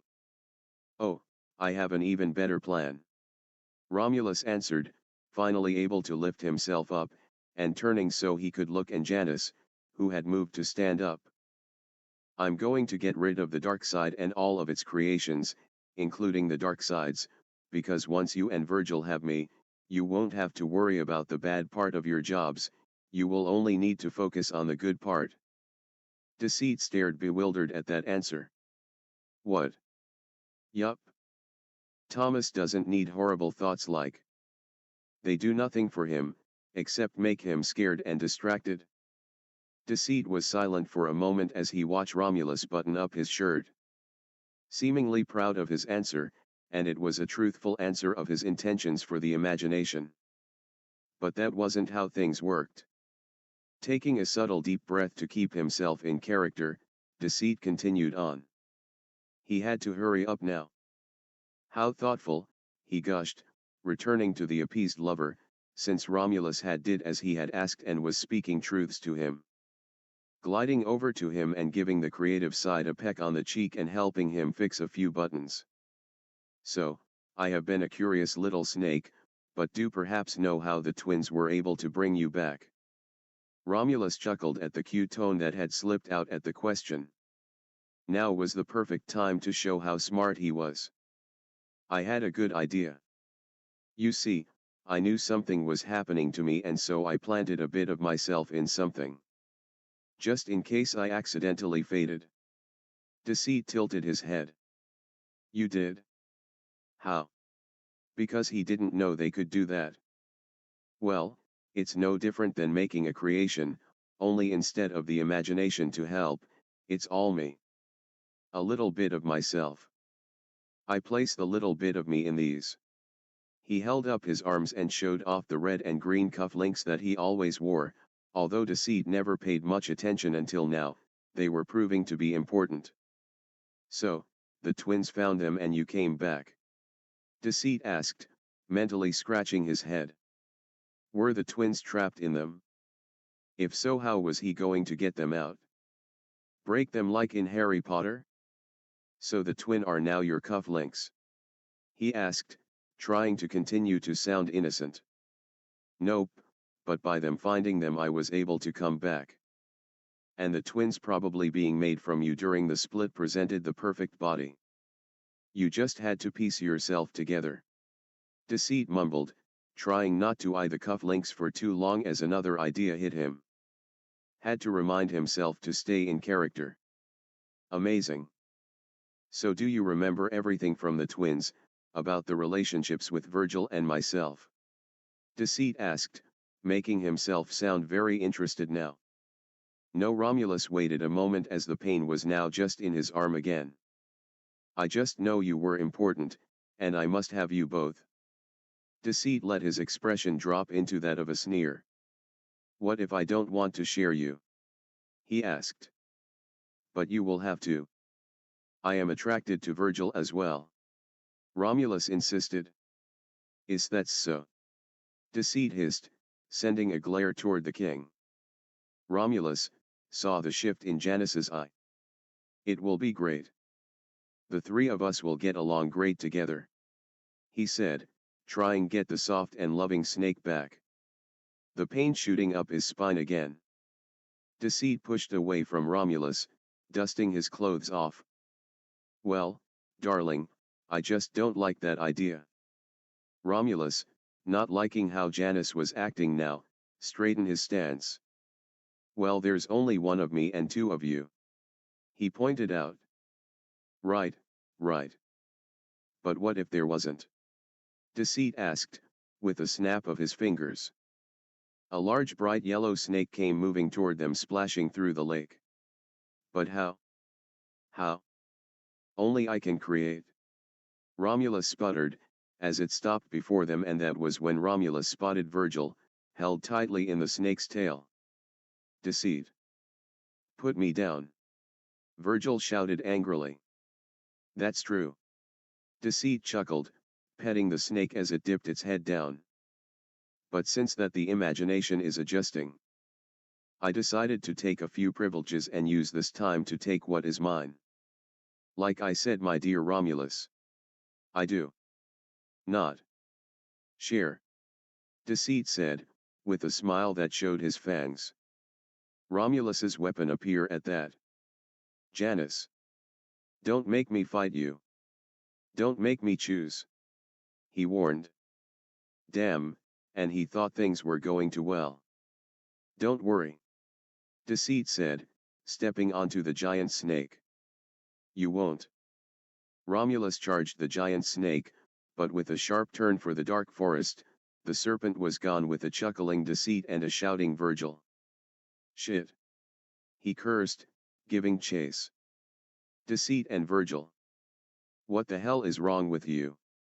Virgil shouted, once Deceit's giant snake carried them all the way to the Duke's castle. Said, giant snake, once depositing both Deceit and Virgil on one of the balconies, had shrunk into a miniature size. How are you able to that anyway? Only creativity is able to create and conjure creatures. Oh, do calm down, Virgil.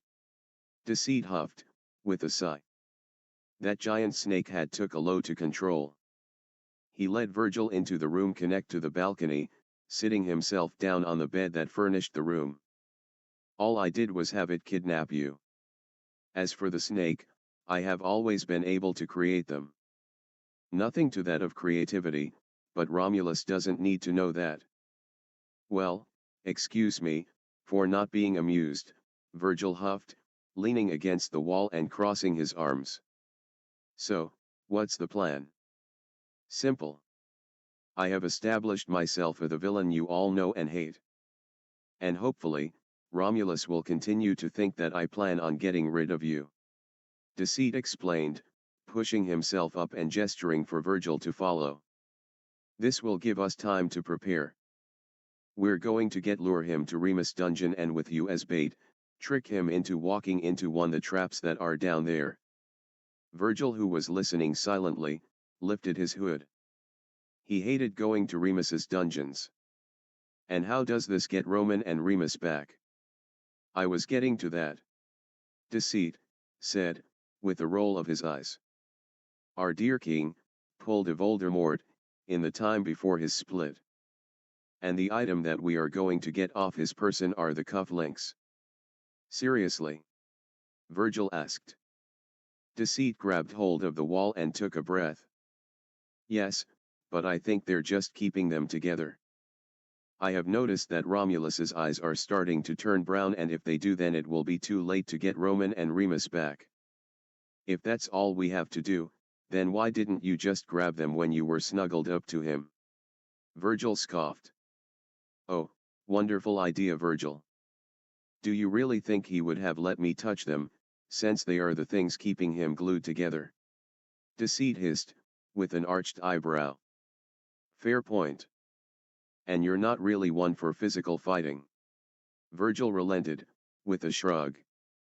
They finally arrived to the dungeon that Deceit wanted to use. So, what are we going to do about his strength? Because I don't know about you, but I don't think I am able to overpower someone who's practiced in slaying creature of the dark. Deceit didn't say anything, which had Virgil narrowing his eyes.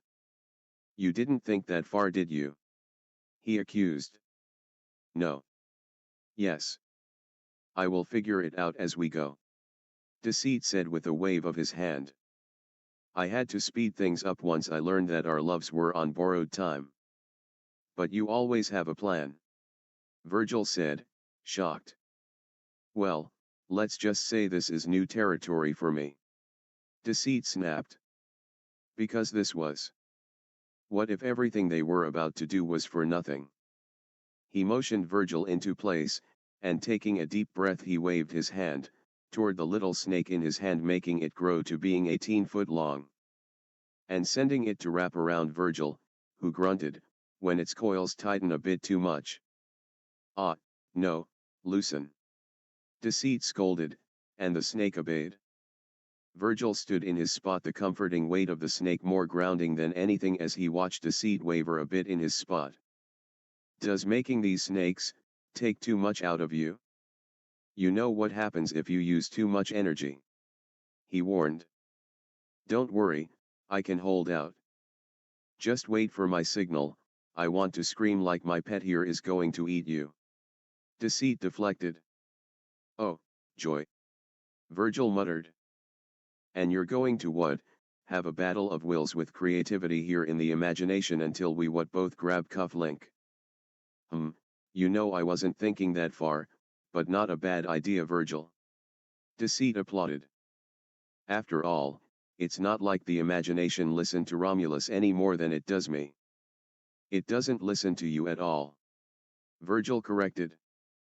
True, but I will have Romulus think differently. Didn't you know? Remus has his castle fixed like a haunted house. I just have to push a few buttons and levers to make it believable.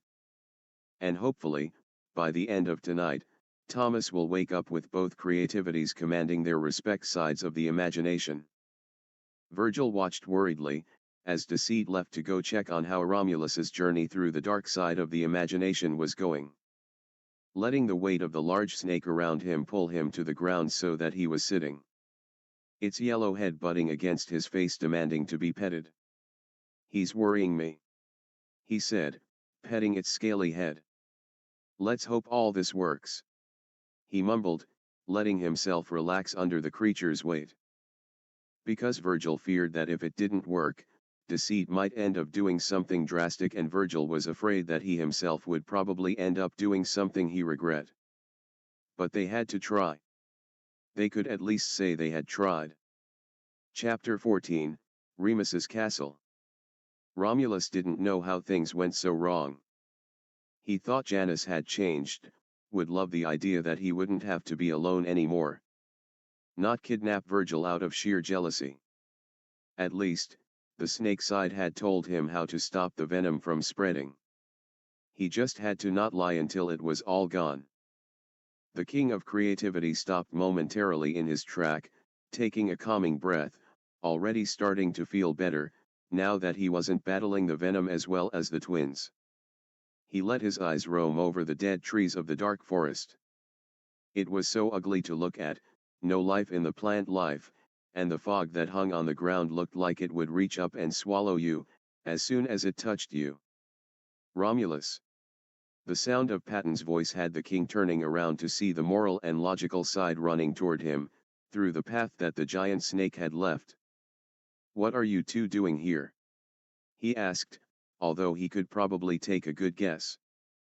"A giant snake took Virgil from the common area," Patton said, urgently, looking close to tears. "That would be accurate," Logan confirmed. "It escaped into the imagination." "Have you seen it?" Romulus gritted his teeth. "That creature belonged to Deceit. He took Virgil with him, when I told him they would have to share me." "What?" Patton gasped. Logan didn't say anything, just quirking an eyebrow as he looked where the tracks were leading. "You don't think he'll hurt Virgil, do you?" Patton asked, gripping onto Logan's arm. "Not likely. Deceit knows how important Virgil is to Thomas and the rest of us," Logan answered. "You weren't there, Logan," Romulus growled out, pushing his way through some branches in the dark forest, starting his journey to go and get the Virgil away from Janus. "He said, he didn't want to share me. That he was going to take what was his." "And you believe he meant you?" Logan asked, not really fazed by the situation anymore. "Obviously he meant me." Romulus snorted, offended, picking up his pace. "Now quit analyzing every little thing and start moving. Or go back home. Your choice." "Virgil's going to be okay, right, Lo?" Patton asked, still holding onto the logical side, not wanting to get lost in the dark forest by himself, since it seemed King Romulus was charging way ahead of them. "I believe I can safely say that Virgil will have nothing to fear from Deceit," Logan reassured, with a sigh. "Deceit." Deceit watched from on top of the tallest tower of the Duke's castle. Here he was able to see everything in the dark imagination, including Prince Roman's castle in the light side of the imagination. Remus had dubbed this his watchtower, for whenever he wanted to just scan over the area of the dark imagination through a telescope that could swivel 360 degrees around. Deceit found himself using said telescope, his hand hover over a control panel that controlled everything from the castle gates to the interior of the castle, including doors, windows, even letting out the creature made to defend the castle for when Roman and Remus tried to siege each other's kingdoms. The control panel sat on a table that had a bunch of monitor on it that Remus had installed when he had played a haunted Halloween joke on Deceit, during their first few years of living with each other. You were able to see almost every nook and cranny in the castle, including the dungeons. Deceit swiveled the telescope and focused it on the three side that were Romulus, Logan, and Patton. They were nearing the area that he and Remus had had their last picnic. Not that Deceit knew that that was going to be their last out together. But not for long. He mumbled to himself, letting out a tired sigh and rubbing at his face to try to keep focus. "Oh, woe is me, for I am trapped in such a wicked castle," Janus drawled, sitting in his cage that was his perch until Remus came to his rescue. Somehow he had gotten roped into playing the damsel in distress, stuck in a cage in the watchtower, which was the tallest tower. "Oh, come on DD, it's going to be fun," Remus said, hands on his hip as he stood by the control panel that would help him start his quest in rescuing the snake side from his cage. Janus was pretty sure that Roman was doing the same thing, which was why Virgil was missing, and thus Remus had decided he and Janus should have a playdate as well. Janus might kill Roman when he got out, for the snake side was working when Remus had whisked him away. "Yes, it's going to be so thrilling sitting in here doing nothing, while your entire castle attacks you," Janus snarks. "That's the spirit," Remus encourages. "Slipping a book through the bars and a remote. You can even help it keep me away," the Duke said, pointing to the remote. "The buttons aren't labeled," the snake side said, giving the Duke "Are you serious" glare. Of course. I don't want you throwing the quest to me in a handbasket, just press a random button. Remus nodded, seemingly proud of himself.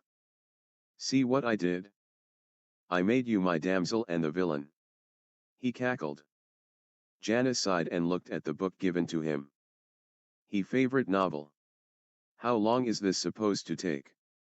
He asked, a little nervous of the answer. Remus was stretching, preparing his muscles. No longer than 4 hours. At the least. 4 hours. Janus practically jumped to his feet. You're not keeping me locked up for 4 hours, Remus. He kicked at the bars. You suggesting I do a speed run? That could work. I have never timed myself before. The Duke said, thoughtfully. Remus. Janus warned. All right. You convinced me. A speed run. Remus cheered, waving his hand and making a large timer appear. This way we both get what we need. Janus leveled him with an accusing stare. But Remus continued.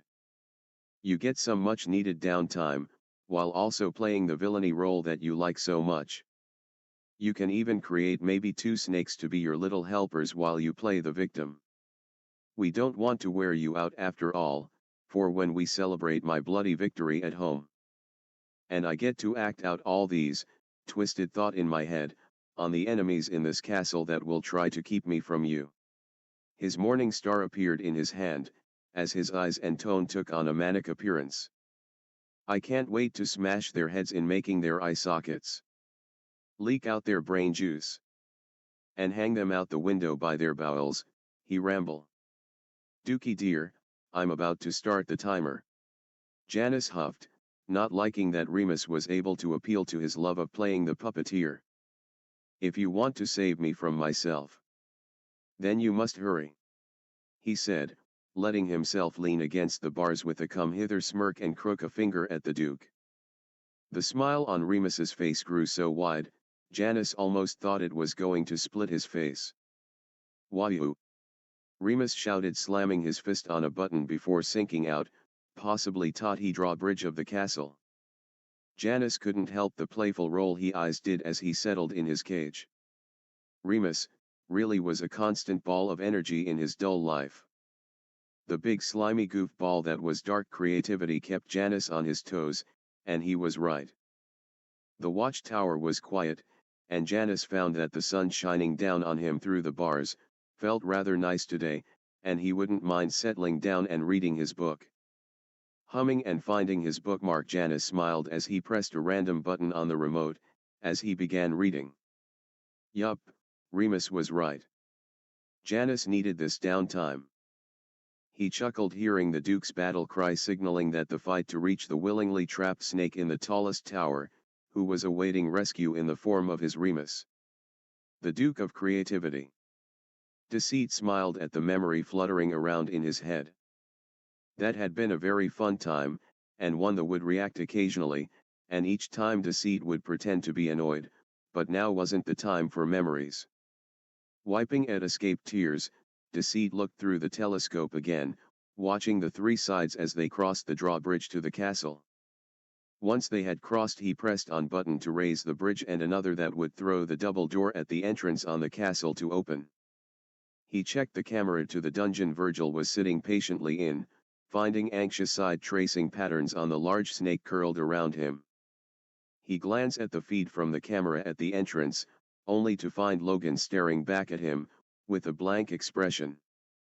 Deceit expected Logan to figure out a lot of what was happening, but it still worried him, as the logical side could ruin everything, especially if he decided to open his mouth and spill it all to Romulus. Maybe he would have to separate them. No longer needing the telescope, Deceit sat down, with sigh of relief. He didn't think he could stand much longer, in the chair in front of the console and monitors, cracking his fingers as he prepared to make Remus's castle come to life. He was going to show Romulus how much control he really had here. Deceit just had to pace himself. Romulus, Patton, and Logan. Patton squeaked when the doors to the castle swung open for them, gripping Logan's hand in a death grip. Logan paused to let the moral side gather himself, while Romulus stepped all the way in, scoping out the corridor they were most likely going to have to travel down. It gave the logical side enough time to spot several hidden camera, including the one in the doorway.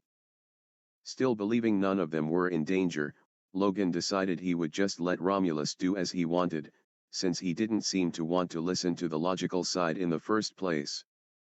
"Are you ready, Patton?" he asked. The moral side nodded slightly. "I think so.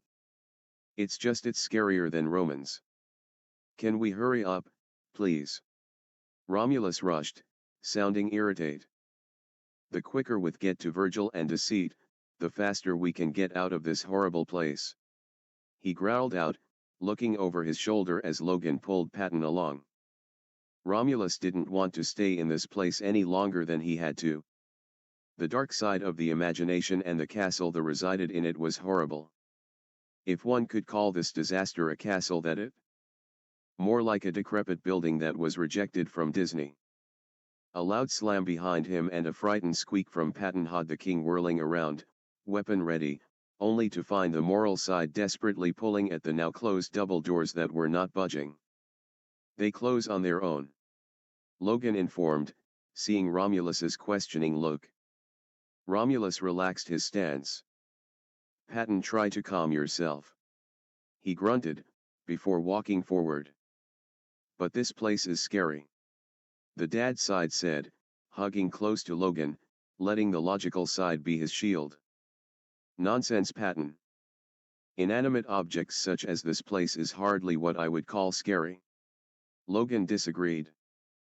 A door opened by itself when Romulus went to touch it, then slammed shut right in his face, successfully hitting him in the face and causing him to back up from the force of it. "Ow! Shit, shit!" he cursed, hand gripping where the door and hit. "What if it's ghost, Lo?" Patton asked, looking horrified that the castle was already starting to prove the logical side wrong. "Really, Patton?" Logan asked, looking at the moral side's frightened eyes, before huffing. "Fine, just stay close and nothing should bother you." The logical side let his eyes drift over to the nearest hidden camera as they continued to follow the king of creativity down the creepy-looking corridors. "We would want anything to happen to Thomas's heart after all," he said, sending a knowing look to the one watching them. Although Patton and Romulus didn't seem to notice. "That's right, Pat, just stay close and I can protect you," Romulus agreed, just as a picture on the wall flew of and straight at the king, who had to sidestep to avoid it. "You want to know what I don't understand? Is how everything in this place is moving when I'm not the one doing it." Romulus growled, annoyed, because everything in the imagination supposed to listen to him, and right now he was demanding that everything in this despicable place would stay still. Yet every time he attempted, he would receive sharp pains in his spine. "Well, what are you suggesting then, and please do not say ghost?" Logan asked. Before he took Virgil, Deceit said he was going to be taking a few privileged. "I think he meant that while the imagination is still adjusting to me, he's able to create with it," Romulus said, getting angry at the thought. So mad that he kicked at a suit of armor that was dusting away in a corner. After said kick, the empty suit of armor began moving, swinging its sword at the king of creativity. Patton squeezed close to Logan's back, when its helmet was knocked off, revealing that the armor was indeed empty and moving on its own. "I don't like this," the moral side whined. Logan took a minute to process that bit of info, and then out of curiosity, snapped his finger in much the same way as he had seen Romulus do, but nothing happened. Then he did a small motion with his hand in much the same way he had observed Roman and Remus do, and still nothing.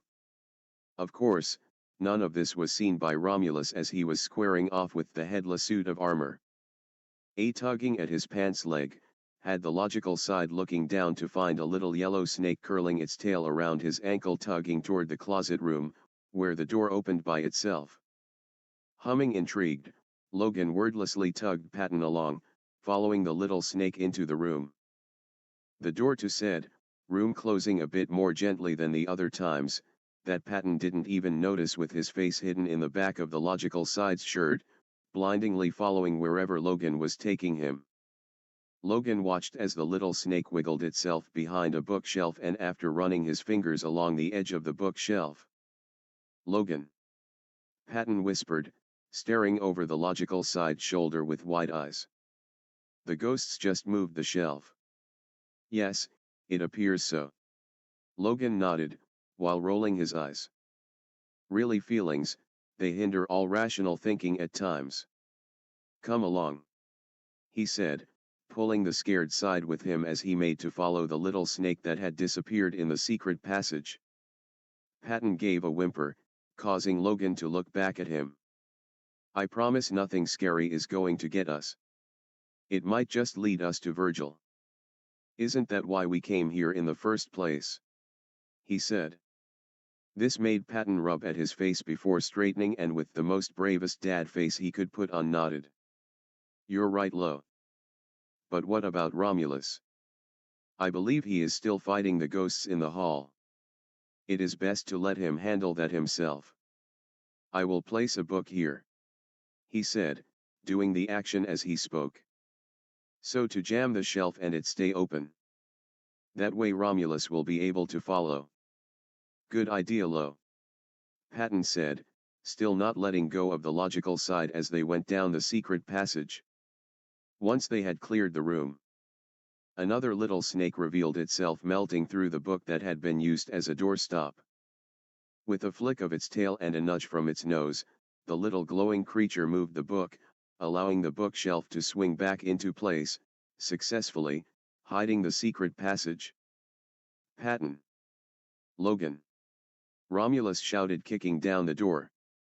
He had vanquished the suit of armor, and had realized that the logical and moral sides were gone. Panicking slightly, the king wasted no time in breaking the door down, after hearing their voices coming from the room. However, the room was empty. His eyes caught sight of something glowing slithering under one of the chairs, and rushed to go see what it was. Trapping the little creature in his hands, a tiny little snake thrashed in his grip as it hissed and showed off its tiny fangs. So, Janus was able to create more of these creatures. Romulus couldn't help but angry over the idea that the lying side was able to control a castle and when Romulus himself was unable to.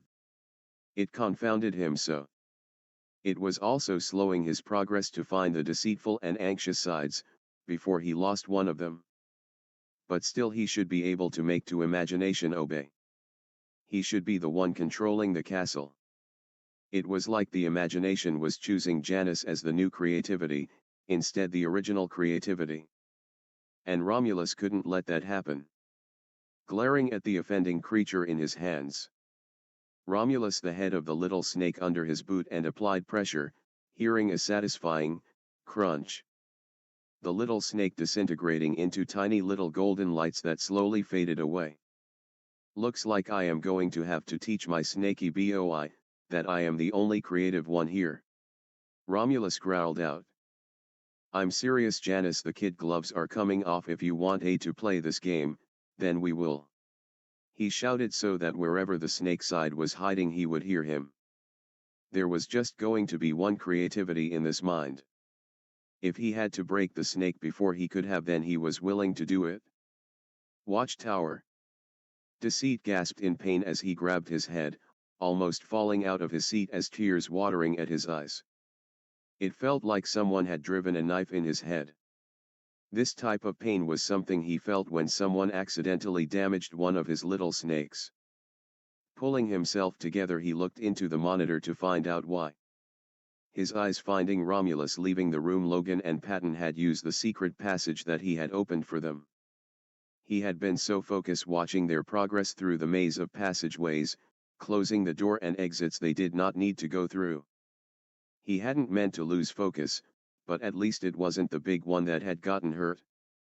The little snakes only caused a headache that would soon pass. But the big one, well, he never created one so big before, and he wasn't in a hurry to find out. I'm serious, Janus, the kid gloves are coming off. If you want to play this game, then we will. Romulus had shouted. Is that what you've been doing? Playing with me with kid gloves on?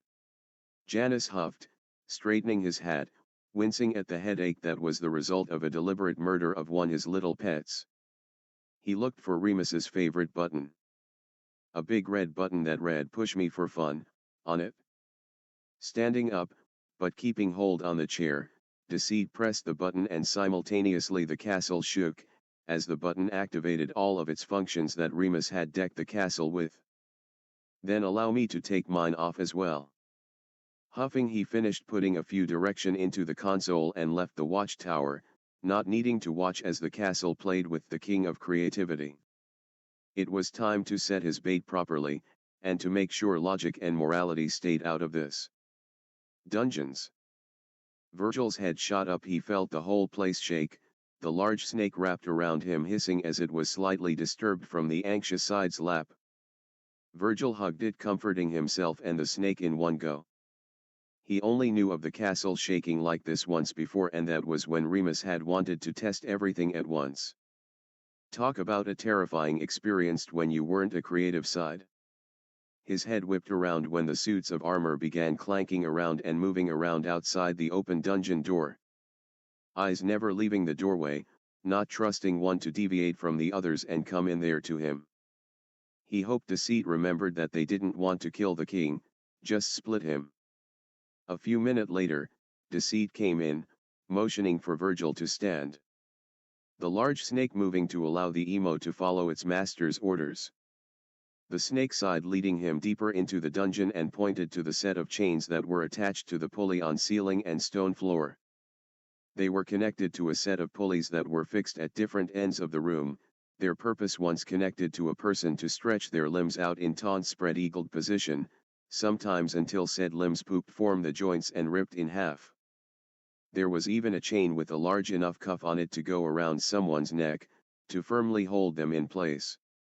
Deceit walked Virgil with the large snake following to stand where the victim of such torture would stand, and picked up one of the iron cuffs.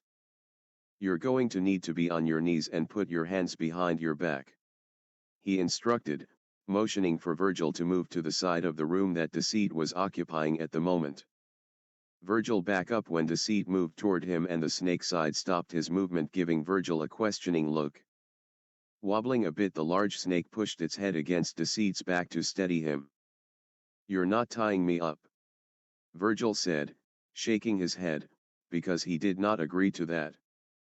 Of course not. You just need to look like it.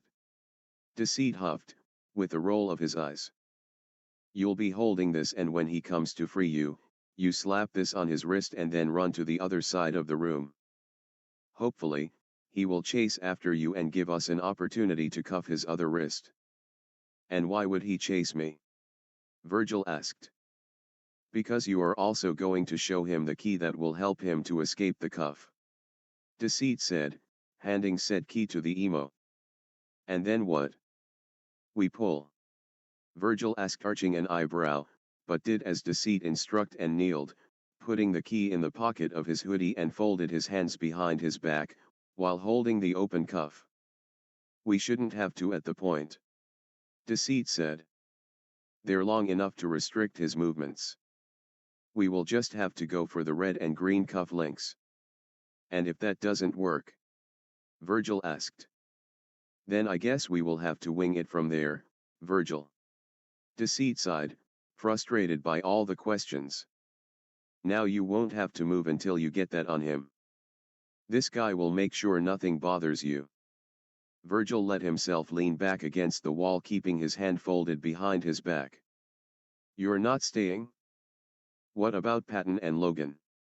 He asked, the large snake once again sliding into his lap. They're safe in the secret passageways.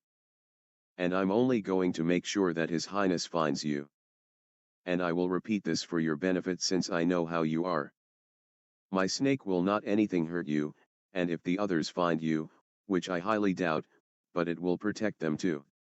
Deceit answered, letting himself disappear in the dark shadows in the corner and sinking out. Virgil rolled his eyes. And everyone says Roman and Remus like being dramatic. He huffed, getting a comfortable. Chapter 15, Trapping the King. Romulus didn't know what was going on or even how Deceit was doing this, but he was having a hell of a time even walking through the castle. And making Patton and Logan disappear. Why was Janus able to control the imagination like that? He wasn't a creative side. Janus was all about lying and manipulation. It shouldn't even be possible. Letting out an angry shout as he let fly one of the many attacking suits of armor, out the window. It has been a long time since he had been in a battle much like this. With everything attacking him, it was hard to find some breathing room. Tired already, King? Janus's voice asked, seemingly to echo around the hall. Deceit, come out. We can talk about this. Romulus reasoned, keeping a sharp eye out for anything that was going to attack him. Oh, so, it's Deceit now. What happened to Janus? Janus's voice asked, between sounding amused and sad. Come out, and stop acting like a villain, and I might consider calling you that again. Romulus, hoping that would work. No. I don't think I will. After all, this what I am. Did you think I would change my ways just for you? I'm not Virgil, you know. Deceit's voice huffed. Speaking of the little shadowling, come out, Virgil. Deceit taunted. Romulus looked around, hyper alert now. Had Virgil gotten away? He had to find him. To his left, a flash of black and purple bird passed, running without stopping down a flight of stairs. Virgil. Wait. He called after, running to catch the anxious side. Poor guy had to be scared out o' his mind. There he goes. Get the little traitor. Deceit's voice demanded, and once again echoing all around. At his command, it seemed even more suits of armor were summoned. Romulus rounded a corner and somehow lost track of Virgil. He never knew the emo was so fast. Entering the door that was standing wide open, looking like it was leading into an even dark-looking corridor, after hearing Virgil's shout of panic and Deceit chilling chuckle. Don't panic, Virgil. I'm coming. He shouted. Dodging every so often as a picture on the walls threw themselves at him. The torches that lit the way seeming to be launching at him like one would expect an arrow. He was so busy deflecting and dodging that he didn't even notice that when he passed by on giant portrait of the Duke, that the picture did not attack him. Once the corridor was silent, the giant picture moved, revealing it a door that was hiding a secret room. Deceit peeked out before quietly stepping out and putting the giant picture, the manic and smiling Duke, back in place, as he was midway switching out of his Virgil appearance and clearing his throat, so to get his voice back to normal. His chest heaving, as he tried to catch his breath, leaning against the wall. Even after all that fighting with the castle and everything it was throwing at him, the king was still moving as if it barely fazed him. Well. He is the embodiment of a child's imagination. He mumbled to himself, so it made sense that he would have the energy of one. Indeed. Logan's voice ripped a startled hiss from the deceitful side, who spun around to face off with the moral and logical sides. By him being the creativity that ruled Thomas's mind as a child, it would make sense that he act like one. Although I must admit that you are acting a bit too extra yourself, more than normal. Yeah. What he said? Patton said, half hidden behind Logan. You didn't have to take Virgil just because you didn't like what Romulus said. Deceit crossed his arms and arched a brow at the moral side. I didn't take him because of Romulus. Well, maybe I did. He admitted after thinking about it. Will it at least make you feel better to know that Virgil is unharmed and free to leave whenever he wishes? He asked. Yes. Patton nodded, edging out from behind Logan slightly. Yes, it would. Good. Now if you don't mind, I will leave you and check up on our little Virgie. He said, turning to leave the two sides. You're not curious as to how we came to be here? Logan asked, fitting Deceit with a knowing look.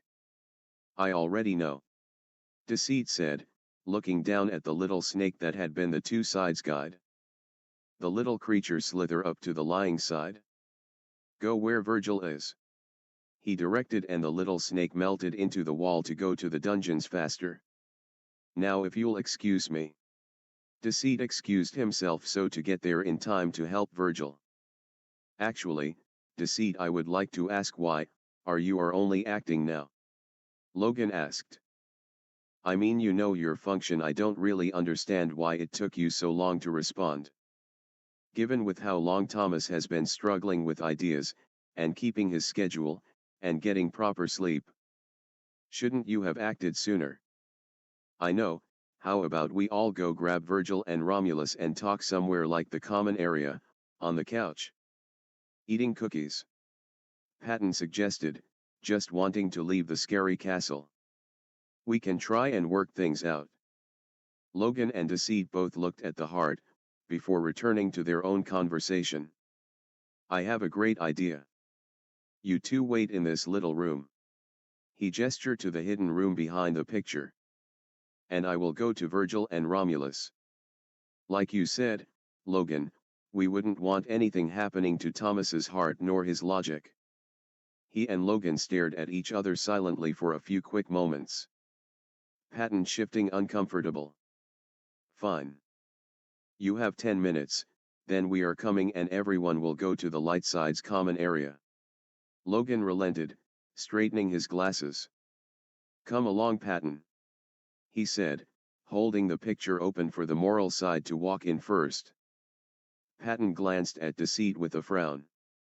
Can I give you a hug? He asked. He knew Deceit and Logan had a better grasp on what was going on. And while Romulus had pointed Deceit as the antagonist and the snake side seemed to act like it. But things were not adding up right. Patton wasn't smart like Logan, but he knew from how Thomas had been feeling lately, that things were not all right. And Patton didn't want to admit it, but it all started after their old friend came back. Whatever Deceit wanted to do, with Romulus and Virgil, Logan seemed okay with it for now, so he would trust Logan's judgment here. However, looking at the snake side, it hurt Patton to see him looking so drained. Whatever was really happening was hurting not just Thomas, but Virgil and Deceit the worst. Janus? He asked again when the snake side didn't answer. Looking the side in the eyes, his light brown eyes flashing baby blue and staying that way as he approached slowly. He just wanted to help. It wasn't just grief that was eating Deceit. Patton knew feelings, and he didn't like what he was seeing, not from Thomas, not from Virgil, and not from Deceit. But Deceit for some reason scared him more than Virgil or Thomas. He looked like he really needed a hug now. Patton opened his arms the closer he got to Deceit, who still hadn't answered. He wanted to help just a little. Pat, Logan cautioned, obviously knowing what the moral side was trying to offer. There was a reason Patton liked hugging, especially if he knew another side was hurting. For Patton, hugs were his way of reducing the stress, to offer comfort, and although Logan will never admit it to the moral side unless needed, he had read somewhere that hugs were indeed beneficial in health. From helping to lowering blood pressure, staving off depression, relieving stress, to boosting the levels of dopamine and serotonin which can lift someone's mood. Patton wrapped his arms around the deceitful side, who seemed to immediately lean into the hug. Deceit suddenly felt overwhelmed, but as soon as the moral side hugged him, he felt calm. Not like the before when he had hugged in him the light side's common area. No, Patton was offering much more to Deceit right now. Deceit felt all his stress leave him, all his sadness not gone but numb. He felt a bit more energized with all that weight muted. He never knew Patton would give him this type of hug. Not really knowing what he was doing, he hugged the dad's side back, gripping the cardigan that always hung around the dad's neck, blinking as his vision blurred slightly. It felt so good. Patton smiled when he felt off the tension leave Deceit, and pulled back. The dad's side's eyes turning back to brown. He couldn't take the hurt away, but he hoped this would help the snake side to continue without so much weight on his chest. Deceit let go of his death grip on the cardigan and back away too, looking a little shocked, but quickly schooled his features, despite the tears that were leaking from his eyes. His heart felt numb, he didn't feel so exhausted anymore. Was this what the moral side's hugs were really like? He still felt, but he also didn't. His mind felt slightly more clearer. Without saying another word to moral and logical side, he turned to follow in the direction he had sent Romulus. Once they were safely in the little hidden room, Logan watched as Patton gripped at his own chest, sniffling. "I couldn't make it go away." The dad side mumbled. "Make what go away, Patton?" Logan asked, always fascinated in learning more about the functions and abilities that they all had. "The hurt." Patton said, "I tried, but all I could do was numb it. I couldn't heal his heart, Lo. And it's already so cracked. His emotions and energy are in turmoil that I couldn't get through and take it all away." Logan hummed, thinking on everything they knew about Deceit. Other than his functions and his real name, none of them knew much on how the snake side lived, felt, or needed. The one side that did was now a part of Romulus. And Logan knew that was probably part of the problem. One part of his job is self-preservation, Pat. The chaos that has been happening lately is probably putting a strain on him. Perhaps whatever he, Virgil, Romulus needs to do, will help put everything back into balance, including himself. Patton shook his head, but then took a deep breath, before looking at the logical side with a small smile. "You're right, Lo. He's probably just overwhelmed." A moment of silence passed between them. "We're not really going to stay in here for 10 minutes, right?" he asked, already not wanting to stay in the room. "Too worried now?" "I had planned on it, but if it will make you feel better, we only staying here for 5 minutes. Logan said, checking his watch. Patton nodded. 5 sounds good. Dungeon. As soon as Virgil seen the miniature glowing snake melt through the wall, and over to him and the large snake in his lap, merging with it. The large snake then removed itself from his lap and rose, its head leveled with Virgil's, hissing and not looking like the docile snake that had been relaxing in Virgil's lap moments ago, as it opened its mouth wide, showing off long fangs and a forked tongue, moving its head like it was about to strike at Virgil's face, but stopping inches before and snapping its jaws closed, repeating the action. The first couple of times the action made Virgil flinch and let out a successful and real shout of fright with his tempest tongue. It took everything in him not to unfold his hands from behind his back to protect his face. He knew what Deceit said, but it was still an animal snapping sharp fangs at his face. "Virgil!" Romulus's voice shouted, sounding very close. Striking, a little too closely for Virgil, the large snake hissed menacingly as it pulled another frightened shout from the anxious side. It slithered away and melted into the wall, just as Romulus skidded into the room. Breaths coming out frantically from the slight scare from the snake, Virgil had to remind himself to shake the chains that were attached to the shackle cuff hidden behind his back. Deceit said to make it look like he was trapped. "King!" he gasped, eyes racking over Romulus. The side looked like he just ran straight through a war. Though Virgil guessed that he wasn't far off. Romulus's clothes were ripped in several places, some burn marks littered one side of his face and his sleeves. Even his cape hadn't been spared. Deceit had most likely been trying to tire that king of creativity out. Although it looked like the snake's side wasn't so successful, Romulus only looked slightly out of breath. "Everything's going to be okay, Virg," Romulus assured, looking around the room, his double-bladed spear at the ready. "Where's Deceit?" he asked. "He left something about Patton and Logan being in the castle," Virgil said, figuring it would be safer to play off the information he knew rather than make something up. "We'll go get them next," Romulus assured, kneeling in front of the trap side. letting the double-blade spear disappear for the moment. Turn around so I can see what I'm working with. Thinking quick, Virgil let out a choked sob. I was so scared. He cried, letting his tempest tongue out. Leaning forward only slightly to place his head on Romulus's chest, being sure to angle his body where his hands stayed hidden. Romulus cupped Virgil's face and brought it close. My dark and stormy night. I am here now. Deceit will pay for this transgression. Virgil let a small smile grace his lips as he seen Deceit enter the room, silently and into the shadows where the other shackle cuff was. Now or never. King, he started, pushing himself up a little straighter on his knees so their foreheads touched. Romulus's hand never left his face. That won't be necessary, he said, quickly slapping the shackle around the king's wrist and jumping to his feet, running away from him. Huh. Wait, Virgil. King Romulus shouted in surprise. Virgil stopped after short distance, enough that if Romulus tried he could still reach him. Sorry, but not really. Virgil said, eyes sparking purple, making the shadows in the room darken to try and help hide Deceit a better now that Romulus was facing in the snake direction. I just always wondered what you would look like in chains.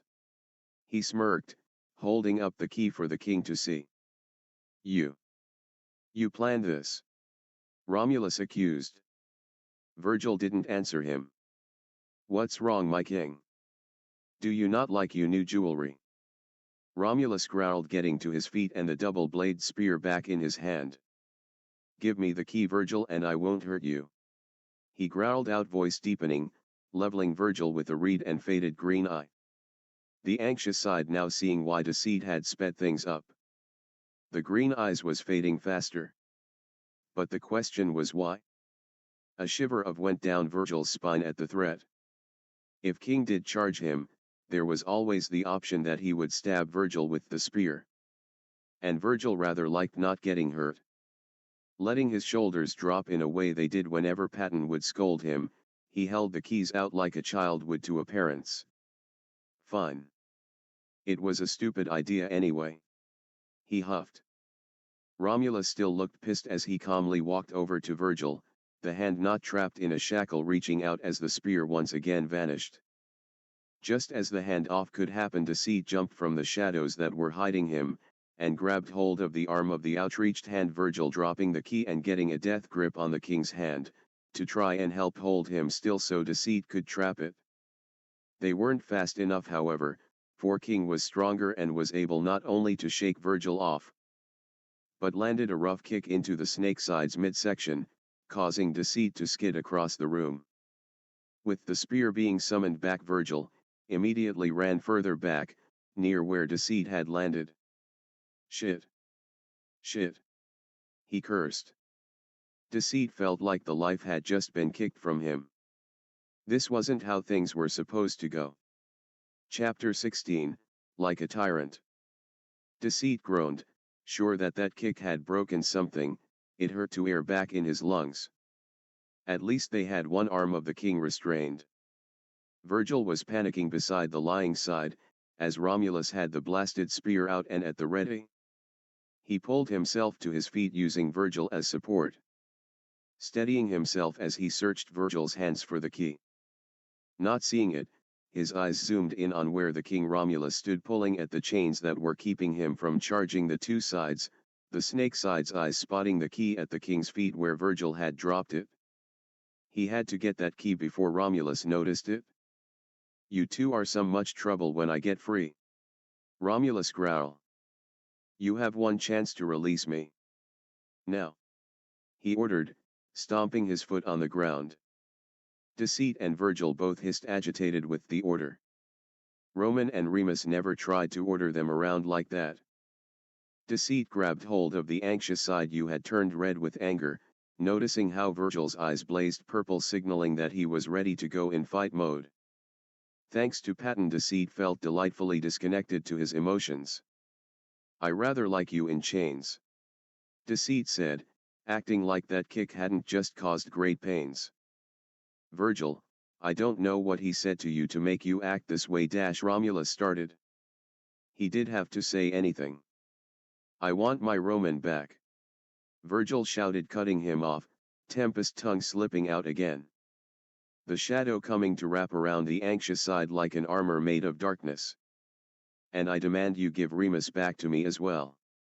Deceit said, stating his own order to the king.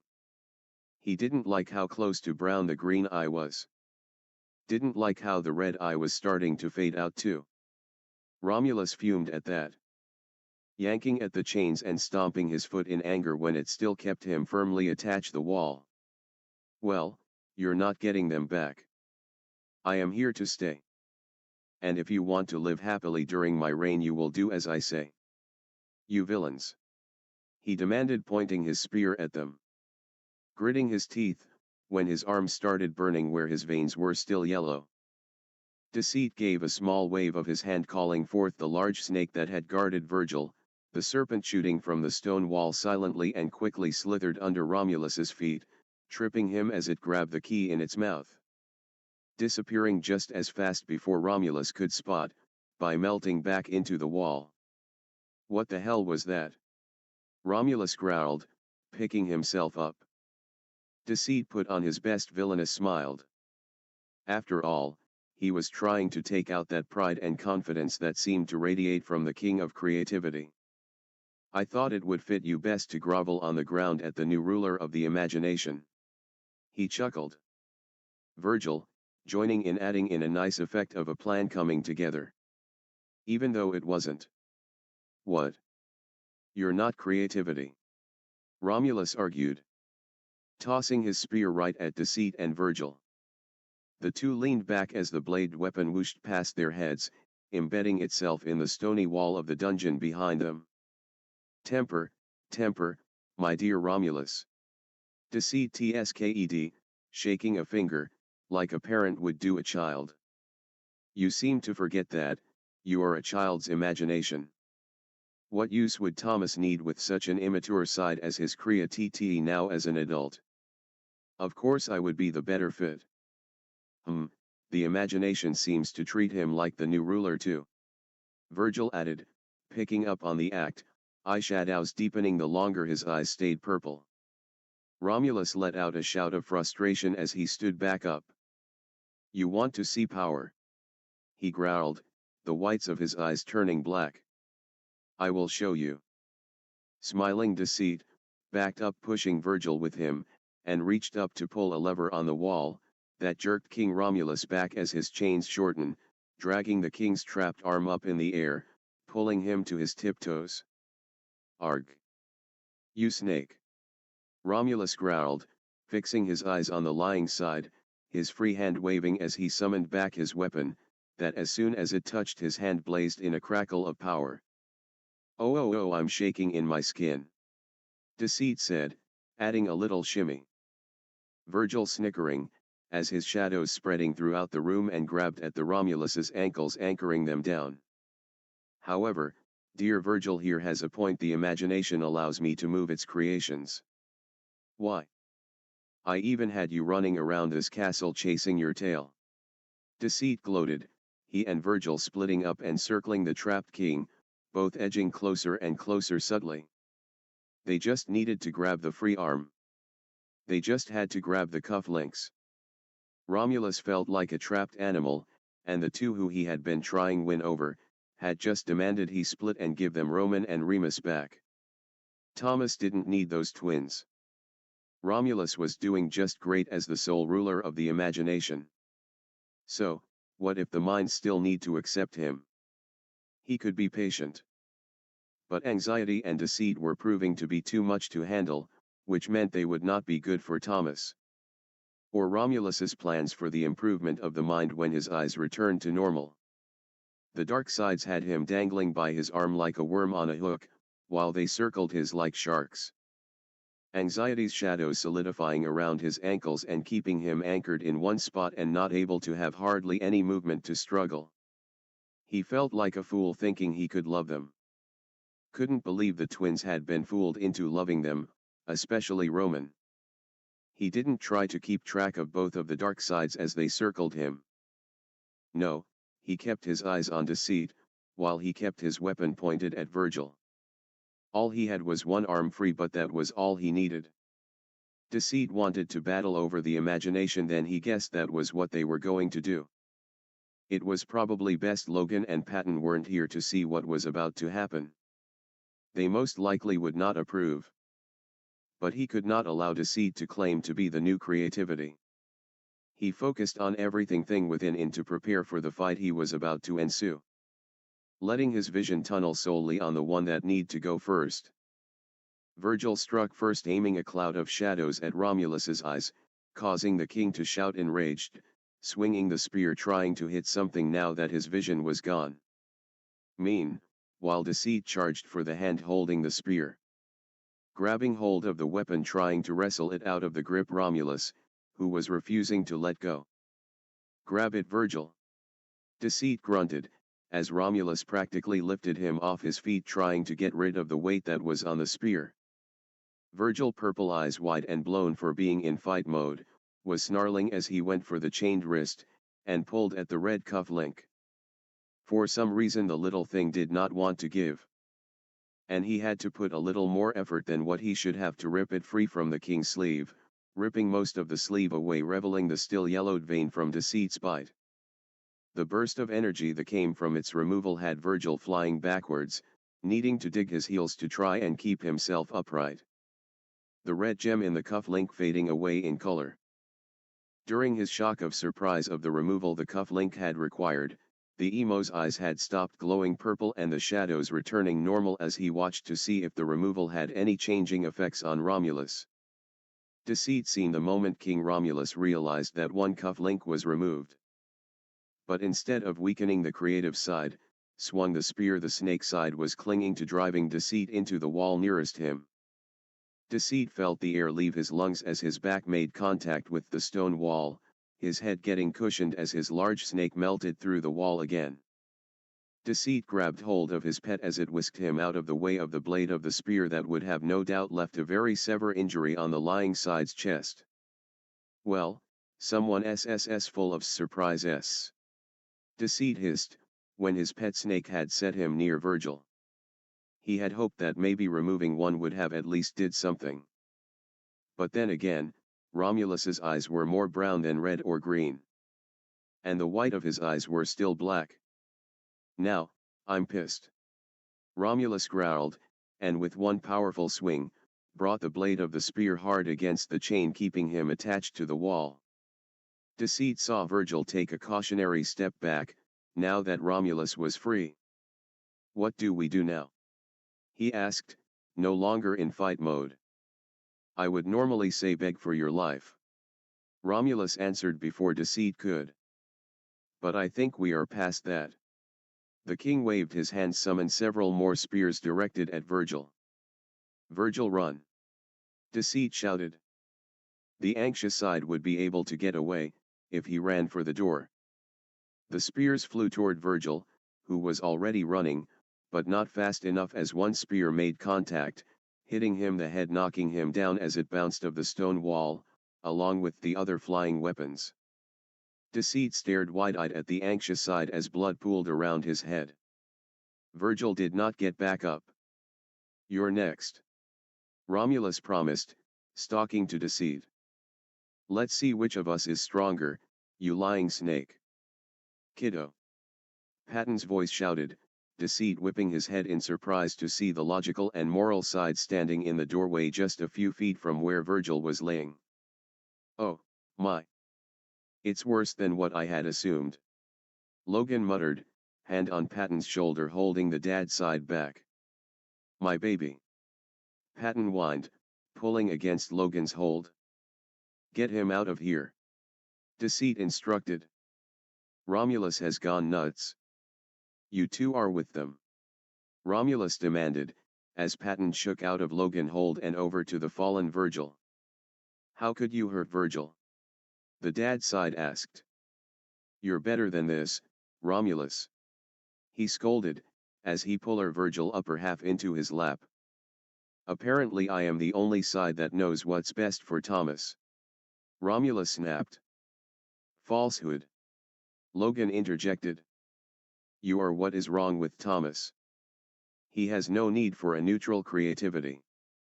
You reign around a time when we were naive and blind to what was really beneficial to Thomas. As an adult he requires all of us to function, including Roman and Remus. You am afraid, set us back. And you're supposed to be the smart one.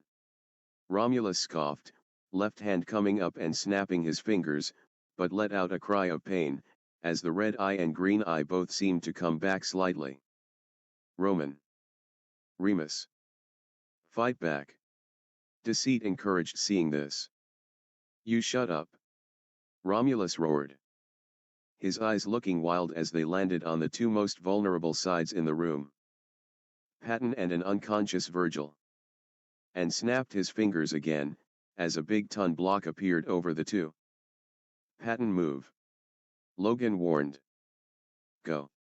Deceit ordered to the large snake sending to the two side. The serpent moved with the speed of lightning coiling around the two quickly and pulling them away before they could be crushed. Are you out of your mind?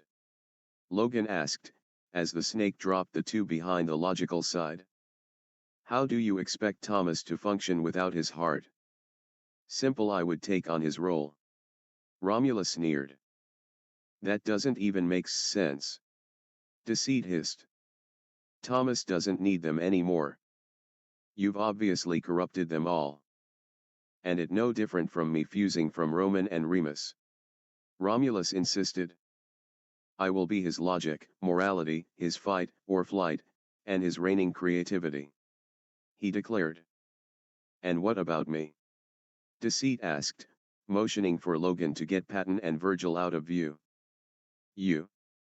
Huh? I tried being nice. I tried coddling you. But you're nothing but a snake. And Thomas doesn't need you. Romulus snarled. He don't need a poisoning snake like you running around in his head. Deceit noticed the yellow veins from his bite on the king's arm deepening, which meant they were growing. If he could get a good bite on Romulus and pump in even more venom, maybe it would aid the twins in splitting. After all, Romulus wasn't creativity. King Romulus himself was a lie. He ducked when Romulus' weapon came flying for his face and rolled away. He didn't come out of that roll cleanly. Whatever Patton had done before was wearing off and he was feeling extra tired.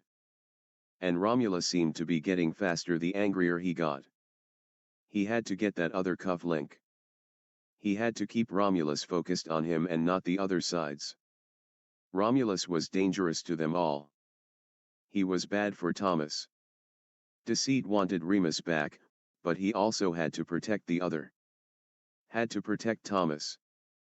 He was one of Thomas's defenses against things like this. He couldn't fail in the one good part of his job. Taking a deep breath, Deceit took his hat and yellow gloves off, letting them drop to the floor as he stood, not letting himself wobble. He could see the glow of his own scales as they started spread. Just a little longer. You sound like a complete and utter moron. Like delusional tyrant, really. And I can't let you stay here any longer.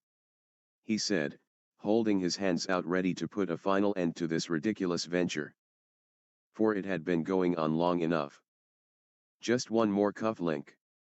And then he would bite him again. Chapter 17. Too late? Deceit was trying to hold it together. This was his one shot, his final shot to turn everything back to normal, and he wasn't going to mess it up over some man-baby that was having a selfish tantrum. Romulus was not only hurting Thomas, hadn't only took the twins away, but he had hurt Virgil and had attempted to take out Patton. With all the focus and energy he had left, Deceit flared out his fingers and created a swarm of snakes that were just as big as the one that was making sure he didn't fall over. Sending them all toward Romulus. Some he made bigger than the rest. He had to pin the creative side down. Had to get that last cuff link. The more snakes he created, the faster the scales on the half of his body began to spread faster. Is that all you got, you two-faced freak? Romulus taunted. moving his way through the swarm of serpents, chopping off heads, cutting them in half, even conjuring extra weapons to impale the creatures with. Edging closer and closer to the snake side, he was going to chop off the lying side's tongue, skin the scales off of him, and then impale his head on stick for all the trouble he was causing. Every strike Deceit felt. Every snake created, Deceit could feel himself get weaker, but he wasn't going to stop. Fitting the creature with his venom and having them bite at the king whenever he got close. Freak am I? I'm not the one who glued himself back together. He hissed out. I am one whole. Romulus gritted out. And Deceit could practically feel the venom in the king's veins spread. His heart. He had to get it to his heart faster. Got to Logan, take this. Deceit ordered the snake that was supporting his weight, summoning and handing it a syringe, backing himself into a corner as the large snake obeyed. Not once stopping as he made snake after snake. You're not going to be able to hold me back for long, Deceit. I will have your head. And free Thomas from your influence. Romulus declared. The many snakes working hard to obey their purpose. Biting, tripping, and coiling themselves around their master's enemy. Sacrificing themselves for him. They had to drive him away. Damn pests. The king of creativity cursed, taking out about handful that tried to hinder his approach to Deceit, who was more or less propped against the wall, intently focused on creating the little creature that were also a part of him, whose deaths he felt no matter how big or small. Out in the corridor. He's not waking up. Lo, he's not waking up. What do we do? Lo. Patton cried, in a panic, and he hugged Virgil tightly, on the floor, his eyes baby blue, as he tried to make it all better.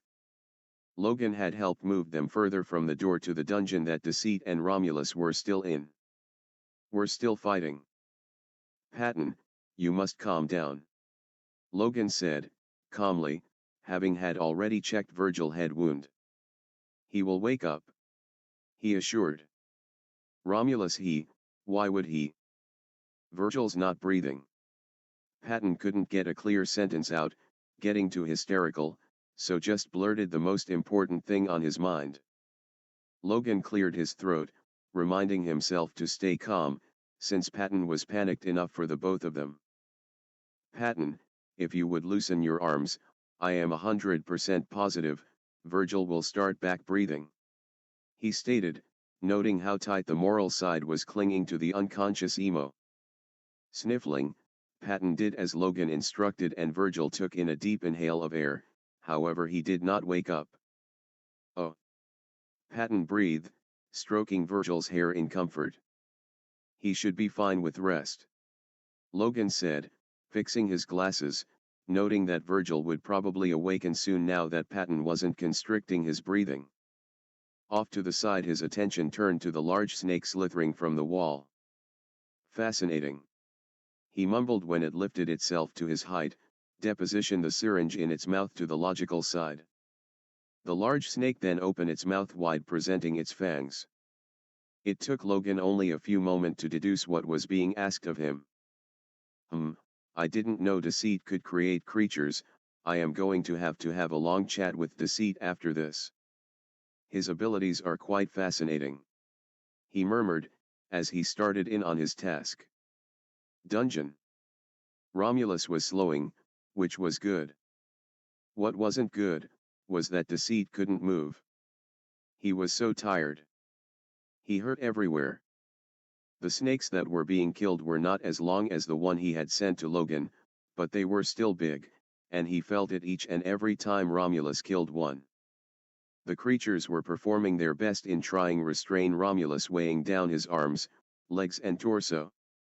It was taking everything in Deceit to create his snakes with venom, for the bigger and detailed the snake the more it tired him. He was going to sleep for a week after this. He shook his head slightly to focus, had to stay in character, had to play his part. Had to act like everything was fine. Because things were definitely fine. He was Deceit. This was his job. Forcing himself to keep himself appearing unfazed, only using the wall as support by leaning against it is a casual manner. Nothing was affecting him. He couldn't let Romulus know how tired he was. Moving a little slow there, Your Highness, he snarked, putting on his best sneer. Are my little pets too much for such a useless side like you? He asked, glancing slightly at his hand where his scales were already covering, even on the side that was more human. I must say I am feeling as energized as ever.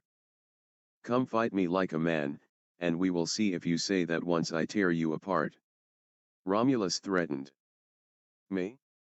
Lower myself to such tactics. The nerve of such a suggestion. Deceit gasped, making himself sound offended. He wasn't a fighter anyway. It's much more fun see others do all the hard labor, he said in a dismissive tone. No way was he going to pit himself in a fair fight with Romulus. He would make it 3 seconds and then Thomas and the others would be stuck with a neutral creativity. No, he was going to continue to swarm the king with snakes and have them help spread the venom. Keep talking, snake. It will make ripping that tongue out that much more pleasurable. Romulus growled, although every now and then he would notice the signs of Roman and Remus trying to split. I can't wait to wear that crown. Deceit replied, smiling at how much angrier Romulus was getting. Yup, he was going to sleep for a long time after this. His large snake soon returned the syringe full of the venom he had created with his own venom. The large serpent slither giving the needle to Deceit, who placed it in one of his pockets. Make him kneel. He cooed, as he petted its head, ceasing in the making any more snakes. He could feel the scales all over his body now and Romulus's eyes were getting ever closer to brown, but as long as he could see red and green in them, he still had a chance of getting the twins back. But time was not on his side. The large snake with its speed, slithered around while the rest of its brethren continued to coil around the king, keeping his focus as he cut them down. With a whip of its tail it hit Romulus behind the knees and the king hit the stone floor hard with a shout of pain. Swinging his staff, movement slower with his arm heavy with the extra weight of the snake coiled there, but the blade still hit home, burying deep in the side of the snake. The creature let out a pained hiss just as Deceit did, for this snake was the one that he had put a lot of effort into making.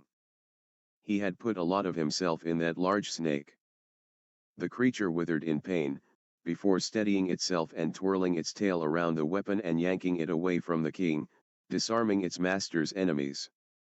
Deceit's hands immediately went to his side where he had felt the weapon dig into the large snake, but refused to show anything else. The large serpent coming back to him and circling him so that he could use it as a perch. Good boy, he said, as he seated himself on the creature, like one would a chair and crosses his legs. That wasn't very nice, King Romulus. Should I behead you for such a transgression in my new domain? He teased, although he really wanted to go through with it. If only his Remus and Roman weren't trapped in that body. The snake started moving, with Deceit still sitting, its motions fluid and graceful so the side was not disturbed from his perch. You wouldn't dare.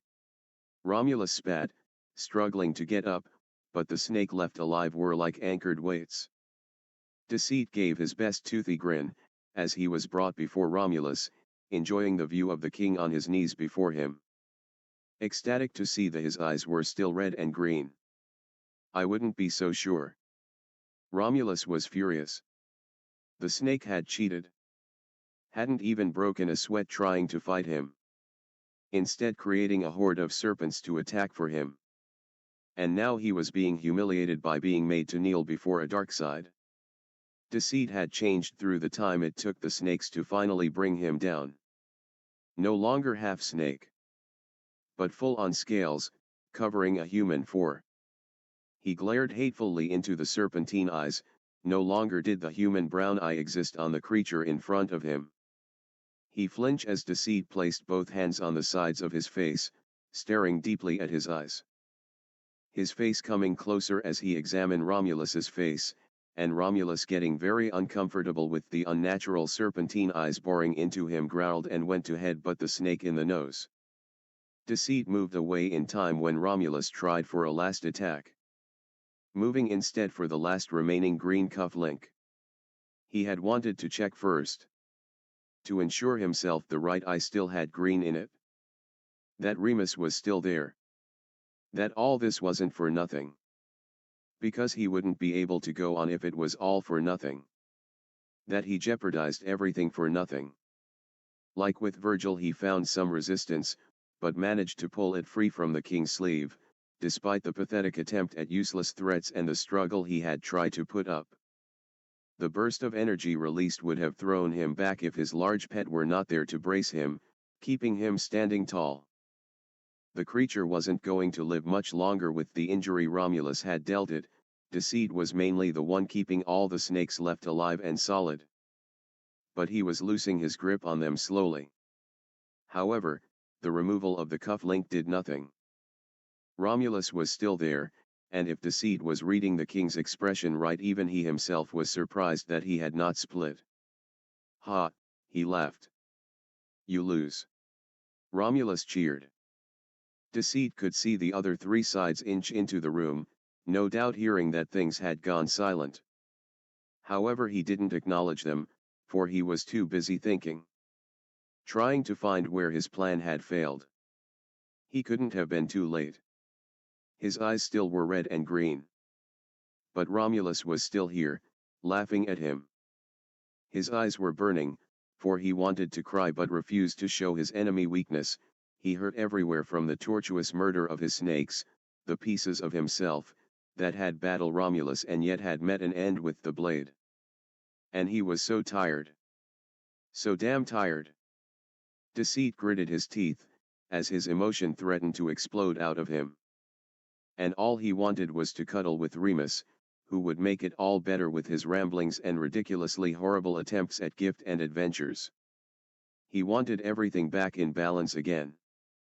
A primal shout of rage left him as he pulled back his hat and slapped Romulus's stupid laughing face, wanting him to shut up.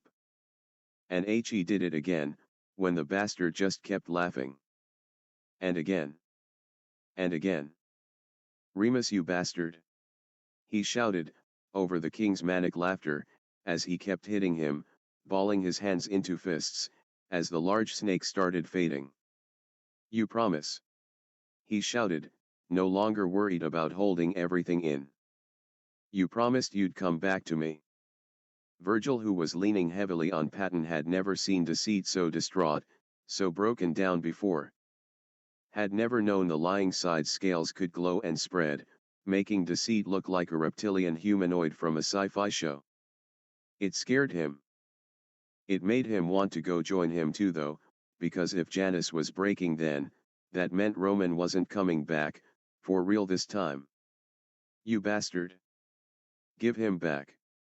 Deceit demanded. Patton sat Virgil down, not wanting to leave his precious dark angel, but Deceit's emotions were pulling at him.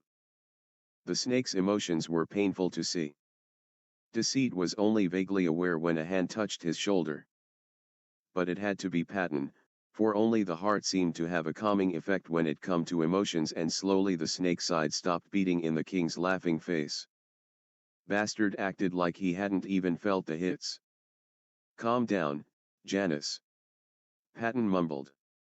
And Deceit just stopped and stared. Too late. He was too late. Romulus used the reprieve to catch his breath. His face hurt, where his veins were yellow hurt, and without the cufflinks to keep Roman and Remus in check, his spine slightly hurt, which meant he was almost whole. "I told you.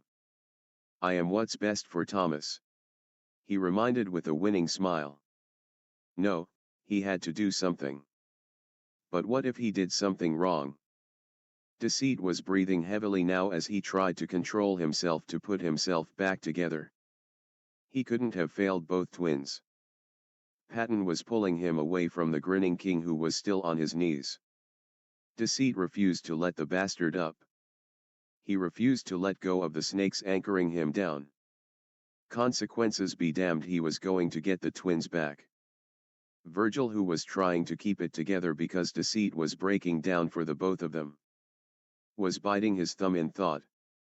The king's eyes weren't fully brown yet. He could see the red from where Patton had him sitting. But he could barely see any green. Maybe Roman was still there. Was still strong, since Romulus had cared for his side of the imagination. Roman. He called, though gritted teeth, trying not to get his own hopes up. And flinched when the king's head turned in his direction. But he would swear the red in the left eye brightened. If you don't come back, I am burning everything Disney and will never let Thomas live out all his hopes in dreams. He shouted. What? Romulus screamed, but his voice had doubled, and Virgil could hear. How could you threaten Disney and Thomas like that? Hot topic. Romulus let out pained sound, after the words were spoken. As the red eye flared back to life, Virgil let his head lean back against the wall. Roman was still in there. His Roman was still there. You are in so much trouble, Princey. He mumbled, letting his eyes close, in relief. Especially, when he caught sight of Janus's spark with surprise then determination. Chapter 18, A Prince. A Duke. N.A. Roman's voice had just came out of the king's mouth. Sure, it was overlapped, but Roman was still in there, so maybe Remus was too. Deceit pushed Patton's hands off him and stride over behind the king. Maybe he wasn't too late. Maybe there was still a chance. He let his hands slide onto Romulus's shoulders, being gentle for the twins. What he was going to do was probably going to hurt. No, that was wrong, it was going to hurt. He had thought he had been too late, but hearing Roman come through, seeing that red eye brighten and no longer brown, Deceit's plan was back into motion. Taking the venom-filled syringe from his pocket, he stabbed the needle right where Romulus's heart would be, injecting the poison. Deceit. Janus, no. Patton and Logan both yelled in shock. Arg. What in the name of Mount Olympus was that? That hurt. Romulus's and Roman's overlapped voices cried out in pain. Shut up, you fool, and fade away. You're not needed anymore. Romulus gritted out, shaking his head and doubling over as the words left his mouth, clearly in pain. Spare me the arguments and grab an arm. Deceit hissed. Taking that Roman was active enough to be heard as a good sign. Virgil, being the quickest despite being hurt, made his way over, and grabbed hold of an arm as the serpents all but faded. Patton and Logan following the anxious side's lead and both pulling at the remaining arm. Deceit wrapped his arms around the struggling king's neck, now that he wasn't being restrained by the snake anymore, and squeezed, blocking off his oxygen. Tell me. He hissed. Who is creativity? He asked, knowing that now that his venom was in the heart, any amount of untruths would be hard to say, so King Romulus, if he wasn't supposed to be here, would not be able to point himself to be creativity, because he wasn't. Romulus felt like his heart was going to beat out of his chest. It was beating so fast. He could feel the pull in his spine, adding into it that the others were also trying to rip him apart. He couldn't let that happen. He had to struggle. But the snake was choking the life out of him. Had dared to ask who was creativity. As if he was going to answer. He didn't know what the snake had done, but he wasn't about to say Roman and Remus. He bit his tongue so he would not be compelled to answer. He fought against the prince that was fighting to reach out and speak. He wasn't going to lose. He wasn't going to let the twins split him. He wasn't going to give up his spot as the reigning king of creativity. Virgil, Patton, and Logan were pulling with all their might. Is this you winging it? Virgil grunted as he pulled. He never thought they would have actually resulted in pulling the king apart, but what the hell? He wanted his Roman back. Shut it, Virgil, and just pull. Deceit snapped, fangs elongating as he bit into Romulus's neck. The king was starting to glow in the colors of red and green. For what seemed like an eternity they pulled, but Romulus was still whole. From the way Deceit's head was angled, he was able to have a good view of the right eye that showed the green coming back rapidly and almost glowing like the red. But all Romulus was still fighting the split. He could tell by how hard the king's face was concentrating. Pulling him wasn't going to be enough. Releasing the neck from his bite, Deceit back up a few paces. King Romulus was talking, but more than one voice was being spoken in a garble that it was hard to decipher what was being said. But he could hear the rain in the voices, could hear the twins fighting back. Could hear his Remus. Breathing hard, he felt his form shifting on him. Not yet though. He couldn't rest yet. He could look like a creature off of Alien for the rest of Thomas's life, if it meant him maintaining his human form long enough to perform one last-ditch effort to split the king.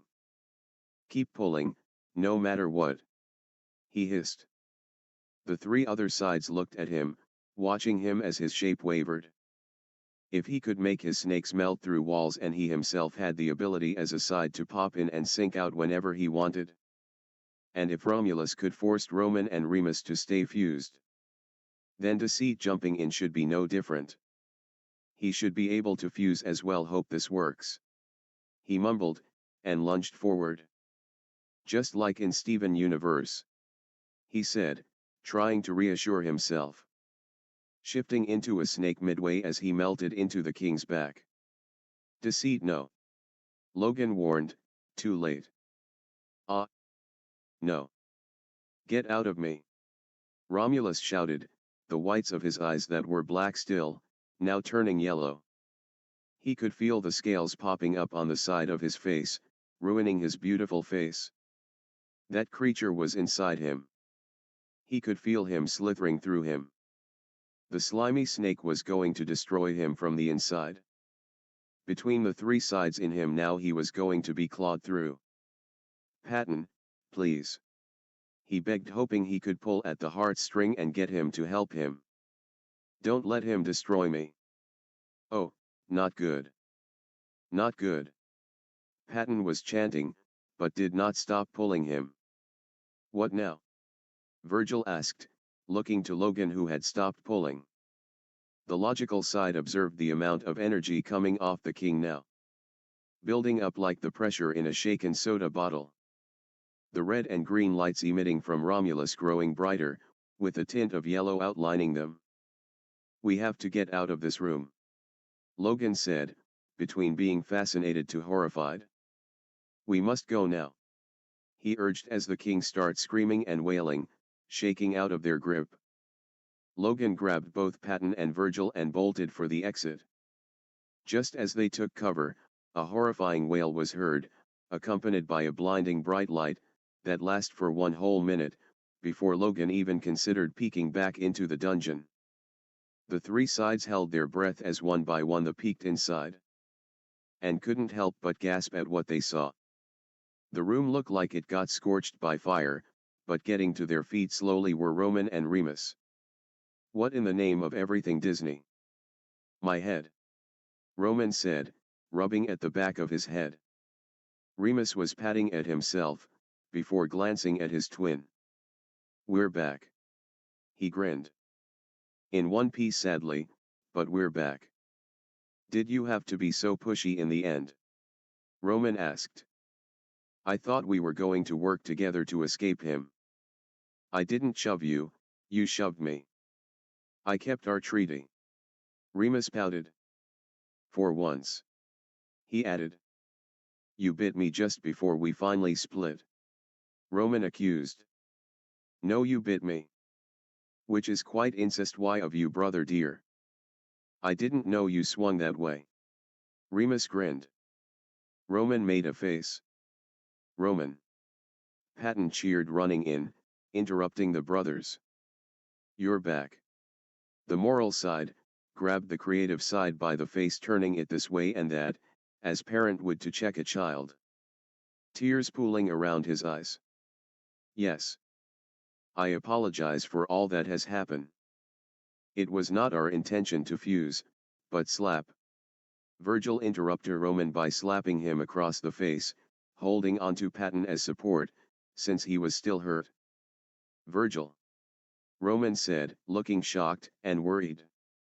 I'm sorry. I would never dash. Can it, Princey? Virgil growled. You idiot. I was scared. He said, breathing getting rapid. Perhaps we should vacate this part of the mind and go back to the common area in the light side. Logan suggested, starting to see that both Patton and Virgil were about to get emotional. It should be close time for Thomas to awaken, and we should probably check on him. Remus wasn't paying the sides invading his castle any mind, he was too busy looking around. Shoving Patton and Virgil out of his way as he checked the corridor outside, causing the moral side to grab hold of Logan so to stop himself from falling over. Where's Double D? He asked, when he couldn't find his Lord of Lies. Rack. It's not fair. Everyone's head whipped around at the sound, finding a child wearing a beat-up paper crown painted gold and wearing a king's costume one would find in a Halloween store. He was stomping his foot in the midst of a tantrum, further from the group. Or at least that was what everyone thought until they noticed the yellow snake that was getting trampled on under the kid's feet, hissing and trying to get away, but not making much progress. DD. Remus let out screech, grabbing at his hair and ripping a few strand out in horror, before immediately switching to growling and charging the little boy, Morning Star summoning into his hand. You little shit. He growled, eyes turning green in anger. Roman beat him to the kid, however, picking the child up roughly by the back of his shirt, just as the Morning Star smashed into the wall that was behind the kid. Well, hello there, little king. Roman smiled, although it wasn't exactly friendly. Remus growled at his twin's interference. I'll show you a little king. The kid growled, kicking at air, as he dangled. Romulus? Patton asked, not getting close, even though he didn't approve of how Roman was holding him. It was a lot better than watching Remus smash his head in. I will make you all bow to me. I am still King Creativity. The kid bellowed. Your character is anything but royalty, I'm afraid. Roman huffed, holding the kid like he was a mangy cat from an alleyway. That's right, young man. You deserve a timeout. Patton scolded. Oh, save me your bleeding heart, you imbecile. Kid Romulus spat. Let's just kill him and get it over with. Remus growled, hefting his Morning Star like he was about to hit a piñata. I got a score to settle. Roman found himself silently agreeing with his twin when his eyes landed on the head wound on Virgil. I don't think that will be necessary. Logan interjected. With you two split and nothing holding him here.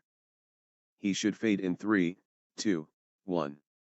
And the king of creativity broke apart into a dozen tiny rainbow-colored lights that died out as soon as they hit the floor. Remus blinked as his thoughts zeroed back on what was most important. D. He looked down where the yellow cobra-like snake had been, to find it gone. Ah! He screeched, dropping the Morning Star on Roman's foot, dragging a curse from the prince. Mickey and Goofy. Roman howled, hopping as he grabbed said foot, causing a fuming Virgil to crack a smirk. Watch it, Remus, that could have broke something. Too bad. It would have been funny. Remus commented, distracted as his eyes raked over the dark corners of the dungeon. His eyes stopping when they landed on Deceit's abandoned hat and gloves. The Duke wasted no time in going over and piking the items up, hoping Janus had slither under them to get away from the homicidal kid that was once King Creativity. But Janus wasn't there. Hey, any of you farts for brains seen where D went? He demanded. The light sides all looked at each other, before returning their gaze to the Duke. Remus practically flew from the room and down the corridor screeching Deceit's name. He wanted to see his snaky fiend and crush him in a big hug and never let him go. Wanted to rub at the sore spot where the king had trampled him and try, even if impossible, to help make him feel better. The light sides watching him go. Before Roman made a move to drape an arm around Virgil. The emo leaned into the warmth that was Roman, with a content sigh. "I'm not talking to you." Virgil huffed, burying his face into the crook of the prince's neck. "Now pick me up. I think I'm about to pass out again." Roman let out a nervous chuckle with an apologetic smile as he followed Virgil's demand. "Where did Deceit go?" Patton asked, looking to Logan for answers. "He shouldn't be able to sink out as a snake." Virgil mumbled, eyes closed so to try and ease the pain that was banging around in his head, that was no doubt concussed. Logan hummed. "Patton, what did you feel from Deceit when you last touched him?" "I mean, when we last saw him he was covered in scales, not just half of him. I suspect that was him trying to hold off turning into a snake." The logical side was looking to Virgil for any clues, but the anxious side shrugged his shoulders, signaling that he wasn't sure himself. "It's hard to explain, Lo," Patton said, hunching in on himself slightly, remembering what he felt from Deceit. He just felt so broken and drained. Everything felt so fragile. "Ah. I see," Logan said. The others stared at him when he did not continue. Wanting him to continue. "What is that supposed to mean?"